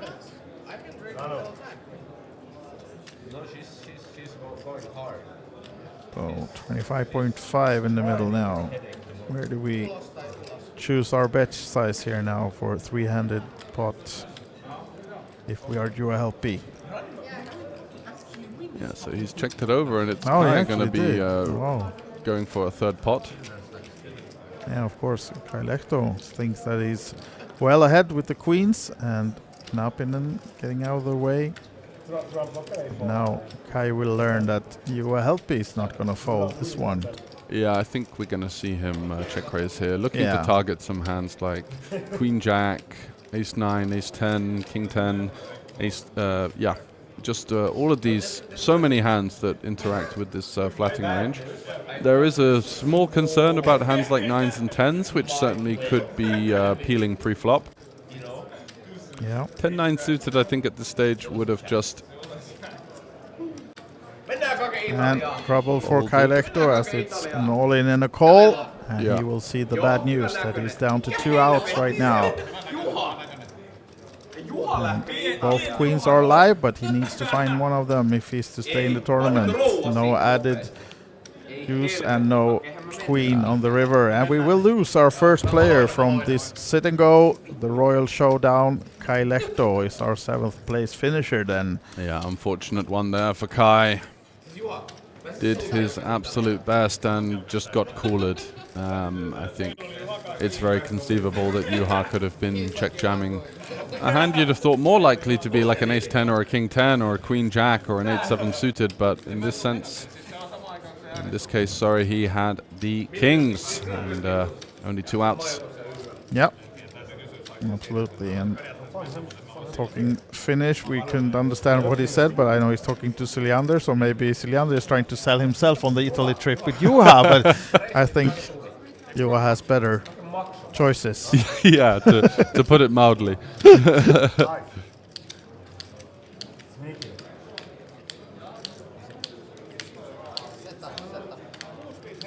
So Juha Helpy now in the chip lead. Rano Sotla second. Sara Benlamin still a healthy stack, 84k to start this one. Almost 30 big blinds. And she'll raise it up under the gun with the King 9 suited. Johan Karlsson folded because yes, King was folded from someone. So a few of Sara's outs. If we were to see a flop, and we are against Juha with the Queen Deuce in the big blind defending. Yeah, getting a bit sticky, but versus the shorter stack with some bubble pressure incoming. And despite hitting a deuce, I think it'd be hard for Juha maybe to peel another one. Sara representing, of course, the ace. Yeah, there's a couple of Backdoor options flush here. though for Juha. You could fold. You could also check raise this hand because you've got the queen. It blocks some of the strong combo draws. You've got backdoor equity. You might get a hand like pocket tens to fold. No Let's go help for the check call though. But yeah. See if Sara has the guts to try another one. Yeah, No, she would have no, to get she quite creative. checks No it. initial equity. Queen on the river is Jin for Juha. Rivering 2 pair. Yeah, he's on a roll. Juha Certainly Helpy. is. Now we'll pass the 200k mark for the first time in this tournament. I think you said Siljander was over 200 at some point, right? Yeah, he got to about 220, maybe 215. So Juha is now going to be the table captain with this one. Yeah. Up to 208,000. So over 4 starting stacks. Just having a look at the board. realizing that, yep, he's got a quarter of the chips, a third of the chips in play, actually. Yeah. It's looking like... Was it Italy I was going to? Or where was it? Where are they sending me off now? He's not there yet, Yeah, but still work to be done. at least he's somewhere closing in on Middle Europe, at least, maybe, with Yeah, this exactly. healthy stack. He's And flying over France right now. That's all I'm saying, man. But I realize that I'm saying that when I said, you know that. as you can see in the background, just one more hand from this level, and we'll be raising the blinds a little bit. And we'll send George off for a little quick break, and you'll be stuck with me for a few hands. But we'll bring you all the action from this sit and go. If you just joined us, this is the Royal Showdown, where 7 of the previous winners of the Kings and Queens of Tallinn showed up to battle for the added prizes, amongst them a trip to Italy to watch some Serie A football, Fiorentina, VIP treatment to that game. And all of the previous winners were invited. I think there are 17 of them total, a few from Queens of Tallinn, and then we had a few double editions where we have 2 Kings of Tallinn per year the last few years. So, and these 7 were the ones who could make it. Actually, we were supposed to be 8 who said yes and to attend, but one of the winners, Preet, was occupied playing the final table of the 5-5-5, and he's still on that one. I think something like 6 or 7 players remaining in that one, so he had to play that one instead of joining these guys, which meant we started with 7 players at 1 o'clock local time, and now we just lost our first player a few hands ago when Kai Lehto went out in 7th place. So these 6 players now competing for 4 spots in the money. 3rd and 4th place will take down a ticket added by Olibet to the main event, €1,100. And 2nd place is the 3K added ticket, which can be used for the high roller or other tournaments. And also some cash from the re-entries being made to this one. And up top, first prize is the trip to Italy, 3K tickets, worth of tickets, and some of the money from the re-entries as well. We haven't got exactly confirmed how they will distribute the extra 2.5K that was added from the re-entries. Sara Benlamin won Kings of Tallinn 2024. Sorry, Queens of Tallinn 2024.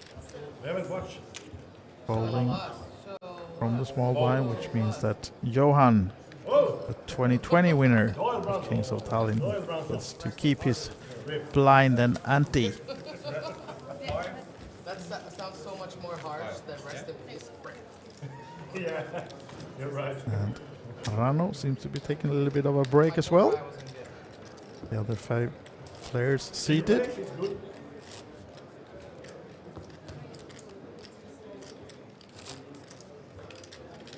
And despite Kai Lehto busting out, we still have 4 Finns at the table.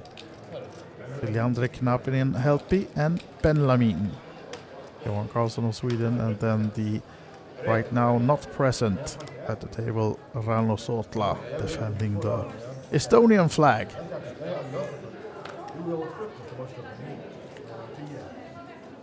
And the legend himself, Juha Helpi, is the current chip leader. Tough spot for the other players, of course. The most experienced player at the table has the most chips as well right now, as Johan comes with a race towards Siljander's big blind from the small blind, making it 10 to go. Big blind is 4,000. Siljander though with an ace in the big blind. And on the rather short stack, 56k behind, is this where he just shoves towards the race of Johan. Of course, knowing that Johan is capable of racing with a lot of hands, trying to steal the... Well, he actually gives it up. Folds the ace, takes the card. Oh, no cards from Johan as well. So as you can see, friendly game, showing everyone. Only Leander and Karlsson though knows who had what when he throws all four of them on the table, but probably thinking the other players that it was actually Johan's ace, but it wasn't. So 20-minute levels. New one just started, 5 minutes in.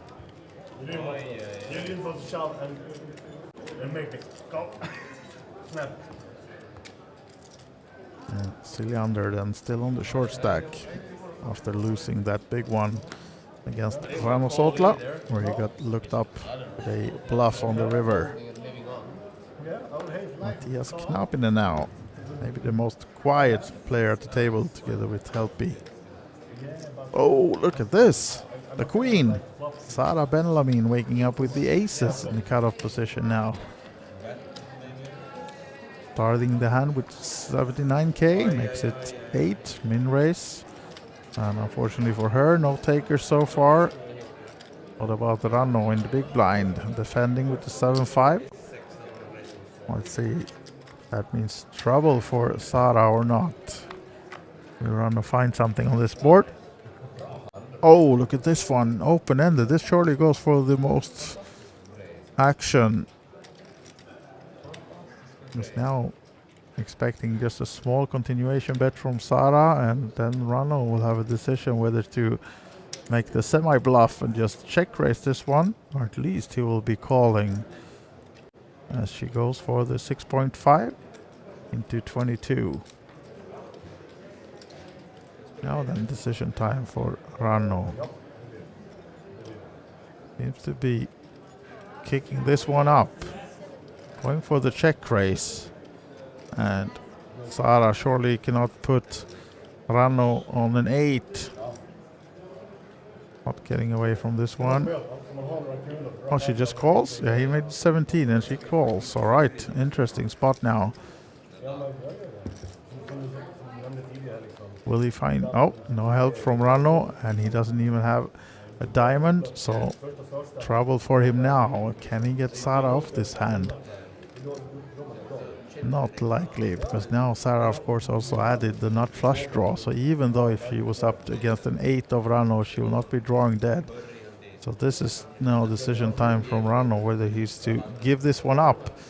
I think he will be putting Sara on about the hand that she has, a big pair at least, an over pair to the board, and or at worst flush draw that now completed. So here's the queen and the check mark from Sara, of course, for Sara, and I think Rano now has to surrender this one. And my guess is that this will be a check bet fold situation, but maybe Rano, it's 56k in the middle, wants to try something just in case Sara was just calling the check raise with an ace king, but just the flush completing as well. I don't think you put Sara on such a hand where she has just an ace high in this position now.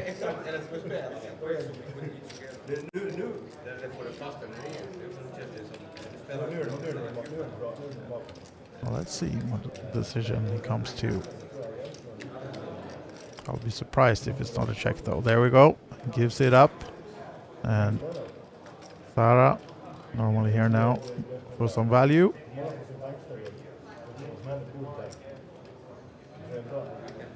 Could be rather helped if Rano were to have a jack or a queen.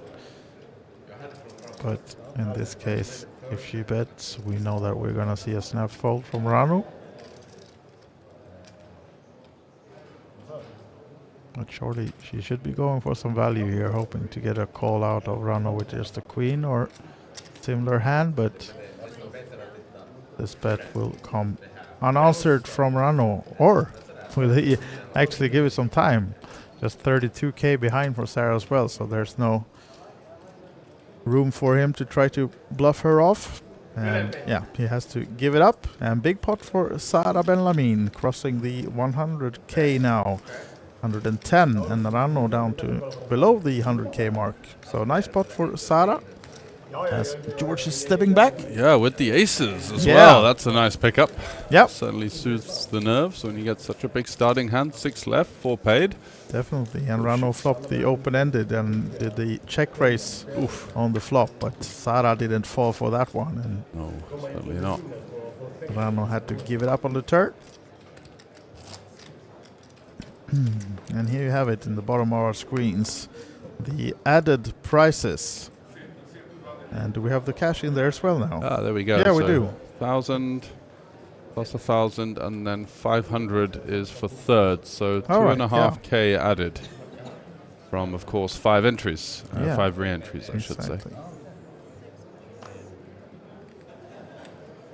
So nice prize pool in a little 7 people sit and go.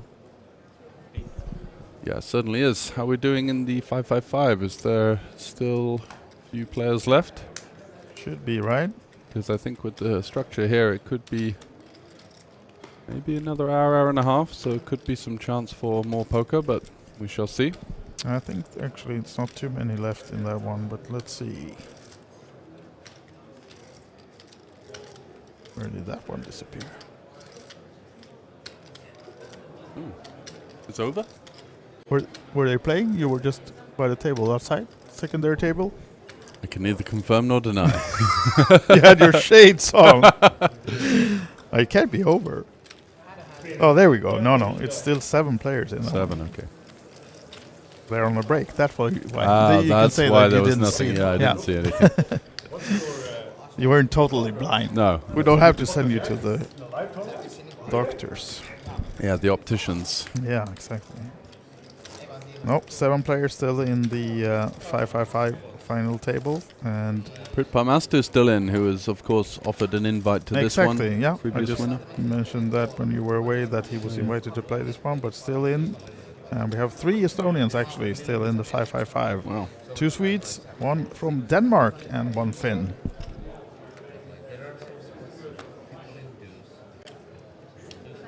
So yeah, big prize pool in that one. It was a, as we said, 555 euro buy-in, and the first prize is over 66,000 euros.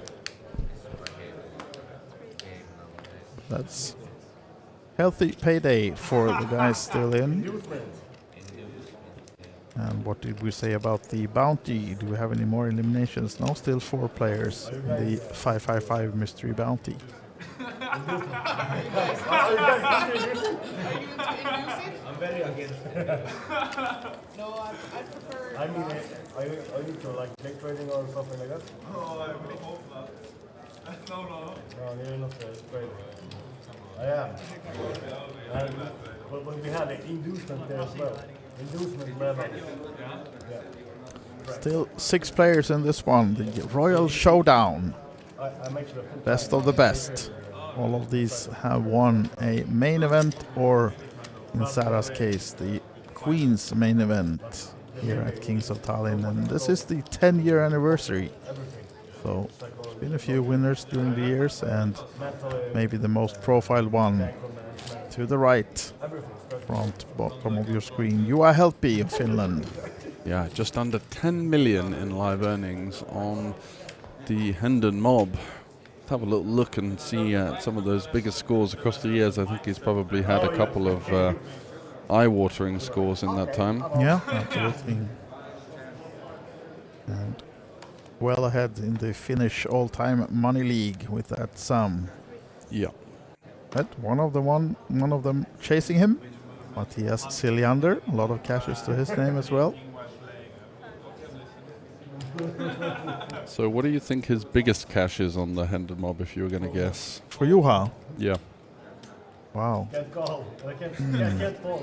I know he won the Helsinki Midnight Freeze out, but that's probably just shy of 100k. He must have something bigger than that. So yeah, I'm not sure. I can't remember any big first places. I don't think he doesn't have an EPT or something like that. But no, he's got 5th in the 25k PLO in Vegas last year for okay. 524. He did, that's great. He also Good got decent. 3rd. Pretty decent score, yeah. Got 3rd in a 25k in Malta for 350,000 euros. Got 3rd in a 50k super high roller at the EPT in 2016 for 340. He's had so many 6-figure scores. It's actually I'm still scrolling. You know, it's very consistent over the years. Yeah. And scores dating back to as far as 2005. So he's been around the been around the block. That's for sure. Yeah. He's almost as old as you. Jason Glatzer just entering the booth again. Did you forget something, sir? Again, he says.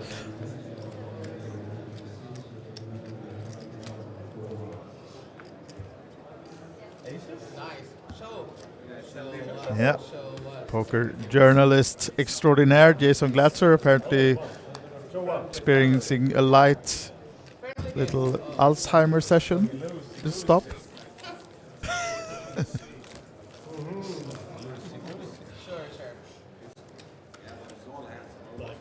Jack 7 maybe.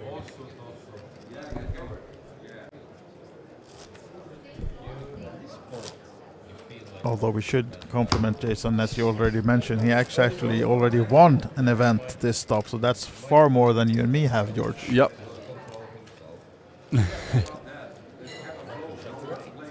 The pot limit stud. Oh, that's Stud Glatzer, right? Yeah, Stud Glatzer. Such a stud. I don't know. Who's that? Nice. How much was the score in the stud? Who's that? I've never heard about him. So Sarah on the button.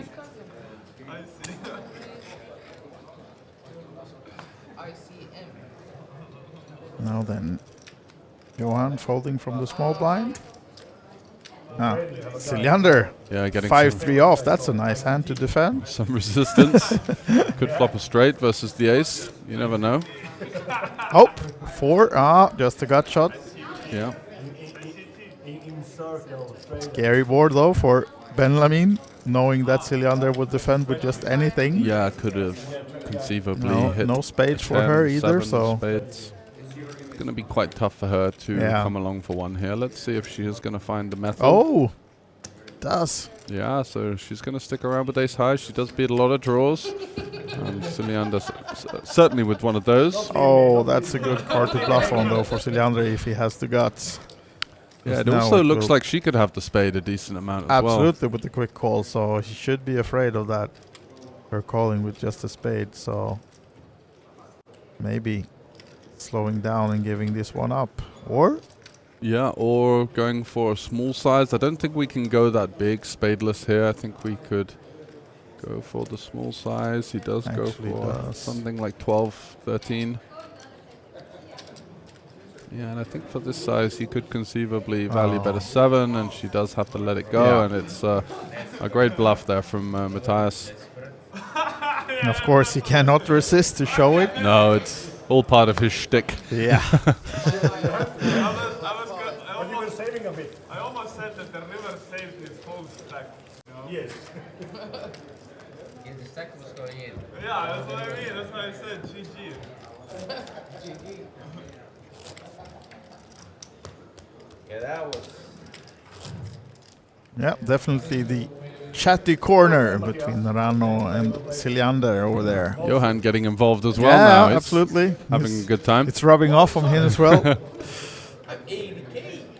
80k is like. Yeah, you are smiling behind the screen. Well, these guys surely resist the urge to be chatty. Yeah, keeping a game face on. You are smiling a lot, though. Looks like he wants to get in, but I can't go there Just because then I will lose the focus. Entertained observer, maybe. Yeah. Cilliander enjoying the Cilliander show. Yeah, going for a pretty loose call here with the 9-3 blind versus blind. Might be one of the hands that you just consider letting go, but continuing to play with this wide and loose style. Yeah. And nothing for these guys on the board, so this is just who gets the first bet, and they both check. So yeah, can Rano find the flush draw? He cannot. No hits. Oh, the 9 high. Yeah. There's the check mark. Or will Rano try to game off that winning? He could nice definitely 9-3. represent a hand like King High, but great for my hand. 9 high. Oh. Yeah, now edging back closer to that 100k again. He was down below the starting stack of 50k just a few hands ago, but You go for the check shove on the river. climbing back. Yes, check shove. I surrendered my soul. So 4k worth of tickets and cash and the VIP football trip up top in this sit and go. So not bad at all. Almost 7,000 euro worth of winnings for the one who will take this one down. The Royal Showdown. yeah, and the 1k in cash for second as well evens it up a little bit. Yeah.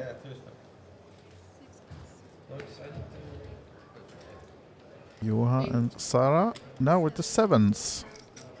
Going with the raise, just confirming that we're still on the 4k big blind, which we seem to be. And trouble though, maybe not trouble, but at least action when Siljander comes with the 3-bet. Yeah, and he's been pretty loosey-goosey, so could see Sarah just put the chips in here. Hijack versus the one player who has been splashing around so much that I think sevens from the hijack. It's annoying and it's dicey, but versus this particular opponent, I think we could definitely conceivably think about some shoving. She does fold. Bluff. Yes. I was thinking about shoving. Ah, there we go. I had a pair. You had a pair? Small pair, small pair. I was down to flip. Oh, let's go. I had a small pair. Just want to fire it in there. Yeah, he couldn't wait to snap that one off. Would have been semi-bad news. Now we're on a new level then, so it should be 5k. Mining is beautiful as well. If you find the set. If you find it, yes. Yeah. Pay 20% of your Oliver's stack. fold is Try to pretty find good. it. That's my only choice. Or have we jumped to the 3-6? I can't really see in the background. Yeah, Is I your think- eyesight better than mine? I think it's 2-5 with a 5 ante. Yeah, there we go. Yep, 2-5. So the next one will be 3-6, and of course, with the average stack being 100k, now we're looking at a 20 big blind average as Johan Karlsson picks up a lovely hand here, the King Jack suited from the hijack. Yep. Gonna open it up. Oh. Rano, though, will have other ideas. Ace Queen, and I think at this stage, only playing about 15 big blinds effective. Yeah, is just gonna rip it in. Yeah. Nappinen folding a jack, so trouble for Johan if he were to call this one, but I think he'll probably find a fold or... Really annoying with King Jack suited because you know your opponent is going to have some hands like Ace 10, Ace Queen, pocket pairs, maybe some Ace 5, Ace 8 that you're doing pretty well against, but you just can't really call with the King High with the bubble pressure. Gets shown the ace, so won't be feeling too bad. He knew at least that he had That was the queen, right? Was it? Yeah, Oh, I think okay. so. At least they had 30%. So maybe feeling a little bit bad then. Yeah, Could have exactly. been a queen jack suited. What? Could have indeed. That had would have to. been a tough one to take, but however. He can watch back the stream and pat his shoulder. Yeah, that's discipline lay down there. As some refreshments are being almost non-stop brandished around the table here. It's been a... And this is the current chip count. Now we can see with the new blinds in place that Knappinen has only 7 big blinds to his name. Needs to find something quick. Gonna have to make something happen here. Yeah. Whoa, Carlson with the Ooh. upgrade. King Jack suited, not being able to raise call, but this one will be calling no matter what. And this is where he goes. Oh, okay, I'll have to make it 10 again. If I must. So Sudler out the way. Knappinen, does he find anything on the button? King 10. Yeah, not great versus under the gun. Probably just going to fold. Doesn't have an awful lot of fold equity, and has just paid the blinds, so he's got a few more hands. Now we're in trouble for Sarah Benlamin. Yeah, I think we're going to see her jam here. Ace Queen, even versus under the gun. Hand is just too good, and yeah, in it goes. Shove. And snap call expected from Johan. Cards are on their backs. Yeah, and she's not feeling too good about the situation. For Still, Sarah's though, sake, we haven't seen any ace folded at least. Still 32%. Looking for a Barry Greenstein. And she, what a flop. For the Jack 10. Wow. Top set. Oof, Oh, there's the ace. Ace or a king needed for Sarah. No, not to be. And we will lose our only queen at the table, Sarah Benlamin, unfortunately has to settle for 6th place. I think she's got 600 in chips or something ridiculous, but that's going to be tough. Okay, 1 chip. I think they would have done a chip race, no? So it's going to be... should be. So we'll see whether she chip has on a chair. 1K behind maybe, or not. I mean, yeah, I mean, At least it would maybe 2K even.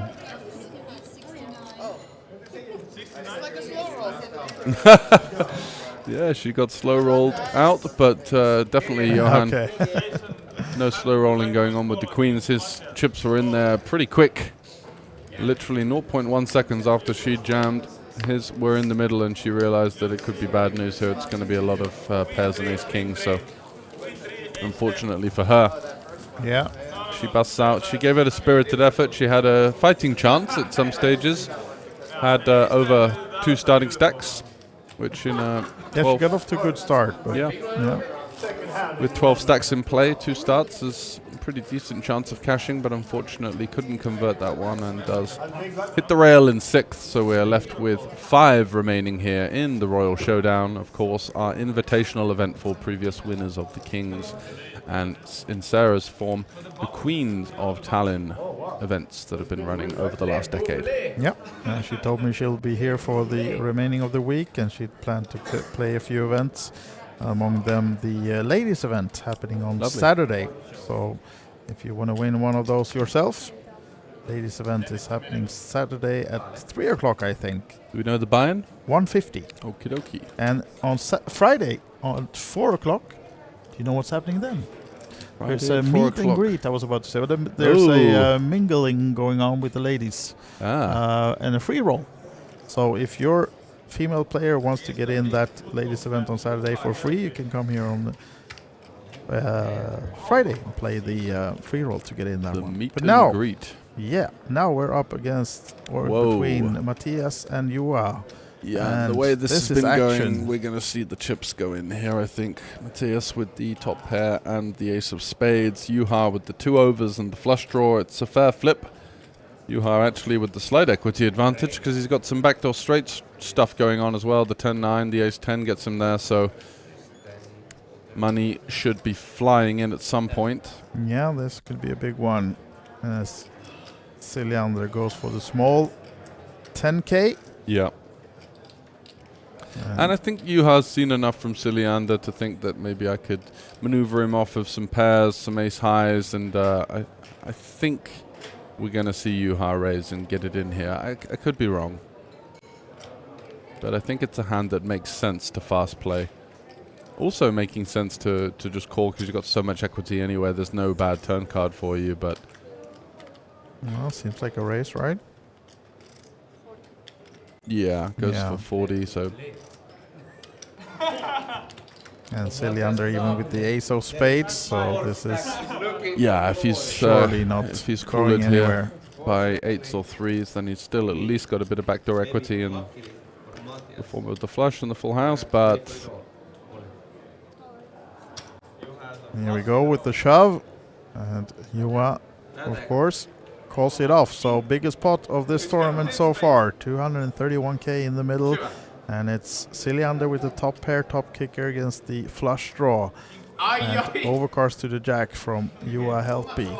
Yeah, I think Helpy's going to get there. He's pretty much a race, but shaking his hands. As you can see, Helpy slight Oh, there favorite, it and is. now big favorite, and also the flush completes. So from 100k to nothing for Matthias Heliander, and he will be the last player leaving us without finishing in the money. Yeah, fifth unfortunate for place. him, but Carlson looks pretty happy there, giving Yeah. him a little shepherding him out. I fan you up. So no trip to Italy for Matthias Heliander. He was really looking forward to going on the trip, winning himself or joining Kai Lehto, but both of them are out now, so it will be one of the other 4 remaining players that will have the pleasure of joining Olibet for the VIP trip to Fiorentina game. And of course now looking good for Juha Helpy. Certainly is, and also looking good for Carlson and Knappinen, who sneak into the money there. Knappinen with just 6 or 7 blinds behind right now. He'll be happy to get away with at least ticket of 1k or 1100. Another leg up, and he could make some decent money on it. So he's in for 2 bullets, so he's in for €1,000. He's going to get an 1100 ticket guaranteed. And now has the Jack 9 under the gun. I think it's going to be a bit too wide to shove. Does elect to fold. Yeah. By folding, he could potentially get a ladder if Juha can knock out Carlson, for example, or indeed Rano Sudla. And Juha just limping now with the big stack and four-handed. A bit surprised to see. No, he did raise. Yeah. Okay, there was the graphics that fooled me. But yeah, he did raise. Yeah, and Sudla playing 22 big blinds or so is going to come along with the 10-6 suited. So a fair fight. Ace-5 versus 10-6. But once again, the cards favor Mr. Helpy. Yeah. And does have top pair with the backdoor flush draw. And a dominating position to be in right now. 332k. That is almost 7 of the 12 stacks in play. So certainly the favorite at this stage.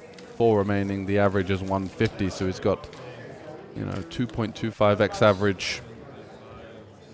And with all of his mighty amount of experience and, of course, skill, you do feel like Juha is closing in on the win here at the Royal Showdown. Looking to book himself 7k's worth of prizes. Yeah. And Knappinen now will be in the big blind, right? So he's pretty committed in the next hand. Yeah. 7 big blinds total. 2 of them will go in before the hand will start. We'll see whether he makes the double up or if he will be our 4th place finisher, perhaps. As Johan Karlsson come running. Never seen him that quick. Charging in. Second in chips right now, so closing in on a decent payday himself. Yeah, he run for nothing as is the ace-6 off in the bottom position. Don't think he will raise against a small stack of Knappinen in the big doesn't blind. want to raise call here with 8-6. This would be a bit of an error. But now he seems stuck. He froze. Yeah, what's going on? Yeah, he does make the correct fold, and Rano's going to be quite aggressive here. 10-3 off. Oh. 6 big blinds effective. It's an annoying one. Yeah. It's close. A 10 high is usually pretty good, but yeah, maybe want a suited side card there. Yeah, 9-4. Would have been slightly behind Knappinen, but now he doesn't have to sweat it. And gets to keep his blinds. Yeah, lives to fight another day. Still got Yeah. the same stack. Even picks up a small blind, so that goes straight back in. And he's going to have to find a hand in the next orbit, or at least 2, you feel, else he's simply going to just get blinded out of the tournament. Yeah. With the just over 7 bigs. You're not going to Irish Open? Oh, yeah, you're going to... No, well, I don't know. I don't even know what I'm going to do tomorrow,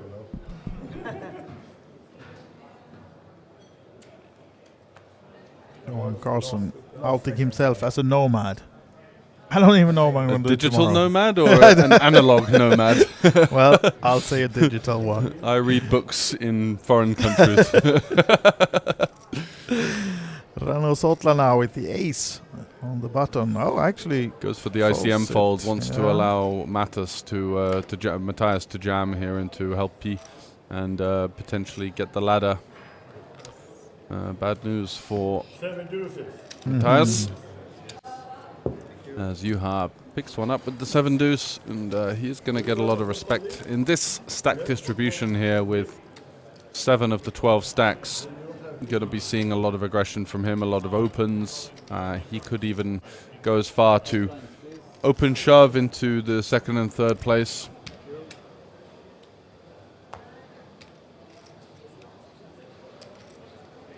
Yeah, and this is the nice TV table setup, which premieres for this festival today, but we will have more streams coming, of course, already tomorrow back with another one. But we're going to follow this one until we have the winner, of course. And Rano Sotla steps out of the way. Now it's time for Knappinen in position with the Jack 9. Will he find any resistance? Hardly not when Johan wakes up with the 6 high. Yeah, nice shove through there for Matthias. He'll be very happy with that. Yeah. I think he just kind of had to go with anything half decent in that spot, really. It's not even about the strength of your hand, it's more about the timing. So I think in those spots with the big blind ante, you just got to be really wide, and Jack 9, certainly enough.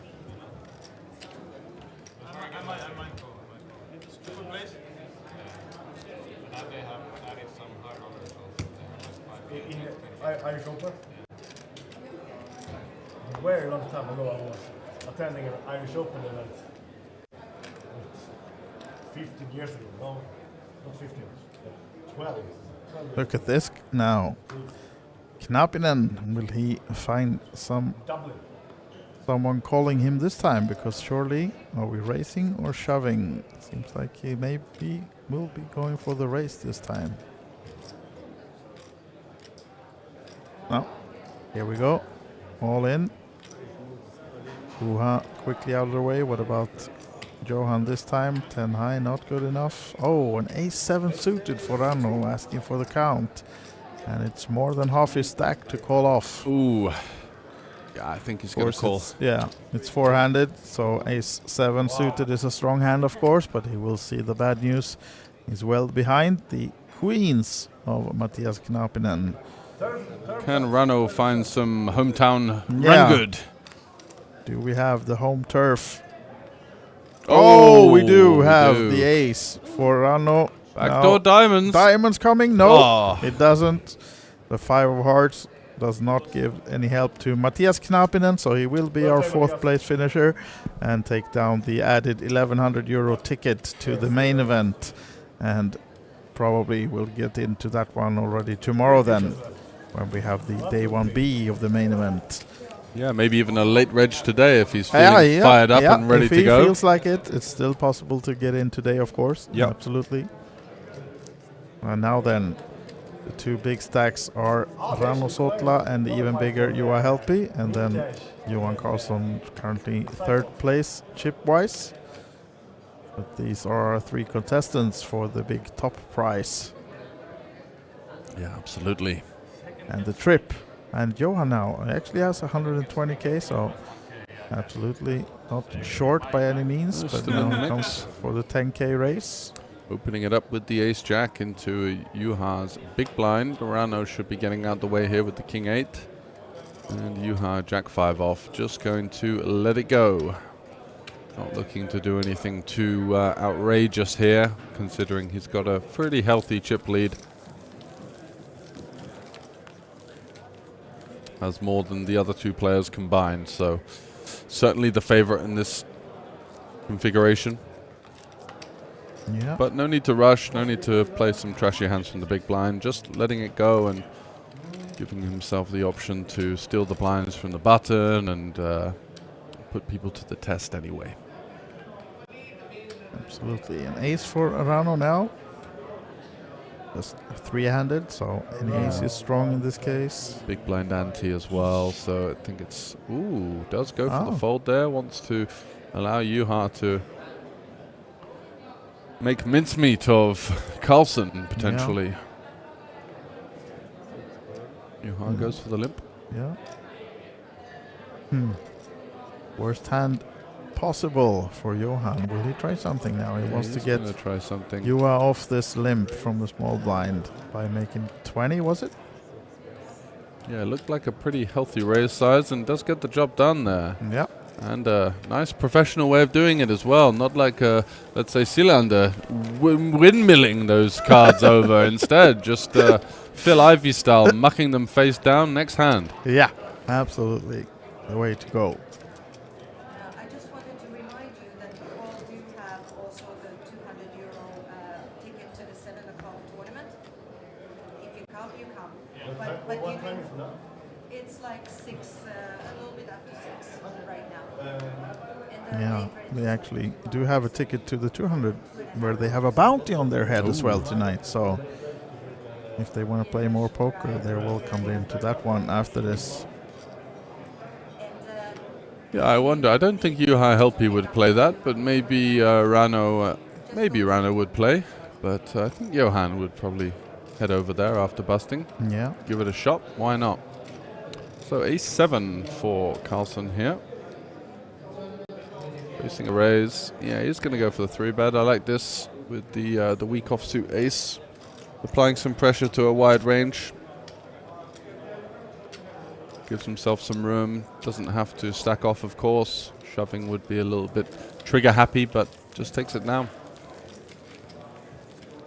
So average stack of 200k, so 40 big blind average now. Oh, we've just gone to 3-6, so of course it's going to be a little bit less now. 33 big blind average. Yeah. So still plenty of play, but of course with the quicker structure and the blinds going up, I think we're going to be 4-8 next level. Certainly coming towards the end of the Royal Showdown with Helppi, the current favorite from Finland. Finland versus Estonia versus Sweden right now, so we've cut out the pack of Finns. The advantage the Finns had is gone. We're all square now between these three countries, and Johan lets the 6-3 go. What about Rano? Even worse, 8-3. Yeah.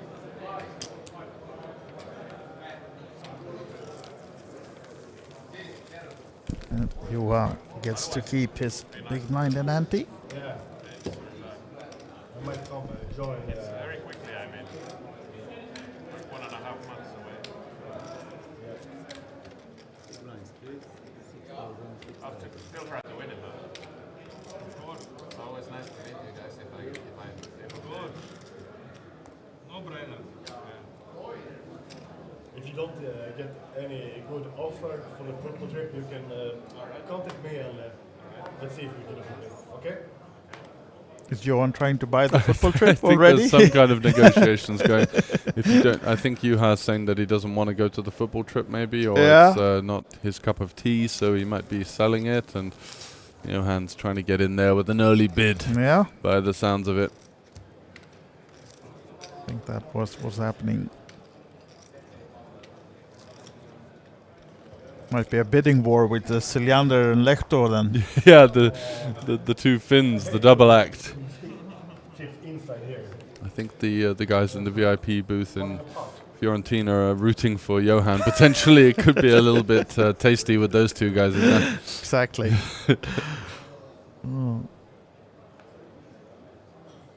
So new level and new open raise sizing. Juha going for the 13k. Rano with 20 big blinds, but yeah, Queen Jack kind of not the best hand to shove, but it's a good hand to defend and dominate some of the opening range. Take a flop. Does flop top pair. Jack high. And no clubs in the holding of Juha, although he has a deuce, so small piece of the board. Yeah, small size here, just looking to turf out some of the essentially unlimited amounts of overcards. Getting a hand like 5-6 to fold is a pretty decent result. Does get some value from some flush draws, straight draws, occasional worse deuce X. Queen on the turn for Rano now. Giving a couple more outs to Juha, who turns a gut shot. Rano quickly checked. Juha does the same. Does he get any help? Does not. Whoa. Locks it up with the full house for Rano instead.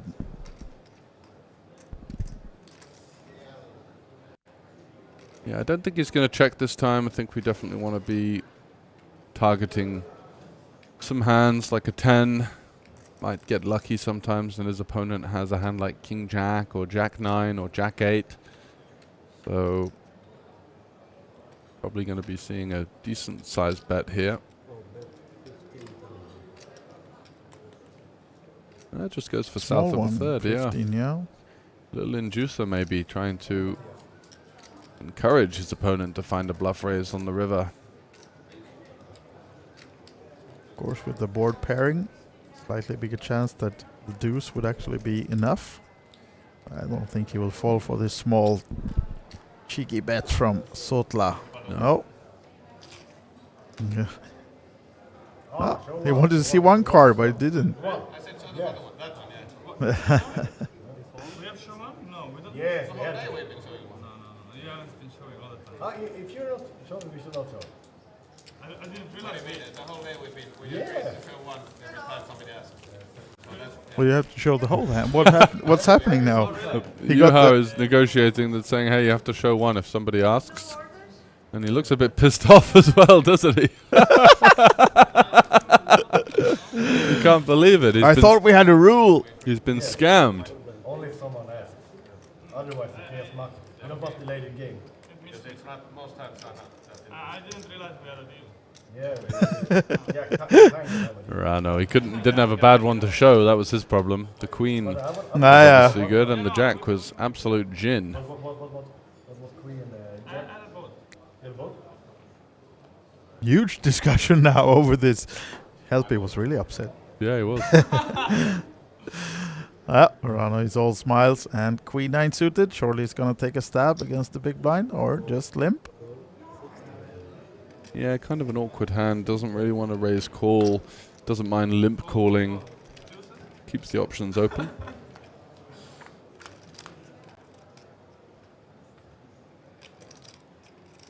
Eight for Juha. Gut shot for Rano.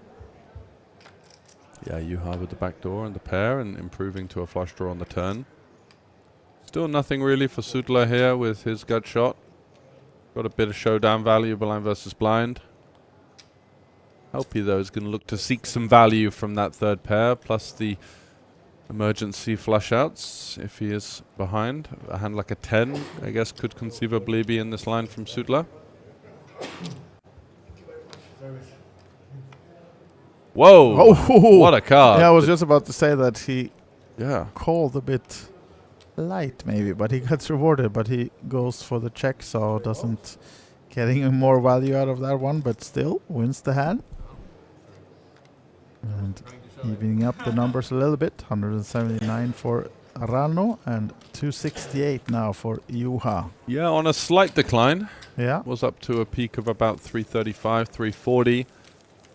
And instead is getting chased by the peloton between Rano Sudla and, of course, Carlson. I'm winning every hand. Running good now. Huh?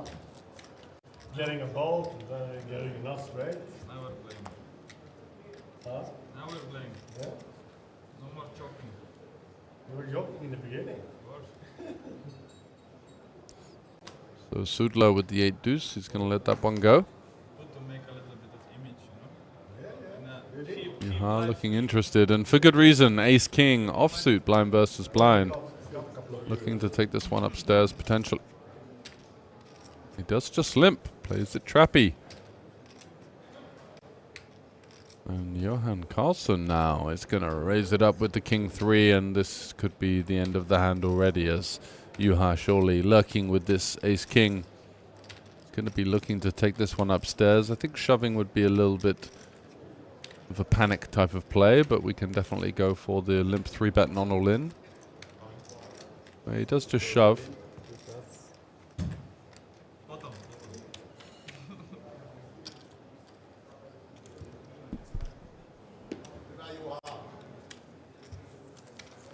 Ainut suomalainen. Limp shot? That's dirty. Juha, that's dirty. Limp shot. Dirty. Sneaky. I love it. I love it. Mitä? I love it. Hiilivillit mikä? On.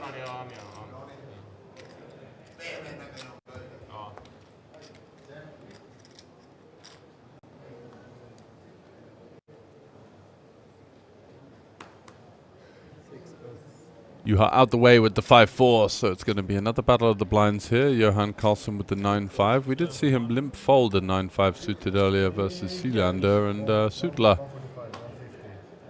would be looking to raise here with the 6s and call the limp jam, but he's just going to check it back.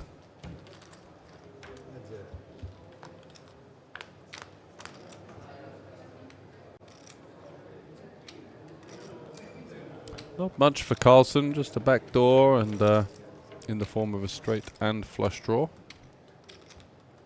9 high, could lean on some queen high, 10 high type hands, blind versus blind. Goes for a slightly north of half pot, so with this kind of combo, just looking to fold out some of those high card holdings, as I mentioned. Not going to get any pairs to fold. And Rano just quite quickly folding the 6s there.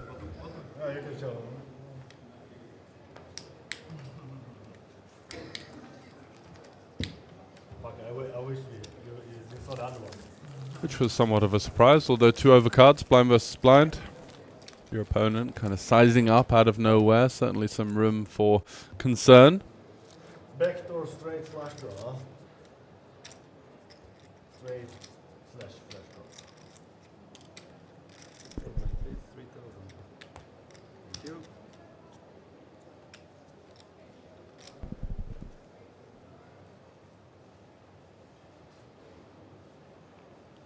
Johan back in the thick of it with the ace-jack off. Gonna be taking this one upstairs for the min raise.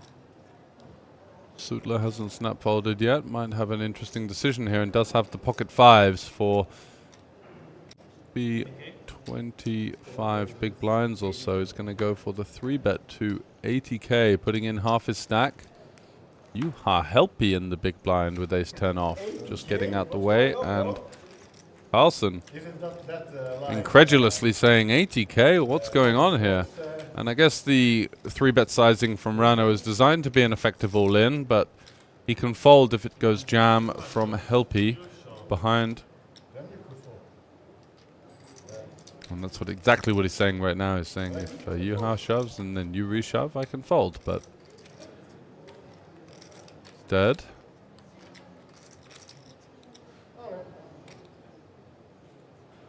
The money goes in, and it's going to be ace-jack versus 5. So we saw an ace folded. Big flip for these two players, with Rano having a decent equity advantage. 58 plays 42 because of the folded ace from Helpy. And off to the races here. Big one between the battle of the shorter stacks. No help for Karlsson so far, and he is the at-risk player, but the jack on the river marks a big comeback for Johan Karlsson, who has been short and beavering away. Won a couple of decent-sized pots earlier versus Sealander, but this one really catapults him into the reckoning as Rano is crippled and left with just over 3 big blinds. But Johan Karlsson with a beautiful-looking jack of clubs on the river gets the job done versus the pocket 5s.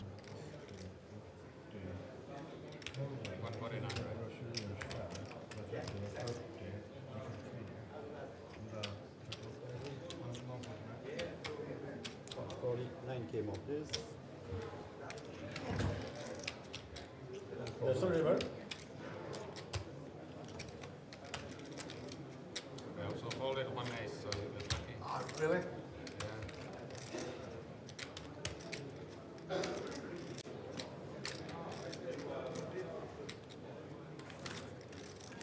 Smaller than yours, of course. Well, in that situation, I feel you don't do that with ace king, ace queen. Why? I don't know your sizing, but So as you can see, very likely to be getting the heads-up match underway shortly with Rano short on the big blind anti-format. Only one more orbit until he's forced all in, so the chips will be flying in shortly. And that leaves Johan Karlsson with the newly acquired chip lead. Been lurking in the shadows for a while. Does find the big double up there, the 25 BB each flip going in his direction.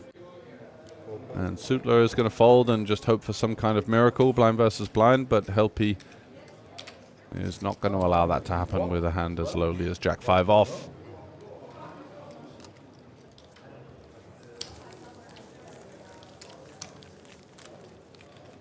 All three players have locked up at least €1,000, 1,100 euro main event ticket, plus 500 euros in cash. And the next jump is quite a significant one, as we go from around a 1,600 euro value to 4,000, with 7,000 euros of value for the winner.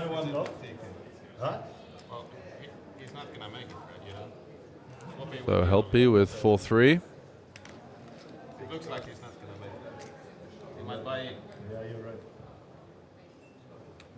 And Johan, of course, will be going in with the 9-8 just for a couple of big blinds. Rano gets it in, I think, blind. Don't need to really even look at your cards in this situation. Just going to have to take the gamble.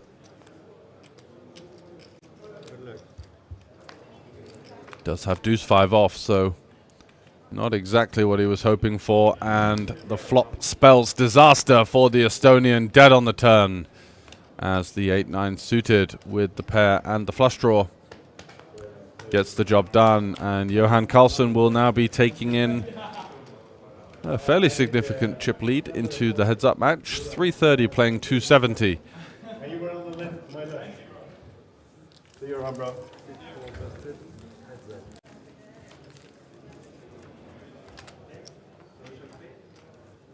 You are?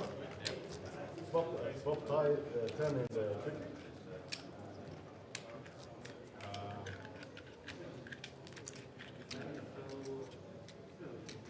Maybe some negotiation being done.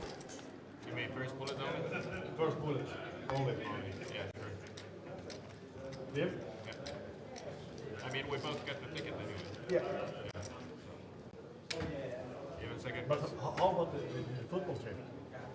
What about that? You're not going yet. No. Then you eventually could tell me, I'm not going. You can have it cheap. Make a leap. Some discussions of a potential chop or some kind of business going on here. Let's zone back in and see what they're saying. I had a feeling about this tournament earlier this morning, you know? I told you, you win, I come second. I hope I was wrong. Yeah, that's what you said. Yeah, I do. But then you said your biggest That's why I'm trying to get something out of this.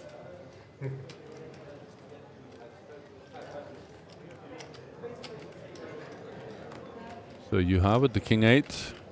Is he going to be employing a limping strategy or a raising one? Let's see. Does go for the raise, makes it 15k to go, and Karlsson suddenly going nowhere with the 10-8.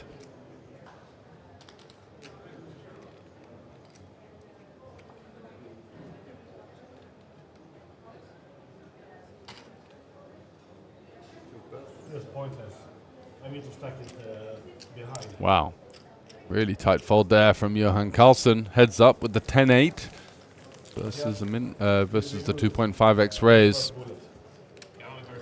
Not committing any chips over the line, so could be a good sign for Juha Helpy's chances if he's going to get his opponent to fold and play quite tight out of position against him. He's going to have a lot of profitable button opens. You just pays the 10%. You pay 10%. Oh yeah, buy 10%. Yeah. Karlsson again, not the best hand.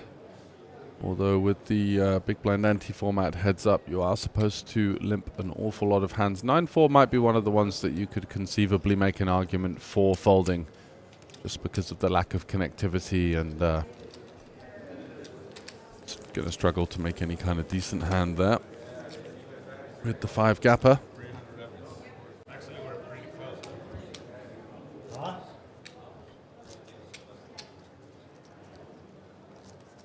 almost the same.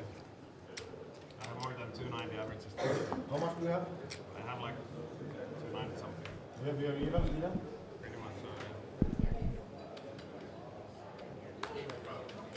So Helpy with the 10-6. Is he going to continue with the raising strat? No, he's going to limp, middling, holding.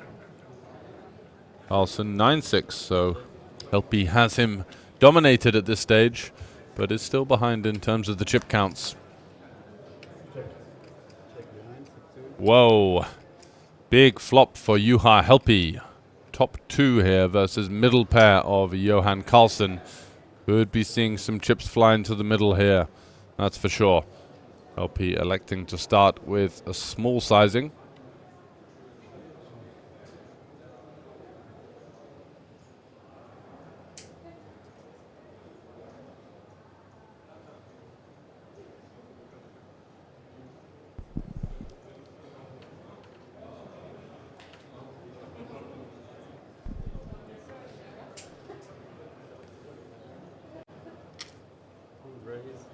Oh, wow. And this could get pretty juicy between these two players as Johan Carlsen not even going for the check call, which seems pretty intuitive with middle pair. He's going to go for the raise. He's going to target some continues from worst 6x, straight draws, a lot of those. All sorts of hands like 9-8, 9-7. But Helpy is going to 3-bet the flop, indeed. And what is Carlsen going to do about this? Got himself into a bit of a pickle here. He asked the question and I got my answer. Yeah, he's saying he asked the question and he got his answer as Helpy retains the chip lead. Thought we were going to see some fireworks there from Carlsen, but we did in the line. I wasn't expecting the check raise, as we're joined once again by Andreas. How are you, sir? Good, sir. And as observant as I am, I can see that we're down from 3 to 2 since I last joined you 10 minutes ago. Yeah, that's right. Unfortunately, Mr. Sutler going for the 3-bet jam with the pocket fives, running into ace-jack, and it was indeed your Swedish compatriot, Mr. Carlsen. Finding a jack on the river as you come back to him having the fish hooks. So it's all looking up for the Swede. Some interesting style of play so far for the heads up.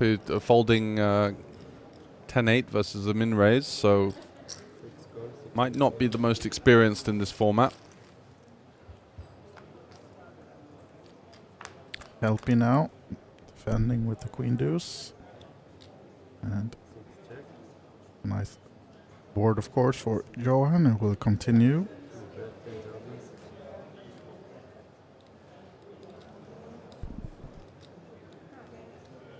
Yeah, Helpy in Podlib and Omaha likes to attack these paired boards.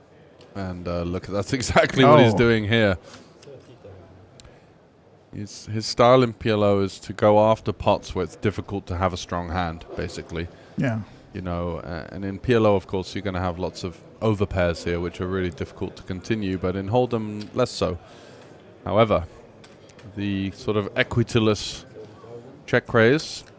And let's see how good Helpy's running here. Can he find a queen on the turn? No, the 7.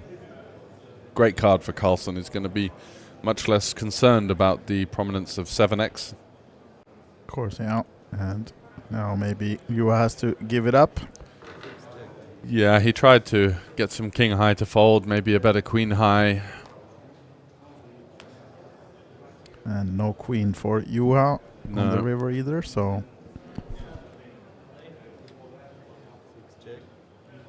The chip lead will change into the Swede's favor then. See if he goes for the value here now. Yeah, should be going for a...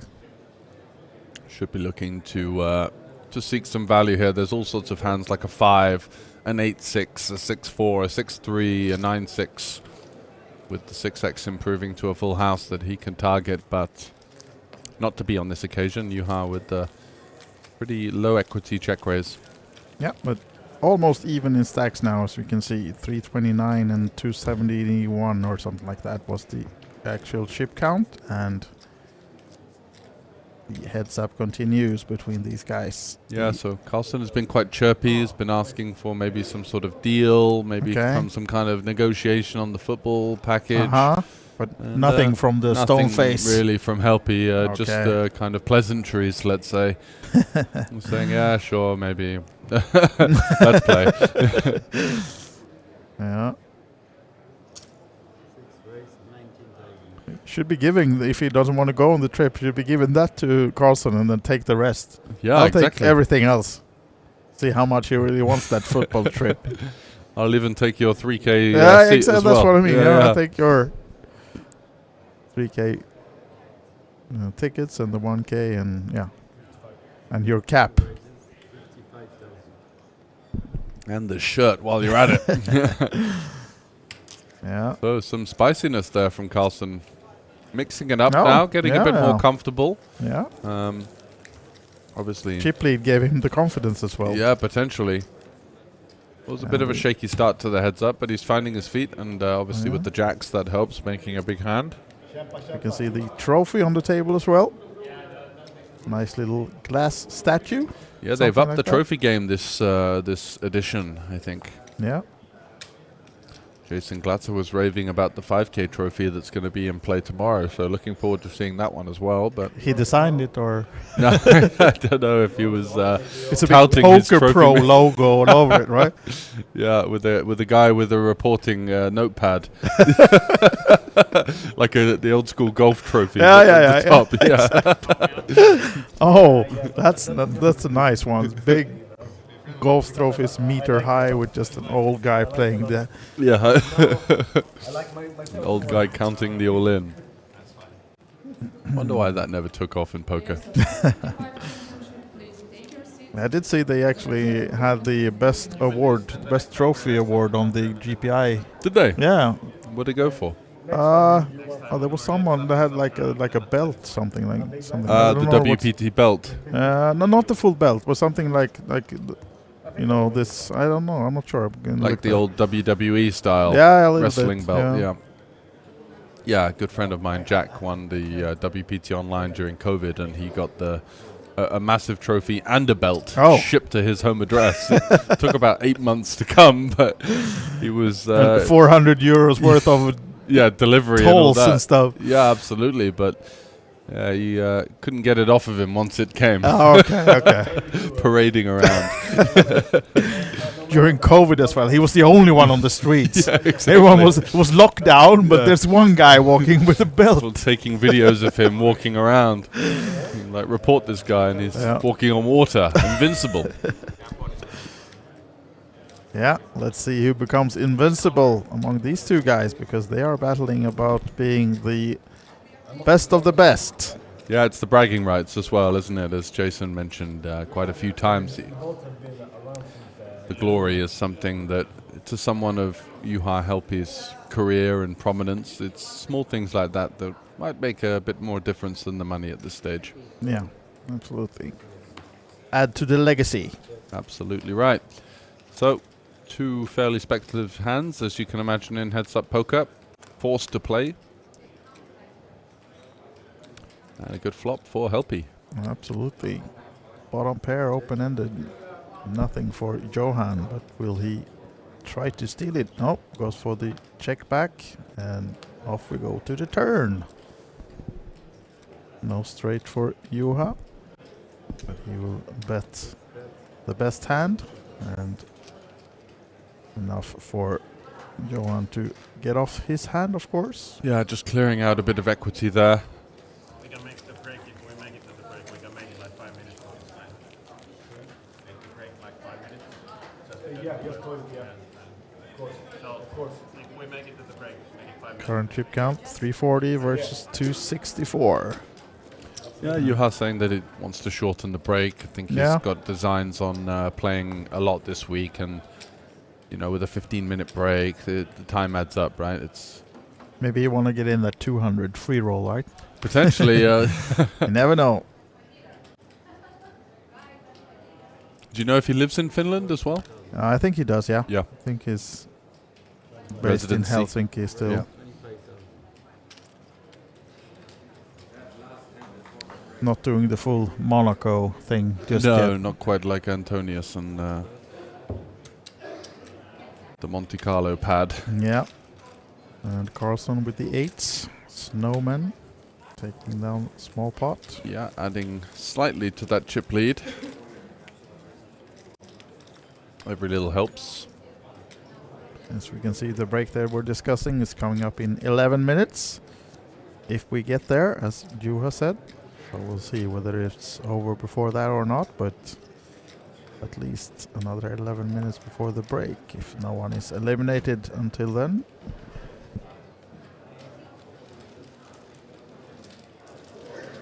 Now then, nice hand in the heads-up situation for Johan. Pretty tough-looking glare at his opponent as well. I don't know if you caught that. Yeah. Little, he's picking up some nice hands, though, so far. Had pocket 8s, ace-2 suited, pocket jacks, just in the last 10 hands or so. That certainly helps things.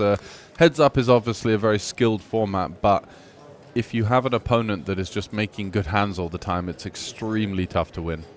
It's very difficult to make a pair in Hold'em. And of course, dream flop for Carlson. Yeah, 2 spades, happy paired with that. board.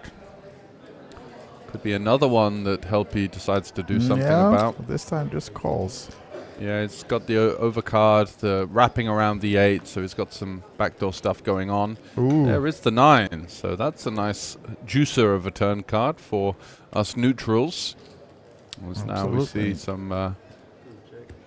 yeah, check from Carlson. Is he going to find a spade? No, he's not. But runner 9s. Yeah, runner 9s. So trouble for an ace high of Carlson maybe when Juha comes for the little value bet of his now. Even hands like a 3 now, a counterfeit, and just have to bluff sometimes. So big sizing here from Helpy.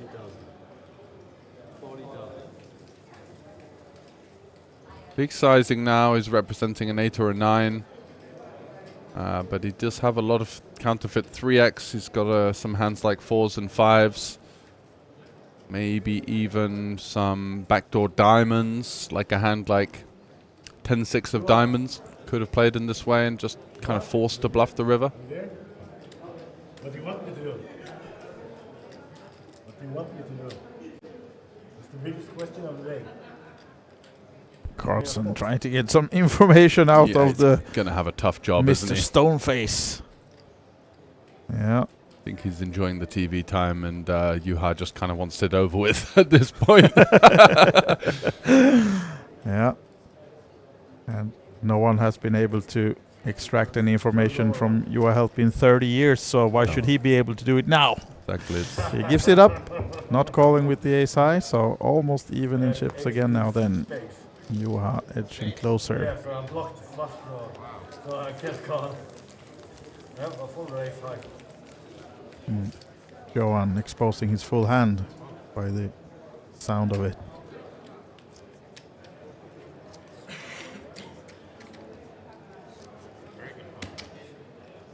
Yeah.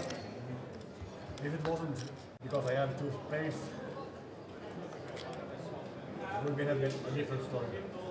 And of course, a lot of other poker tournaments going on besides this one. We do have the final table of the 5-5-5, and it was 7 players still remaining a while ago. So we'll aiming at showing the final stage of that one after this tournament, depending on how long these guys will be playing. If there's still a 5-5-5 running, you never know. This might take 3 hours. It could. Could take 3 minutes. Yeah, there's some pretty tight folds there. The King 6 limp folding to just over 3x. We saw the Carlson not defending the 10-8 off earlier, so it's very interesting to watch in this kind of format, because obviously these players don't play heads up that often, right? So that the ranges are supposed to be so wide. Yeah. And I would have thought there might have been a little bit more battling than we're seeing so far.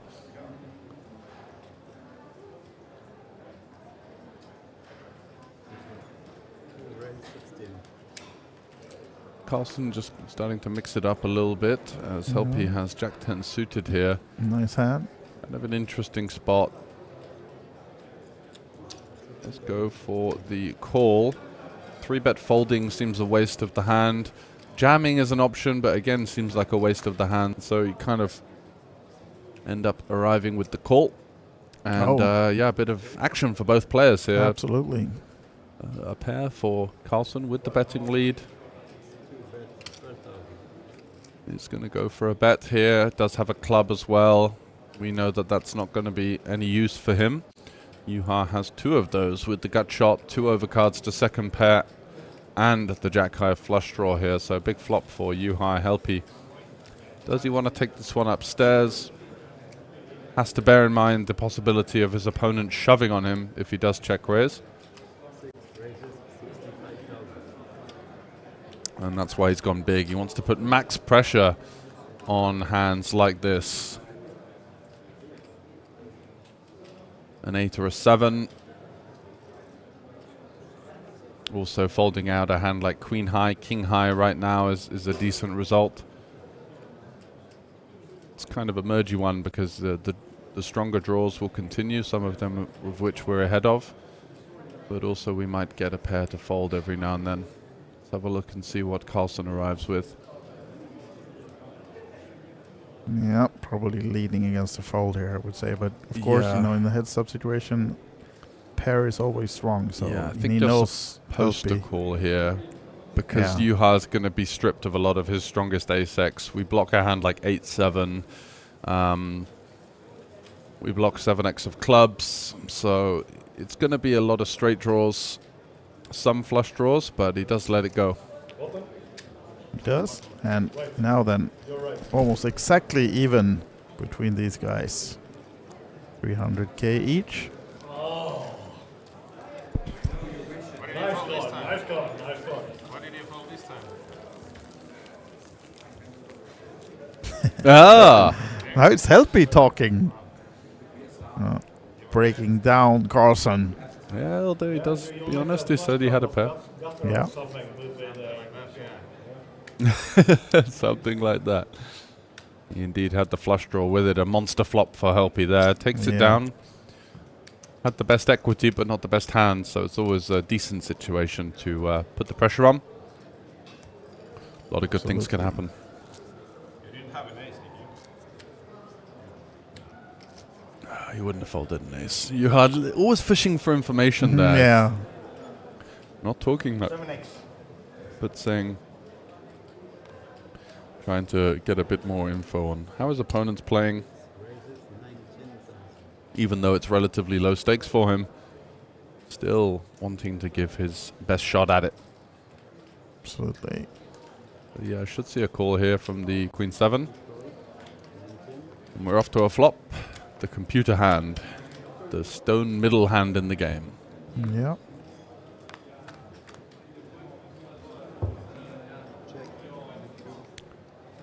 Fairly decent-ish board for the opener. Going to have a lot of the stronger ace-x that the big blind would have 3-bet. And yeah, 9-8 seems like a good bet. Don't have much showdown value, but we do have backdoor spades, and we even get the Queen 7 with the Queen of spades to fold, which again probably should be continuing in the heads up. Got to be pretty sticky in these spots just versus one opponent, but respect shown for Mr. Helppi there. Yeah. I'm the chip leader. You chip leader? How much you have? More than you. No. He's been talking more the last 5 minutes than he's done in his whole poker career almost. This is now he's really getting into it. Inside. I am the chip leader. I am the chip leader, more than you. That was pretty quick. Yeah. He was on the Party Poker, the invitational thing. I looked at his Hender Mob. There was the TV streamed one back in the day. It was like late 2000s. Yeah. They had the Party Poker big game or something like that. Something like that, yeah. Yeah, and I remember him being on there with the likes of, I guess, Phil Ivey, David Benjamin. Yeah. Tom Dwan. Yeah, he's been around and played a lot of those high-stakes games as well.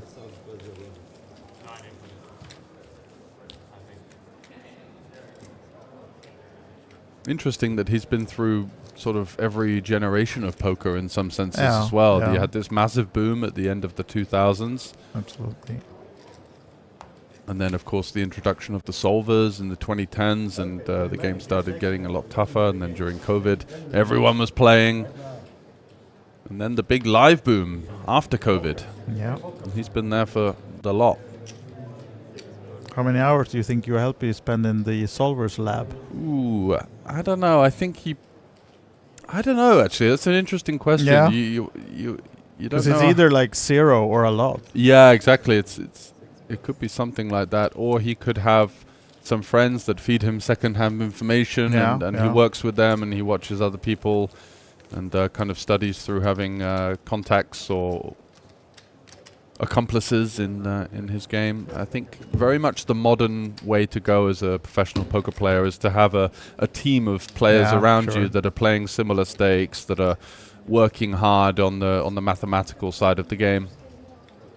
It certainly makes I don't know, unless you've got a certain type of personality, no matter how passionate you are about poker, it can be quite difficult to commit to lots of solo study, going through all of these solutions and plugging in hands all the time. It's rather tedious, but the gain from doing that is quite high, so you have to find a way around it. The beauty is these days you've got these interactive solver type things, so you can kind of do it and it's all fancy and it sort of spits out a solution in front rather than loading up a server and it takes hours. Yeah. Carlson now with the min raise, 9-5 off, and you are defending. Yeah, starting to see a little bit more of a kind of raising meta between these two. And swing and a miss for Juha with the top pair. If he had the king of clubs, might be interested, but the lowly deuce of clubs, less so. Encouraged to continue. The 6 on the turn. Not a bad card for Carlson. Picks up some extra equity in the form of a straight draw, but Juha sees the green light to start applying some pressure here with essentially no equity. Just that overcard is the likely out. Not going to be seeing Carlson going anywhere. Having checked back the flop. Wow. He folds.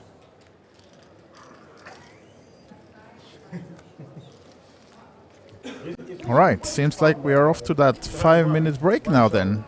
They're shortening it down, but they will have a short break. Yep, it will be. So back in the studio with George and Andreas, but we'll also have a small break then, and we'll be back for more live action of the Royal Showdown just shortly.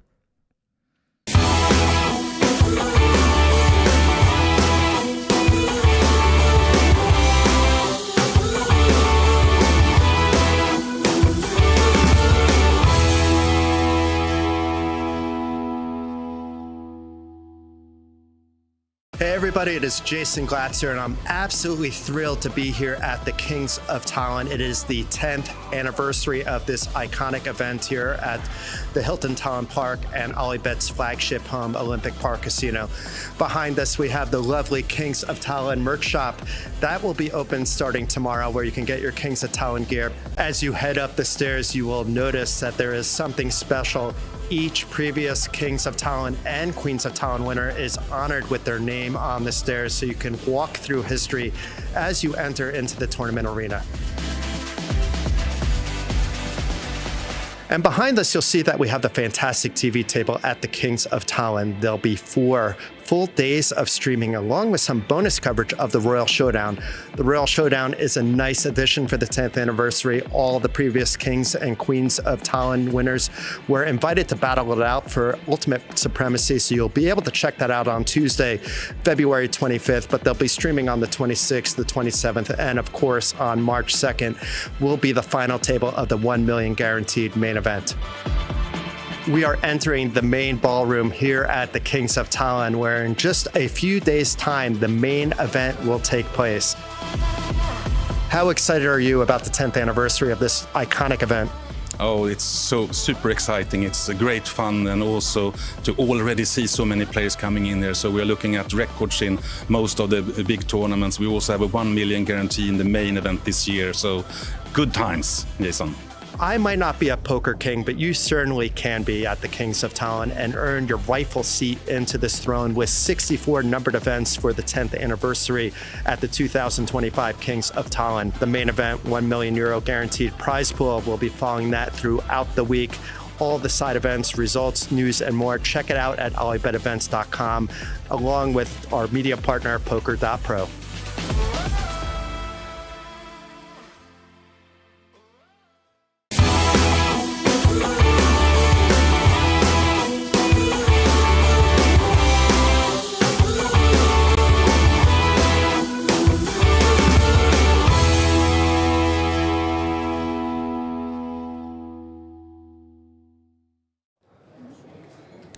So welcome back for the closing stages of the Royal Showdown. Heads up between Juha Helppi and, of course, the Swede Karlsson. Karlsson. Karlsson. Yeah, still heads up and almost even in stacks. With the legendary Finnish player Juha Helppi, just a slight chip lead over this man, Johan Karlsson of Sweden. He's 7 suited. Interesting hand. Do we want to call? Do we want to go for a 3-bet call? Do we want to jam? All options on the table. Check in the dark from Karlsson. Oops. And there we go. 3 spades. Yeah, not a great board for either player.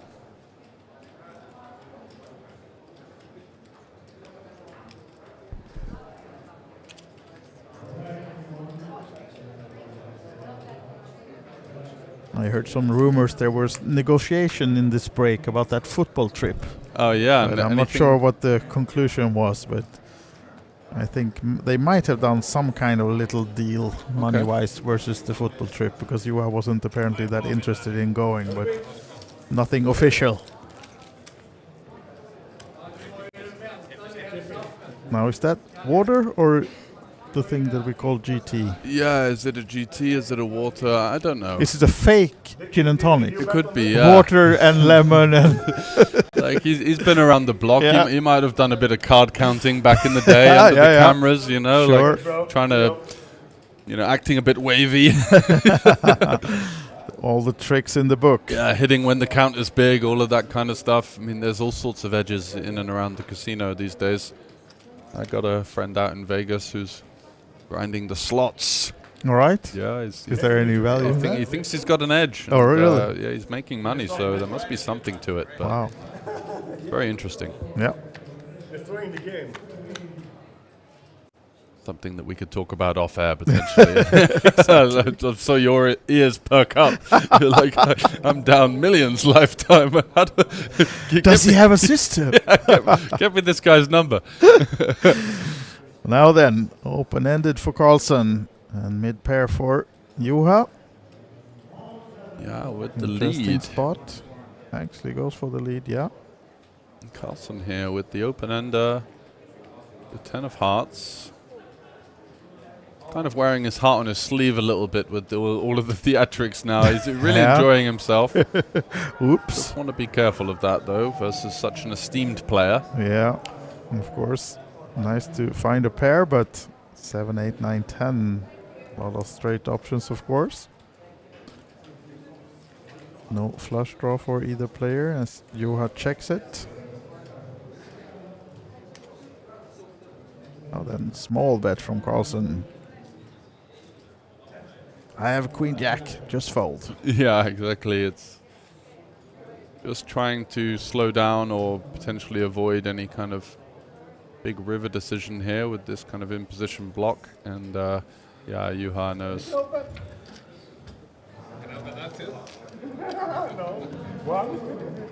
Which card was it? Show the 5? Yeah.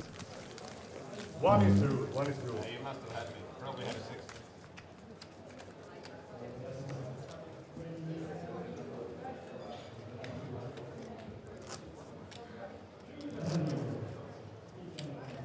That was a good flop for you if you had a 6.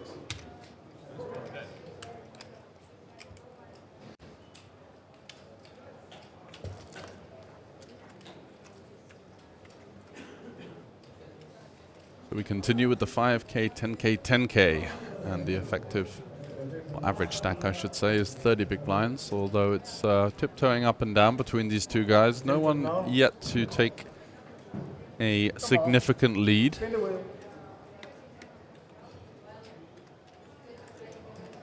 10-6 for Carlsen. Yeah, actually, I think it's wrong.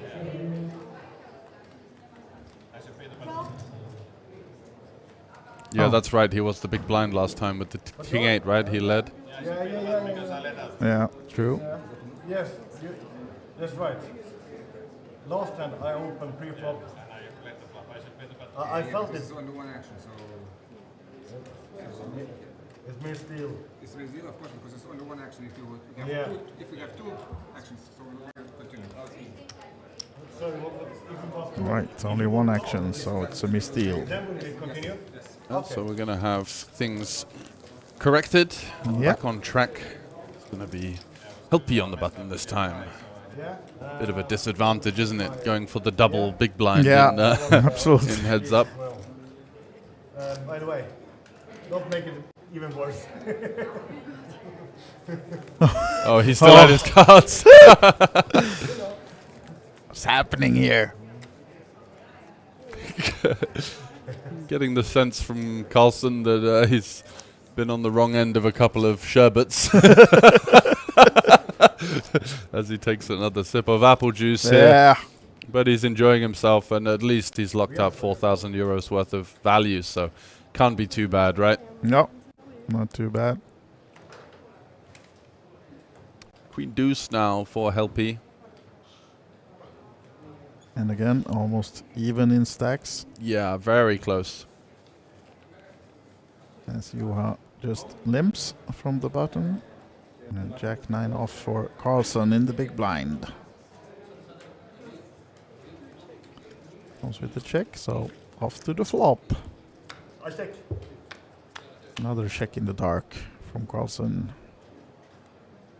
Ooh, big flop for these two. Yeah. Open ender and a flush draw for Johan Carlsen. 14 outs.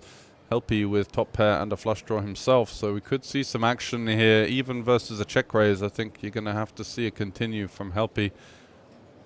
Let's see how this one goes down. It could really be a big inflated pot. Could absolutely be. Yes.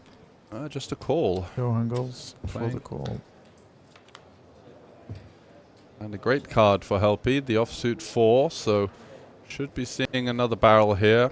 Facing just a check call, so many hands to get value from. Straight draws, flush draws, worse pairs such as the 10 or the 7 that may or may not have a club with them. So I think, yeah, going to go for a slightly bigger sizing now.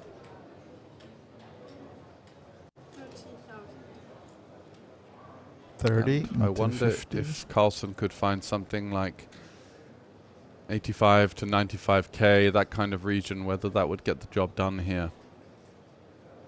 Would look extremely strong, check calling the flop, check raising the turn, where the turn doesn't bring any obvious improvement, representing a flush or representing a hand like Queen 4, 10-4, 7-4.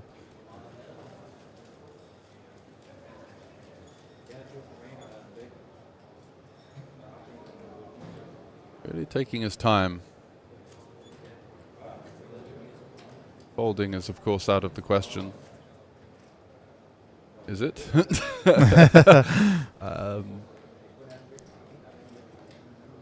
Or is he going to go for the Hollywood check raise? Pretending to look weak before firing in.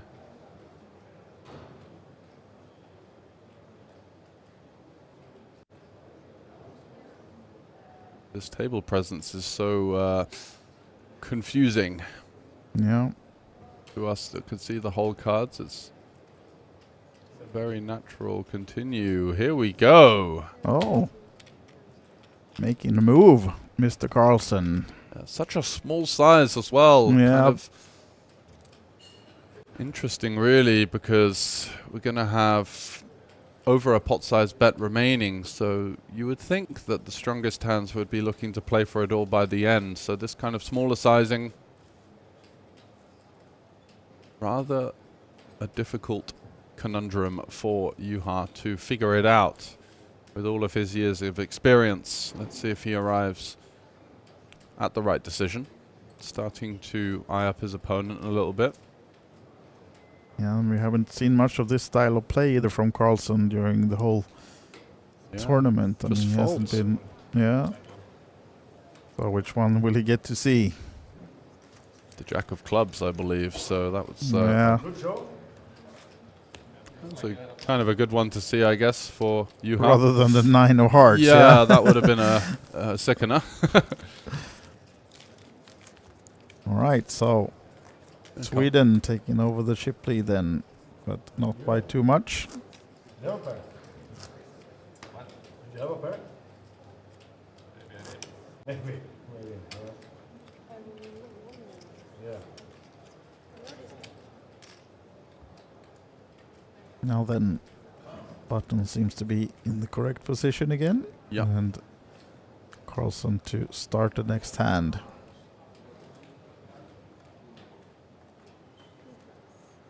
Open folding the 9-3 off. Yeah. Fair enough. One of the hands you absolutely can fold in a heads-up situation.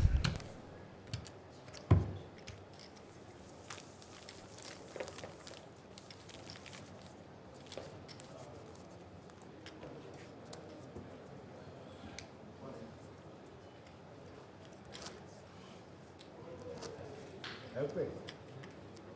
I'm feeling satisfied with second place. Yeah. And I don't have to think about the football. I'm happy to hear that. I will be happy as well. I will be happy as well. So Juha opening it up on the button with the King 5 and facing resistance once again from Carlson, who's had a knack of picking up the better of the card distribution so far in this heads up. It's going to go small, 55. I think we're going to have to see a continue here from Juha with the King 5. No. No, folds it. So certainly shades of a more conservative style from Juha. I think his game plan is just to grind down his opponent, not take any risks from what we've seen so far. He's played a couple of hands a bit differently to what you might assume, but I feel like he has the read that he feels like he's got the kind of advantage and doesn't want to step his toe out of line. Absolutely. Yeah, I think he can sense that Carlson maybe doesn't play too much heads-up poker. And yeah.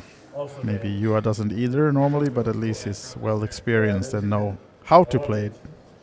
As Carlson finds the nut low. Yeah, the 3 deuce might be hitting the mark. He does. Second time in a row on the button, not having much of it. So the stacks even up a little bit. But still plenty of play. Over 25 big blinds effective. Anything can happen. Royal Showdown. That would be a fucking legendary trophy. Huh? Right? Yeah. Okay, take it easy now. I'm good at it.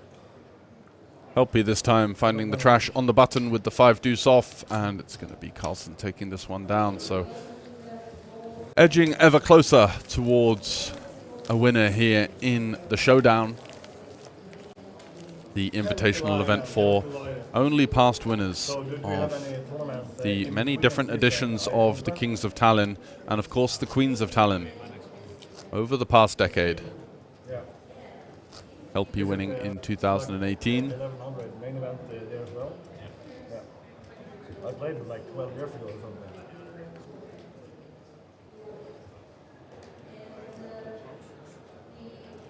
So Carlson with the deuces. Going to go for the raise to 20k. And Helpy coming along for the ride with the 5-3 of diamonds. So 2 overs suited, 50-50.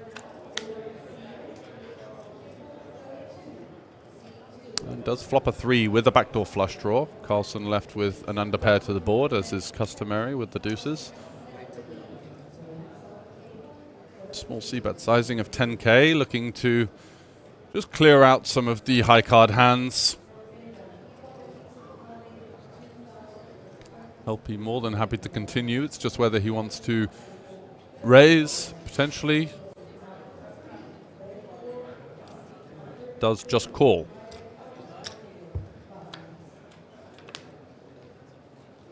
8 on the turn. No good for either player.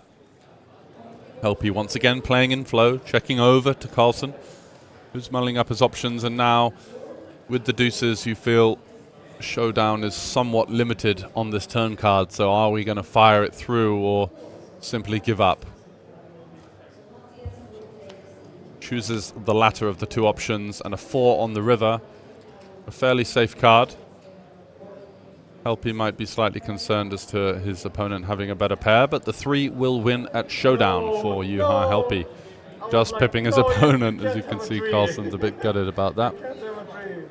I don't want to lose a 3. Yeah, you did. I lost out on some chips there.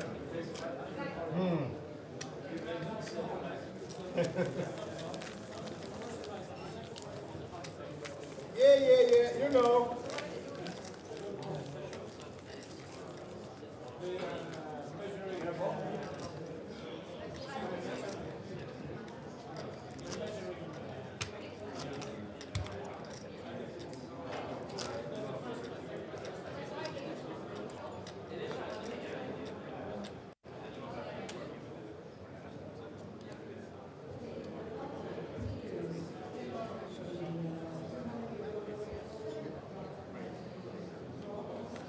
Helpy with the ace-5 suited here. Very strong in this format. Goes for the limp. Potentially looking to go for a limp jam. We have seen Carlsen be quite aggressive, and he does continue that theme here with the 9-5. Going to raise it up. And Juha's plan looks to be working quite nicely.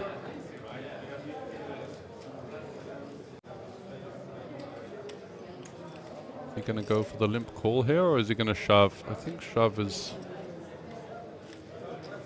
the more of the likelier of the two options, but continues to play this conservative small ball style versus his opponent, keeping the pots as small as possible. Queen, Queen 10. You have to feel as though Carlsen now the favorite to win this one, although he does check it over. Thought he might have represented the Queen, a 10, or a strong ace high here with a bet. Some pocket pairs that could have isolated pre as well. Could go for the small size. LP going to decide to attack this check. Feels like his opponent isn't going to be checking strong hands enough at the time. And he is correct in that assumption. Johan just with 9 high. Are we going to see any creative moves here from the Swede? We are. Going for the raise here, sniffing it out, getting the snap fold, and Juha, of course, as they have been playing the show 1 option, does get to see some bad news there.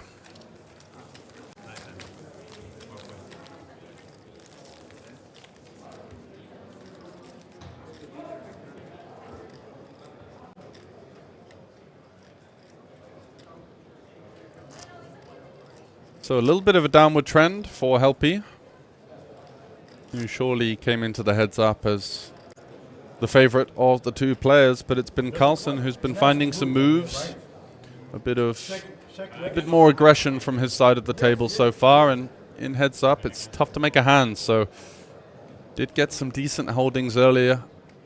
8s, jacks, ace deuce suited. Couple of other strong hands in there, just picking up pots left, right, and center, and continues to do that with the jacks once again, edging his way ever closer to a potential win.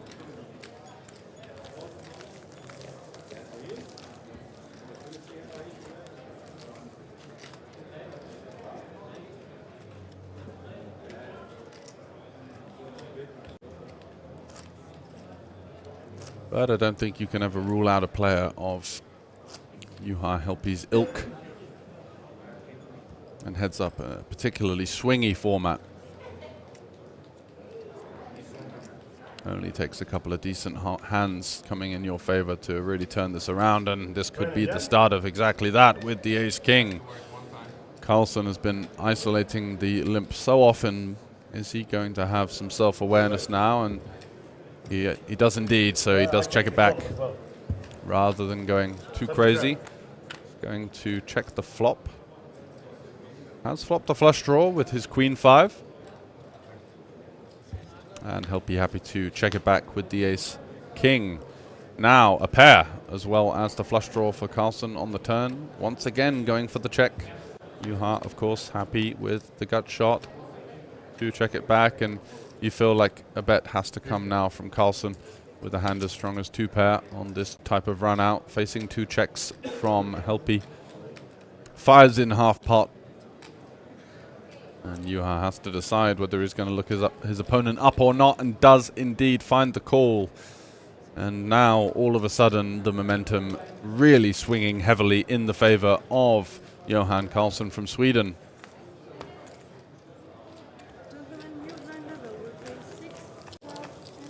His Hendon Mob earnings of just over 250k, completely outmatched by Helpy's of just under 10 million, but certainly had a lot of pep in his step throughout the course of the heads up so far, and has brought a lot of aggression in orthodox and unorthodox form.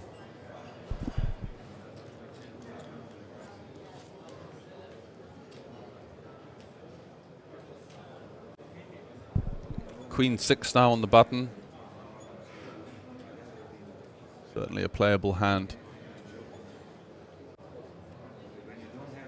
Does limp for the 12k. Juha now with just 11 big blinds. Gonna go for the shove. Takes it down. It's 12 including the big blind ante, I guess. Someone is changing their behavior in a week, not like this. Always shove, always shove.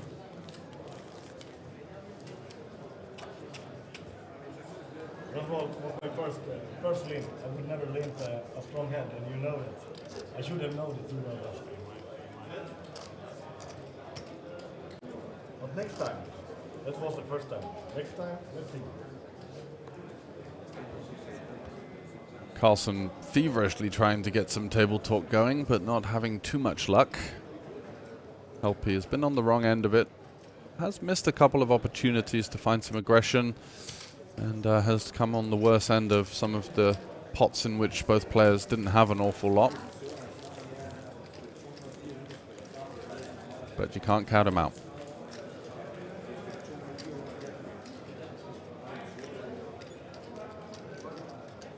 We're going to be playing around 14 big blinds effective for this one.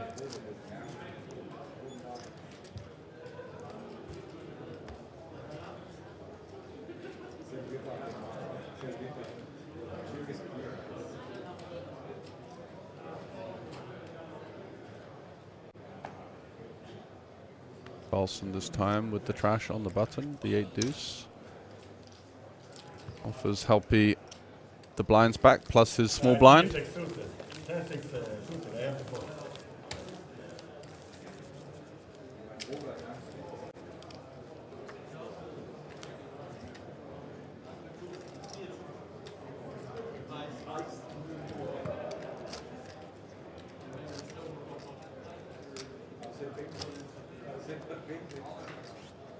We should finish this soon so we can go and play the 200 3-0.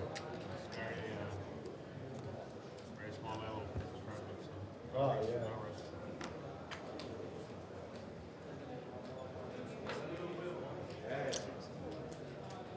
Helpy limping in with the queen jack suited, setting a trap. Will Carlsen take the bait here versus this limp? Looks like he is going to go for a small raise.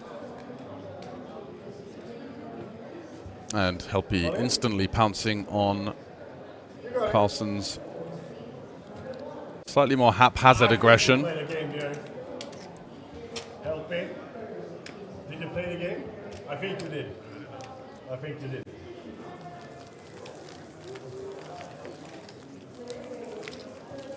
Can't quite tell from Helpy's table demeanor, whether he's enjoying the constant commentary he's getting from his slightly imbibed opponent, or whether he's actually just a bit over it.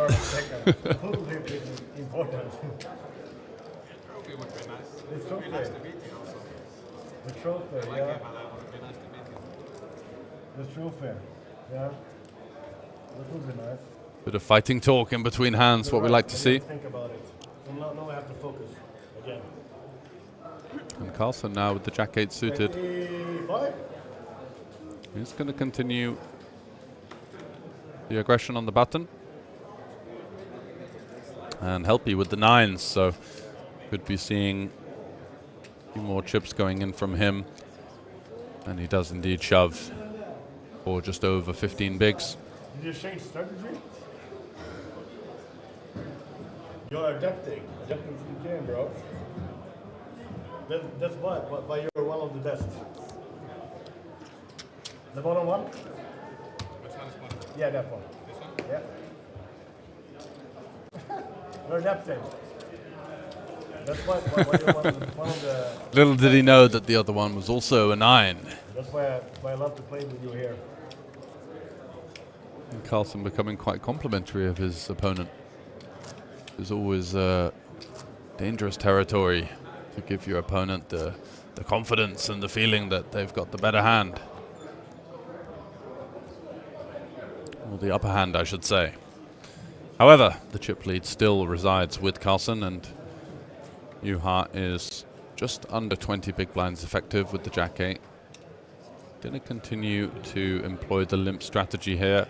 Makes a lot of sense at 20 big blinds effective. It's kind of an awkward stack depth heads up where you don't feel like you want to commit too much. But again, limp folding to the small raise this time with the Jack-8, just not defending too much versus this unbridled aggression from his opponent. Been many cases now where he's simply let his opponent take it down without some of these fringier combos that when you play full ring or 6 max you're less likely to VPip, but in the heads up it's simply mandatory. And Helmet and those guys. Was it long time ago last time? It was like, yeah, because Helmut doesn't take gas. Those were televised in England, so it was like 17 years ago maybe. Yeah. You're a legend. Yeah, you're a legend. Legend in the game.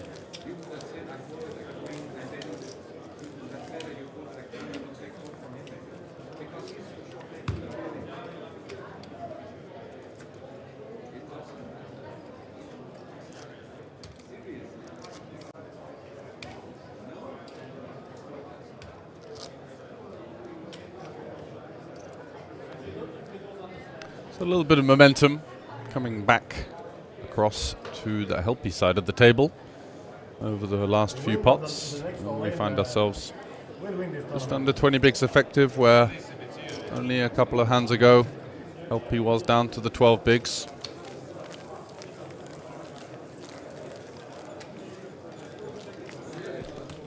You know, I haven't lost a tournament I ever played, you know?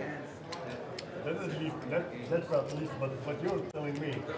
There's still negotiations of the football trip, or have they moved on to other It's topics? kind of become a drunken monologue now, really. And I think that the beer is kicking in, I would say. It's getting a little bit sloppy, but it's still in the stage of being quite endearing. Yep. Maybe after a couple more it gets a bit too much for the likes of Helpy to deal with, but he's being told, oh, you're a legend, and all right, you know, all of this kind of stuff, which I think is dangerous waters for a heads up. You know, you really don't want to. Maybe it's a genius counter strategy. Maybe where he's trying to the lull flattering game. Yeah, he's trying to lull his opponent into a false sense of security with all of the flattery, but he's going to continue to ruthlessly work through him now, as we do see it. Quite an unconventional check back from the King 9 here. Lots of weaker hands to start to target, and certainly a hand that's strong enough to go for the full stack by the river. Yeah, of So, course. yeah, do we luring Helpy into believing that the 8 is good enough Yeah. after this check back. So in this case, it seems to be working. And Helpy has made a lot of disciplined folds versus the aggression from Carlson. Is that going to continue here if he raises the turn? He doesn't. Electing to play his hand slow. Once again, playing the trap with the king 9. Ooh, the jack on the river does look like a good card for Helpy, but of course the 2 pair of Carlson still remaining stronger. And Helpy might be thinking about a bet here, smallish size, trying to target some of the 8x or ace high. Quick call from Carlson, and bad news for Helpy then. Yeah, Carlson is going to show the winner once again, and Helpy just can't really do much. The dealer almost awarded it to Helpy, but now corrected, and pot over to Johan Carlson then. Once again. Commanding chip lead right now then. Yeah, so it's going to be 40 versus 10 big blinds, 600k in play.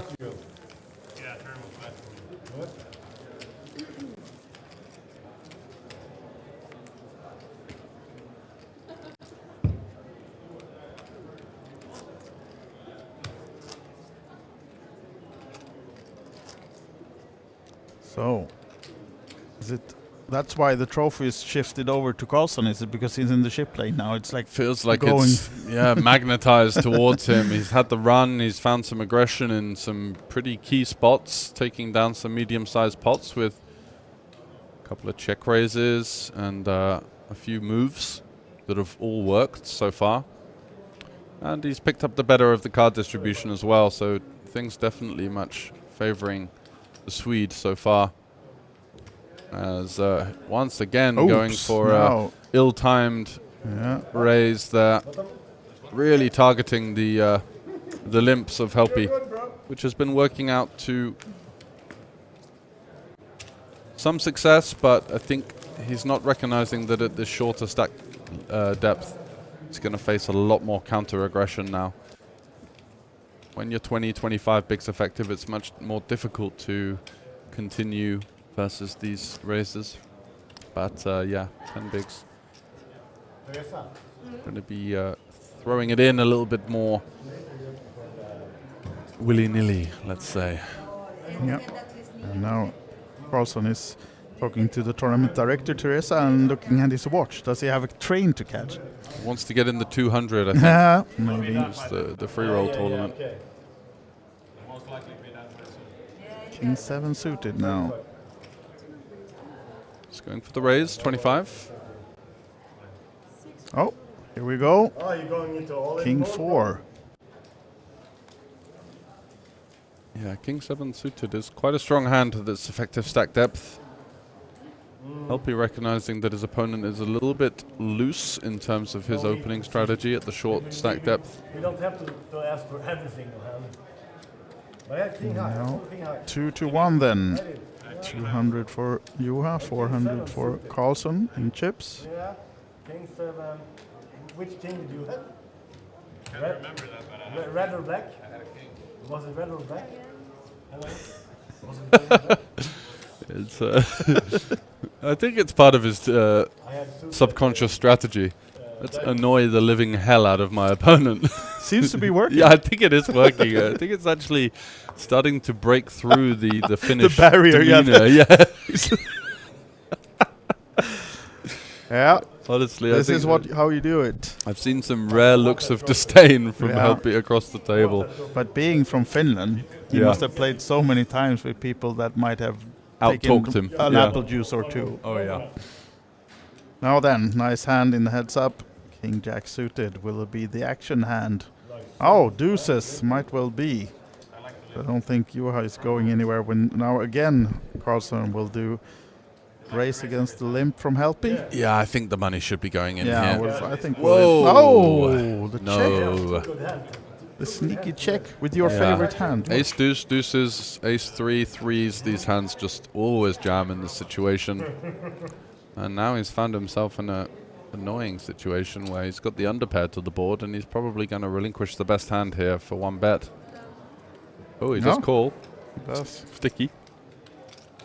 And there's also a deuce. Is it on the turn or the river this time? I think the river. Adding a gut shot for Helpy with the 10 on the turn. No flush draw for either player. Yeah, so he knows how wide Carlsen has been ISOing his limps, so it's going to have to expect him to have almost no ace-x in this spot. And Yeah. it's a good one to start to try and target a 3 or an 8 or even a hand like this that potentially should have shoved pre-flop. Yep. Leaves a pot-sized bet remaining on the river. And he can definitely value bet hands that aren't an ace here. Hands like a 10, an 8. A hand like King 8 can certainly go for a second barrel. As Carlsen gets out the way and Helpy's creeping back. Yeah, absolutely. Speaking of ducks, weren't we supposed to have a guest in the booth? Yeah, I'm going to bring her in tomorrow. I was a little bit waylaid. For you, those of you not aware, George playing live, you can always spot him by the duck, the rubber duck. Yeah, the rubber duck mascot. How many different ones you got? I've got 45 now. Oh, you counted them as well. The other exact day, yeah. number. Yeah, I was not like 40, it's 45. Yeah, no. I got a new one from Max. It was 44 before, but he brought me the Incredible Hulk, which is... Wow. Is this like football cards? Are they different value and stuff like the rare ones? I think the sentimental value is obviously different. Like the OG, the one from really back in the days of course. Coming through the ranks was is the one closest to my heart, but she's kind of so old and beaten that I don't take her out of the mantelpiece per se. Now then, 3s for Carlsen, King 5 for Helpy. No help for him, but of course a lot of overcards for Carlsen.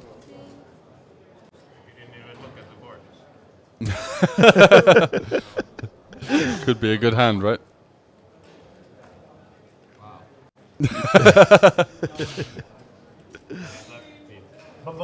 but thank you for not letting me know that you noticed that. Now I'll think about it next time. You know? So you didn't gain any advantage. He's set him off again. Because you told me about my tell. Yeah. I think you do yourself, and you didn't look at the Help is enjoying this. I think somewhat. I think there's a healthy mix now of entertainment and frustration. It is tough though when you're playing heads up. I've been in this situation. You're playing heads up. You feel like you might have the advantage, but the guy's hitting everything, check raising you all the time. Seems to be enjoying a bit of liquid on the side. And now it seems like he... Oh, wow. He raised it. I thought he shoved, but this was only a small raise. And Juha shoves, of course, with the jacks. I think you're playing the game now. I think the jacks maybe could go for a small 3-bet or even a call there.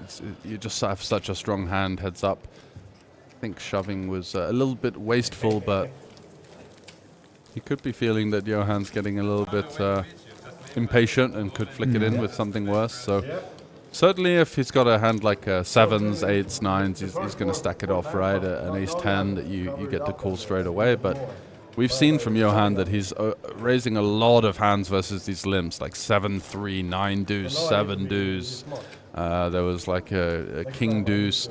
So taking the chance of him potentially flopping an overcard, I think, pales in significance to allowing him to fire in a c-bet and get himself into murky waters post-flop. So the stacks are getting quite level now, actually. Yeah, Juha's not too far behind. Does fold the 5-3. So we're going to be playing 19 big blinds effective here for the next one. Juha with the button. Yeah. And I love it. I enjoy it. Every single six. I don't mind losing. Me neither. But both you and me really want that one. Yeah, we do. Yeah. If it would be possible, would be possible to split it, I would be open for it. Yeah, this one is Someone needs to get a chainsaw out to chop the trophy in half by the sounds of it. Juha with the 9-5 suited. I think it's going to be a customary limp for him. And Carlson with a 9 himself, with the better kicker. So could see some fireworks if we do see a 9-high board. Quite rare, but certainly within the realm of possibility here. Ooh. Are you going to 100% see bet? I got shot in a backdoor flush draw. That's certainly going to bet. Yeah. Yeah. Because I know you 100% see bet on that board. And you know it as well.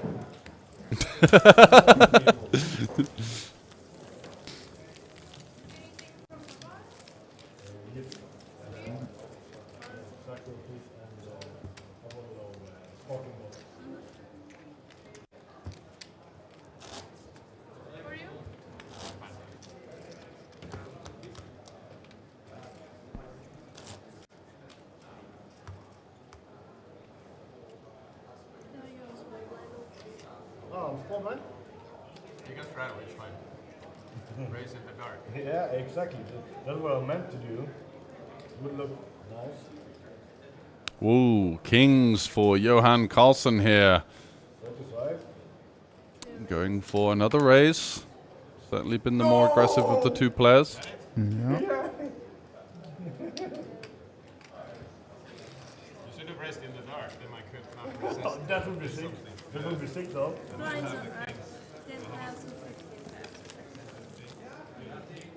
So 10-15 now. Small blind increase, but of course with average stack of 300k, moving the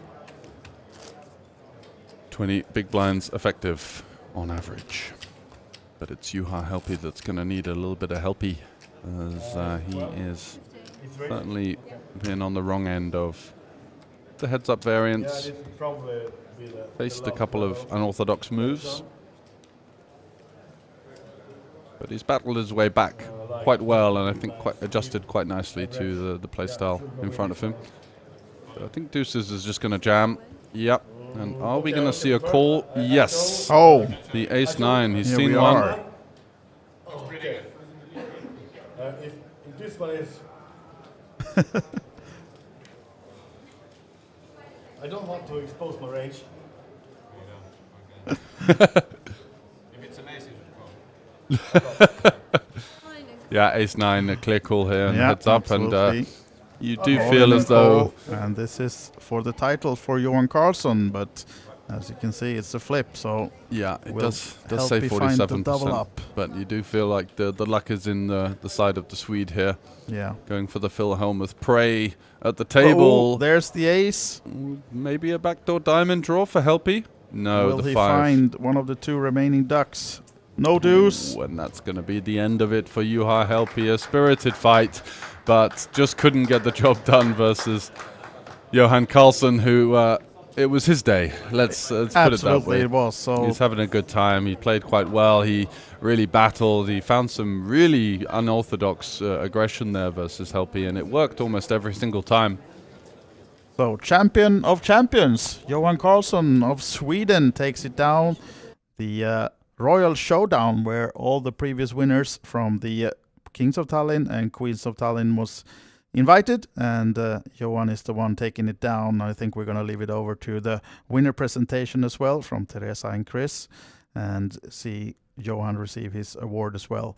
But yeah, was tough, felt only 7 players, but absolutely a lot of big names as well, but he managed to wade his way through. It was a slow start. He was quite conservative towards the beginning. Found a little bit of momentum with the double up versus Sealander there with the blind versus blind hand, and just went from there, the king of the kings. Yeah, absolutely. So, yeah, winning and being crowned the 10-year anniversary. We'll ladder over to the winner presentation and see him receive the trophy as well. The Royal Showdown has completed, and we have the champion of champions of Kings of Tallinn. We had Kings of Tallinn and Queens of Tallinn winners, main event winners, playing this Royal Showdown. And our winner, let me present you to our winner, the champion of all champions from Sweden, Johan Karlsson.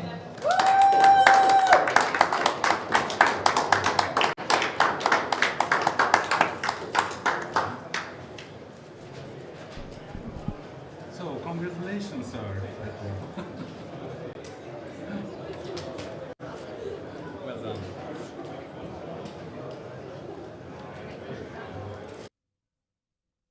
Yeah, so back in the studio. Fast there we and have quick. it. Yeah, Johan Karlsson taking it down and looking happy with himself. He said he wanted the trophy. He said he wanted the football trip. There wasn't an awful lot of interest from Juha Helppi in that, so at least the cards were in his favor, and he managed to take that one down himself. Yeah, and actually I was out doing the winner interview. Since this is on a slight delay, I've already spoken to him, and when I asked him about the negotiations going on with the football trip and everything, he was like, "Oh no, did you have table sound on? Did you hear everything?" Bit surprised that you've been taking part of all his nice talk with Juha, and yeah, he was really happy, of course, to receive the trophy and beating one of his childhood almost idols, Juha Helppi, in the game. And yeah, but we'll have some more poker coming up as well, just shortly. We do. The heads up at the 555 coming on after a short break here for the production, so stay tuned for that, and we're going to be back with some more action later. Yeah, see you soon.